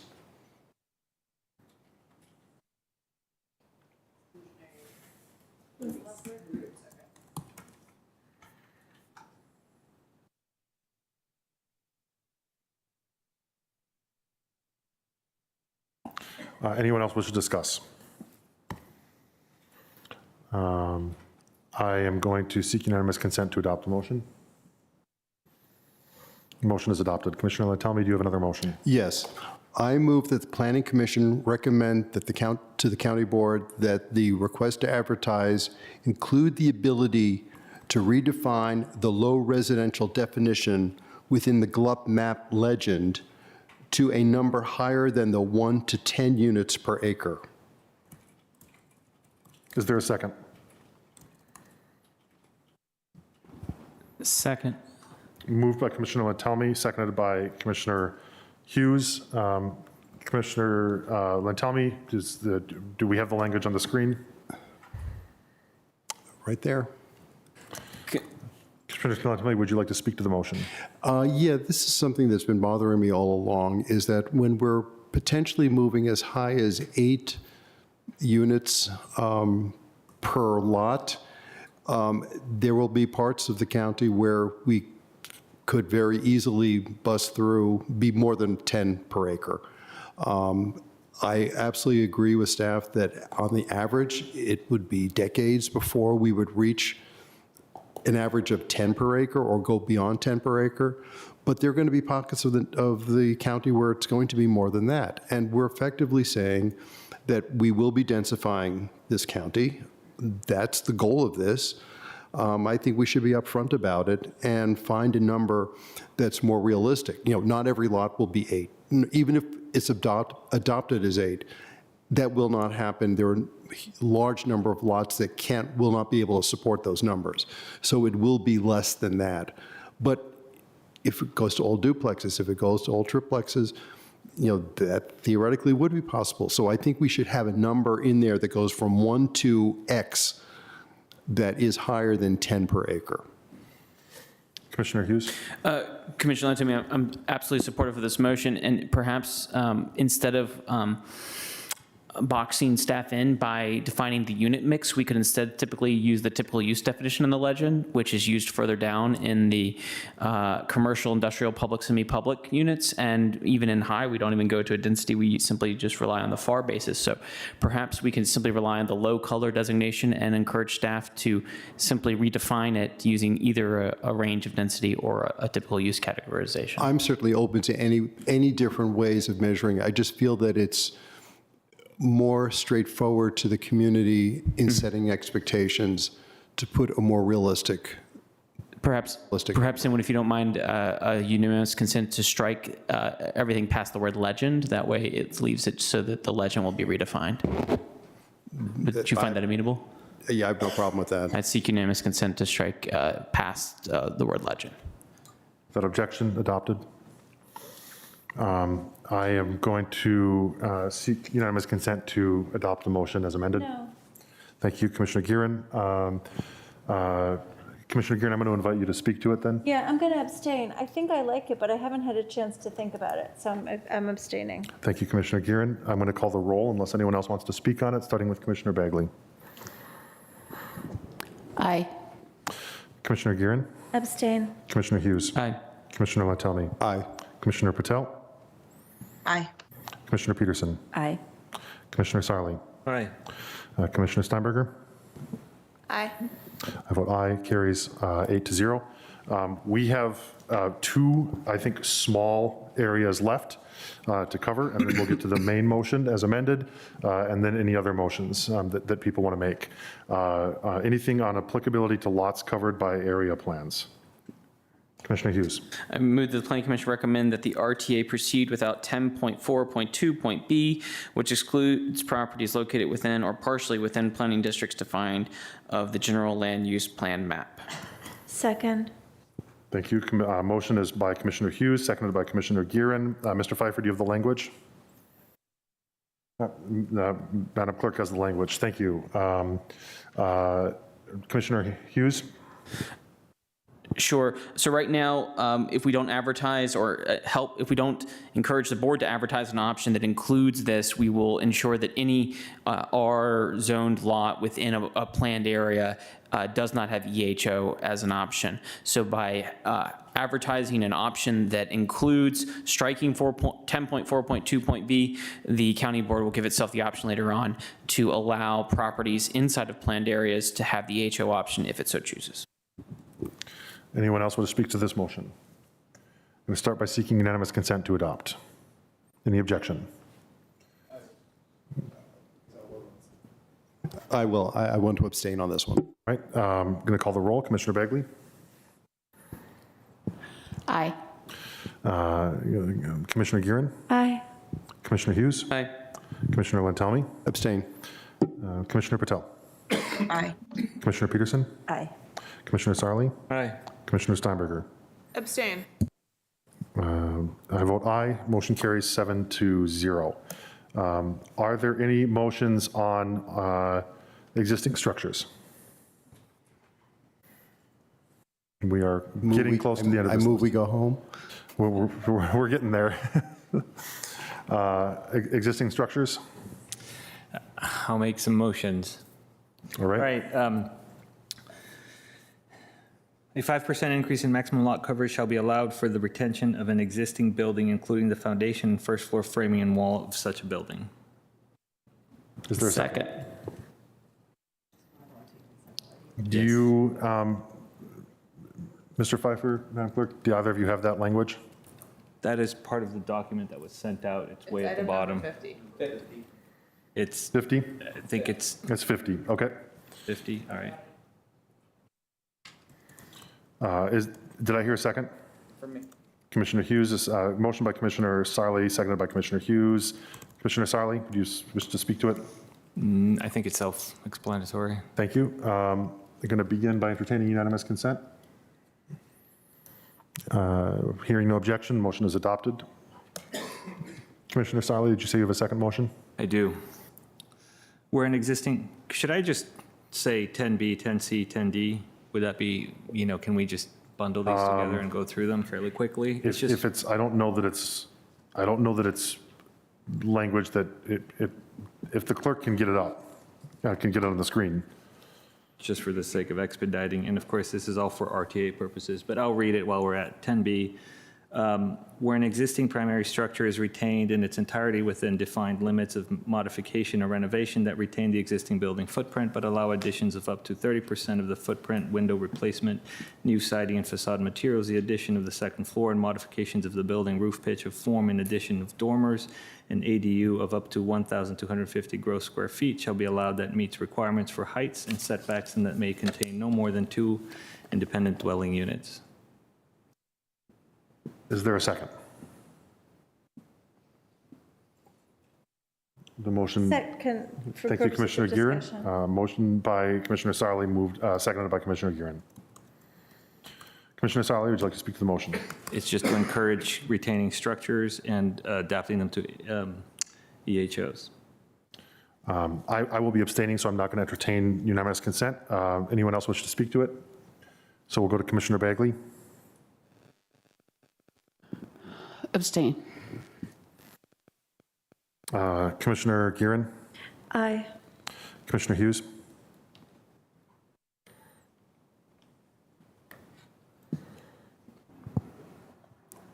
No. Commissioner Lantelmi. Abstain. Commissioner Patel. Abstain. Commissioner Peterson. Aye. Commissioner Sarli, Aye. Commissioner Steinberger. Abstain. I also abstain. The motion carries 3-1. Shoot, does it have to have 5? It's the number of people voting. Motion carries 3-1. Any other motions, Commissioner Sarli? I'll skip the other motions. Thank you. Okay, are there any other amendments or motions as to the main motion? Would anyone like to speak to the main motion as amended? Sorry, can we entertain the design standards as a entire package? So we have 11s A through L as design standards recommendations. Can we get that on the screen?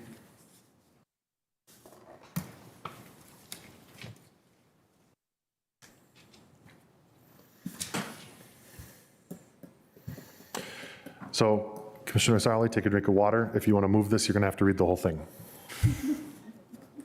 I shall do that. All right, with that, I'll read quickly, so feel free. Sorry. I have a question before you have to read that entire thing. Sorry. Before Commissioner Sarli takes a giant breath and then speed reads this, I'm wondering if he would entertain the idea of, instead of these very explicit, specific design standards as laid out, if a more generalized, for the purpose of RTA, recommendation could be made that design standards be established for the purposes of EHOs, you know, through whether it's a community process or some other, you know. Can we include the text as a sample, or? I would be open to that. I think you're still going to have to read it then. I wasn't just trying to spare you from reading this. I legitimately also think that maybe this is a situation where this level of specificity will not, at this juncture, benefit the process. I think it would be summarily disregarded. What I would suggest, I think Commissioner Sarli, I think Commissioner Steinberger is onto something. What I would suggest is a broad scope, broadly worded recommendation, and then, you know, staff, should the motion be adopted, staff has the various ideas that are animating your motion and would be able to take those into consideration in their reaction to the motion before the board at the board's RTA hearing. So everyone can breathe a sigh of relief. I will go along with this suggestion, but I strongly encourage staff to closely read some of these recommendations and take them further if you feel that we need. But I think, you know, to speak to this motion, I think it's important that we understand what we're signing up for. Let's get the motion first. All right. This is where I could use help from my colleagues if anyone has any. So Planning Commission recommends that design guidelines be extensively done for the purpose of VHO. Is there a second? Second. Motion by Commissioner Sarli, seconded by Commissioner Gearin, that the Planning Commission recommends that, one more time, Commissioner Sarli. Extensive design guidelines be written for the purposes of VHO. I am going to offer Commissioner Sarli the opportunity to speak to the motion, and then I'm going to go to Commissioner Gearin. I will not speak to the motion. I think it's, you know. My question is, are these meant to be advisory? For sure. I think the specificity was for the purpose of the RTA to make sure that we had that level of detail included, but this is something that is fairly standard on this sort of design guidelines. For the purpose of making sure that the board doesn't misunderstand our recommendations, I would then seek unanimous consent to amend the amendment by inserting the word advisory as Madam Clerk has inserted in italics. I don't understand what the word advisory would. That's design guidelines are advisory. That's what I wanted to clarify. Would they have to adhere to these, or are these meant to be a starting place? So this takes us back to the conversation we had earlier on, and I think that's part of the conversation that needs to happen. Yes. So I take that as an objection to the inclusion of the word advisory? Yes. Okay, so then I move that the amendment be amended to include the word advisory as indicated on the screen. Second. Moved by the chair, seconded by Commissioner Hughes. I'm not going to speak to it. Anyone else want to speak to it? I'm going to go down the roll. Commissioner Bagley on the motion to amend the amendment. Aye. Commissioner Giron. Aye. Commissioner Hughes. Aye. Commissioner Lantelmi. Wait, I don't understand. What am I voting on right now? Adding the word advisory. Aye. Commissioner Patel. Aye. Commissioner Peterson.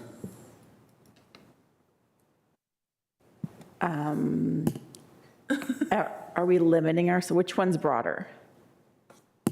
Does it? Well, considering we haven't defined advisory, they're equally broad. I'm honestly confused. This is for staff to respond to. We've already basically got, this is a very broad, Commissioner Sarli? I feel like I have to vote no on this one. Fair enough. Commissioner Steinberger? Abstain. I vote aye. Motion to amend the amendment carries 7-1. I'm going to go to a vote on the amended amendment at this point. Can you put that back on the screen? I think I had language to propose to recommends or sets advisory design guidelines written for purposes of where it says for purpose of the EHO. I feel like that's awkward. For the purposes of Expanded housing option. Do you want to seek unanimous consent for an amendment, Commissioner Steinberger? for purposes of it's like designing, building. We need another verb there. For the purposes of facilitating, thank you, that's good. Is there any objection to the amendment? What already says design? What? Building was fine. I like facilitating, but I can go with building too if that'll get unanimous consent faster. I don't care. Do we have unanimous consent on building expanded housing options? Hearing no objection, the amendment to the amendment is adopted. I'm going to take out the before building. Thank you. I'm going to go with, I'm going to start going down the roll. Commissioner Bagley, we are voting on the text. We are voting on this motion, the one on the screen. Aye. Thank you. Commissioner Giron. Aye. Commissioner Hughes. Aye. Commissioner Lantelmi. Nay. Commissioner Patel. I don't understand what the difference is this between this one and the one before that. So I abstain, I guess.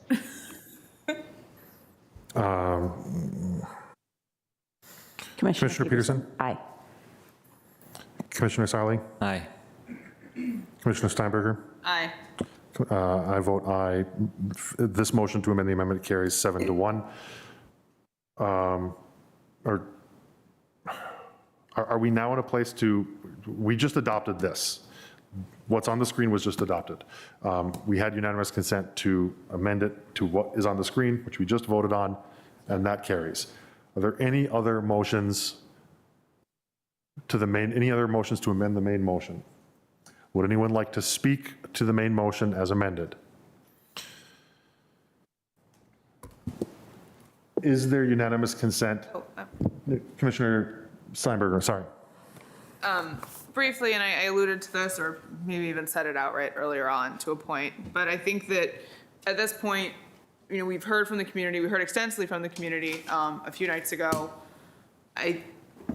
At this point, moving forward to a request to advertise, I think that the many motions we've just gone through as a group this evening are a reflection of what we heard from the community, and I'm thinking in terms of what the appropriate number of EHO dwelling units might be, what we can do to protect tree canopy, and other resource allocations and concerns we've heard from the community. And really, it's about getting in my view, it's about getting an expansive, comprehensive document for an RTA perspective, so that we give the county board the best chance to have a fulsome conversation, including community input on these items that are clearly of great importance to the community, and that this gives that opportunity to move forward for the county board to take to have that full discussion. And that's what I'm interested in seeing happen. So what happens tonight, in my view, does not necessarily reflect what I or any of the other commissioners will or won't do in a few months when this item may come back to us after the point of an RTA. So, thank you. I associate myself with Commissioner Steinberger. Thank you, Commissioner Lettelmy. Would anyone else like to speak to the motion? Commissioner I would Bailey. also like to associate myself with those comments. Anyone else like to speak to the motion? I'd like to speak to the motion. Commissioner Sarli. I will be voting against this motion tonight based on the premise that I think tonight's meeting felt a lot like a work session more than an RTA session. And I think while I'm strongly supportive of EHO and the concept and the county actually looking at this, I find that there's quite a bit that's still lacking and missing, and there's a lot that's being left up to chance and sort of the hope of good luck. So that's sort of where I'm at. I strongly support what staff are doing and the county board is doing. I just think we need a little bit more time to understand what it is that we're actually signing up for and what the outcomes are going to be. Having said that, I will be voting no, but sort of two minds, as it were. I'm sort of, for it and against it at the same time. Is there anyone else who would like to speak to the motion? Commissioner Gearin. I align myself with Commissioner Sarli's viewpoint. Is there anyone else who would like to speak to the motion? Yes, I would also like to align myself with both Commissioners Sarli and Gearin. I'm highly supportive of adding housing options in the county. I personally still am not sure that what we have in front of us now, as illustrated by our in-depth conversations tonight, that we're there yet. And I'm hoping that with what I assume the RTA will go through, that we can get closer to that, because there's still a lot of concern here on a number of fronts. So thank you. Is there anyone else who would like to be recognized? So I'm going to say just a couple of things. One, I respectfully disagree with Commissioner Sarli about the process where we are at. I think that this is entirely appropriate. This is a long meeting, and I apologize for the extent of the duration, to the extent that it could have been helped by anything that I could have done differently. But that said, I believe that it is entirely appropriate for the Planning Commission to give full and fulsome discussion from the dais. We have a great process that, when issues are much less complicated, tends to yield itself to teeing up most things in terms of consensus during the course of that process. But the fact that the Commission has gotten all the way in the weeds at the RTA status, I think is a signal that the process also works this way. Right? We do not have to run everything to ground before we can continue the discussion. So just my thoughts, Commissioner Sarli, in response to your comments. I hope that you take the response as respectful. I want to share one other thing, and that is this picture about why I'm happy to vote for this. This is a picture that my 3.5-year-old daughter drew for me on my way out the door today. And she said, "Daddy, this is my bedroom," in the way that toddlers say. So I'm not going to emulate her voice. "I want you to be thinking of my bedroom, of me, when you're at your meeting." And she said, and I quote, "When I am a grown-up, when I am grown up, I will go to courthouse meetings." Because a courthouse meeting is this, it's what has her daddy away, right? And I am mindful of the number of people who spoke to us on Monday, pleading with us to give them just a little bit of hope that they have a future in our community, right? And I wasn't going to say anything about that until my 3.5-year-old daughter told me that she was hopeful about her own future in this community. And I'm not going to give up that hope. So I apologize for becoming tearful. I apologize for taking more time with an anecdote. But I had to share this because I am so thrilled to give the community the opportunity to continue this conversation. Thank you for indulging me the anecdote. I'm going to call the vote, unless anyone else wishes to be heard. Commissioner Bagley, we'll start with you. Aye. Commissioner Gearin. No. Commissioner Hughes. Aye. Commissioner Lantelmi. Aye. Commissioner Patel. Aye. Commissioner Peterson. Aye. Commissioner Sarli. No. Commissioner Steinberger. Aye. Commissioner, I vote aye.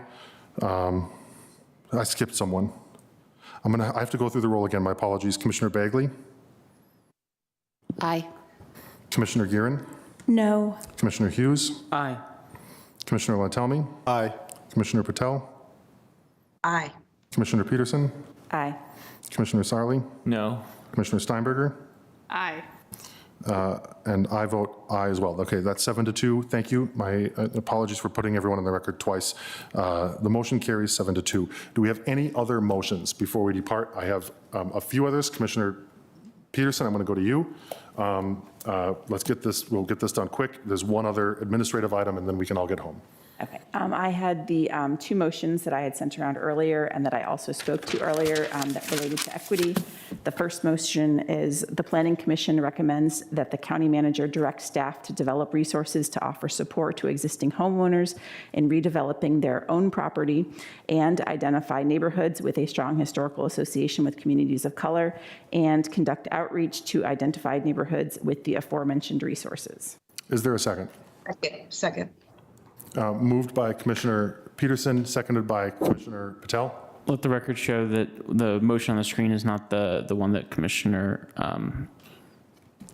Peterson read. It switched the order. Yeah, Commissioner Peterson has started with what was reflected as motion 2. So, no? No. Is that what you Did you just get said? my email that I sent like an hour ago? Oh, she updated it. Okay, so this is not, okay. Okay, I switched the order of It's a switch. It's a switch in the order. So there, you should have an email with a slight change to this motion, just the order of, I can read it again while we're patiently waiting at 12:13 in the morning.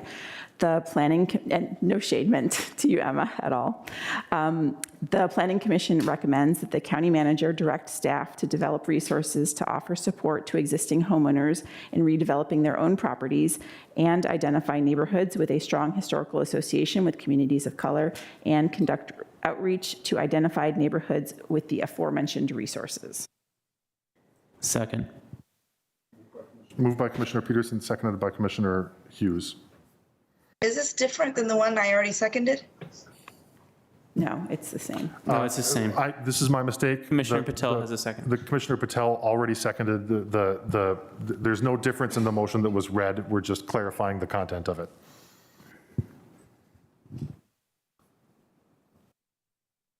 So I don't need to speak to it because I did already. Okay. Would anyone else like to speak to it? I'm going to call unanimous consent on the first motion. Without objection, motion is adopted. Commissioner Peterson? Thank you. My second motion, the Planning Commission recommends that the county manager direct staff to explore the feasibility of creating a community land trust that would have the ability to buy vulnerable properties and redevelop them into affordable missing middle housing. Second. That one is going to go to Commissioner Hughes. Moved by Commissioner Peterson, seconded by Commissioner Hughes. Commissioner Peterson, would you like to speak to it? This goes to the equity as well. I have been speaking with various people about ways that we can protect housing in neighborhoods in Arlington, and a community land trust was one of the proposals that was recommended to me, and I wanted staff to research that to see if it would work in Arlington. Thank you. I'm going to seek unanimous consent, adoption by unanimous consent. Is there any objection? Hearing none, the motion is adopted. Commissioner Lantelmi.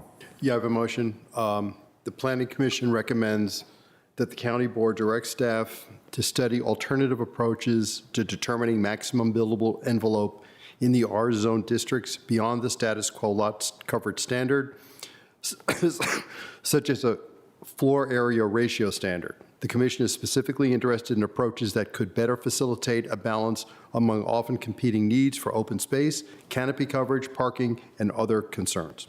Second. Moved by Commissioner Lantelmi, seconded by Commissioner Siley. Commissioner Lantelmi, would you like to speak to the motion? Yeah, this harks back to that discussion we had earlier about moving to a FAR-based approach. And I think this is to this is the sense of the commission. I'm sorry? Can I just have Commissioner Lantelmi read that motion again? Yes, happy to do so. Just call it up. The Planning Commission recommends that the county board direct staff to study alternative approaches to determining maximum buildable envelope in the R-zone districts beyond the status quo lot coverage standard, such as a floor area ratio standard. The commission is specifically interested in approaches that could better facilitate a balance among often competing needs for open space, canopy coverage, parking, and other concerns. Thank you. Any further discussion? I'm going to entertain unanimous consent. I'm going to entertain unanimous consent. Can I ask Commissioner Lantelmi a question? Commissioner Lantelmi, is there a reason why we need to put the end part about what we're particularly interested in? Is it sufficient? I mean, can I ask if it would be sufficient just to kind of end before that? And then when you speak to your motion, that would be kind of like part of speaking to your motion. But I just worry that it could be limiting rather than just the idea of looking at the whole thing in toto. Yeah, I'm not sure I have a problem with that, Commissioner Patel. If you're willing to make an amending motion to drop that out, I don't think Yes. you harm the idea. Yeah, so I would move to amend and just strike that language, and I would ask that staff just incorporate Commissioner Lantelmi's basis for the motion, which I support. I'm just tinkering with the language right now to make it as broad as possible. Yeah, the idea is not to limit, so yeah, yes, that I think that's probably appropriate. So the amendment would be to strike the last sentence. The last sentence. The commission is specifically interested in. Right. Any objection? Amendment is adopted. Anyone wish to speak to the motion as amended? Is there any objection to adoption by unanimous consent?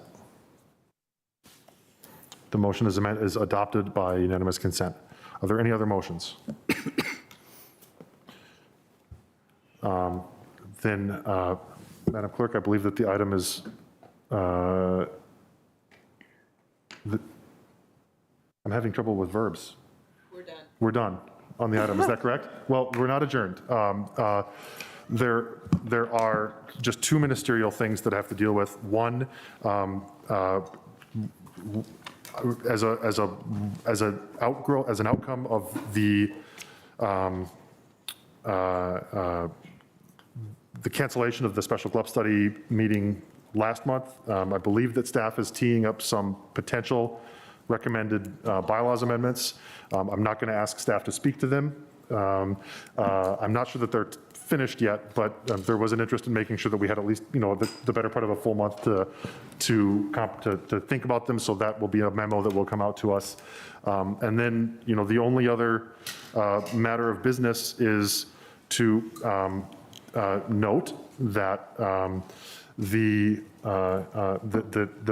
want to thank the many staff members and members of the commission who have labored very hard to make this 3-night meeting work. I'm not going to name names because it would only invite leaving someone out who shouldn't be left out. But to everyone who's here, thank you. To your colleagues who worked with you on this, thank you. To people who were directly and immediately involved and are no longer here, thank you. I don't have the words. The county board will be hearing items from our meetings last week on the Alston Macy's. This Saturday. We will be represented by Commissioner Bagley.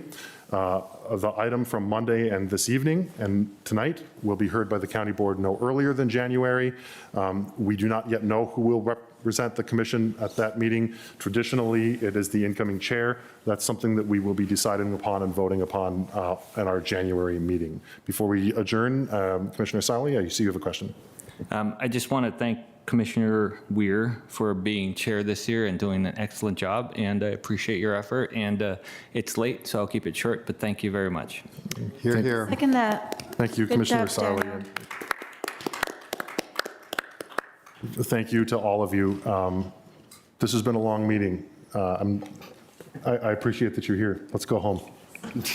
Commission is adjourned.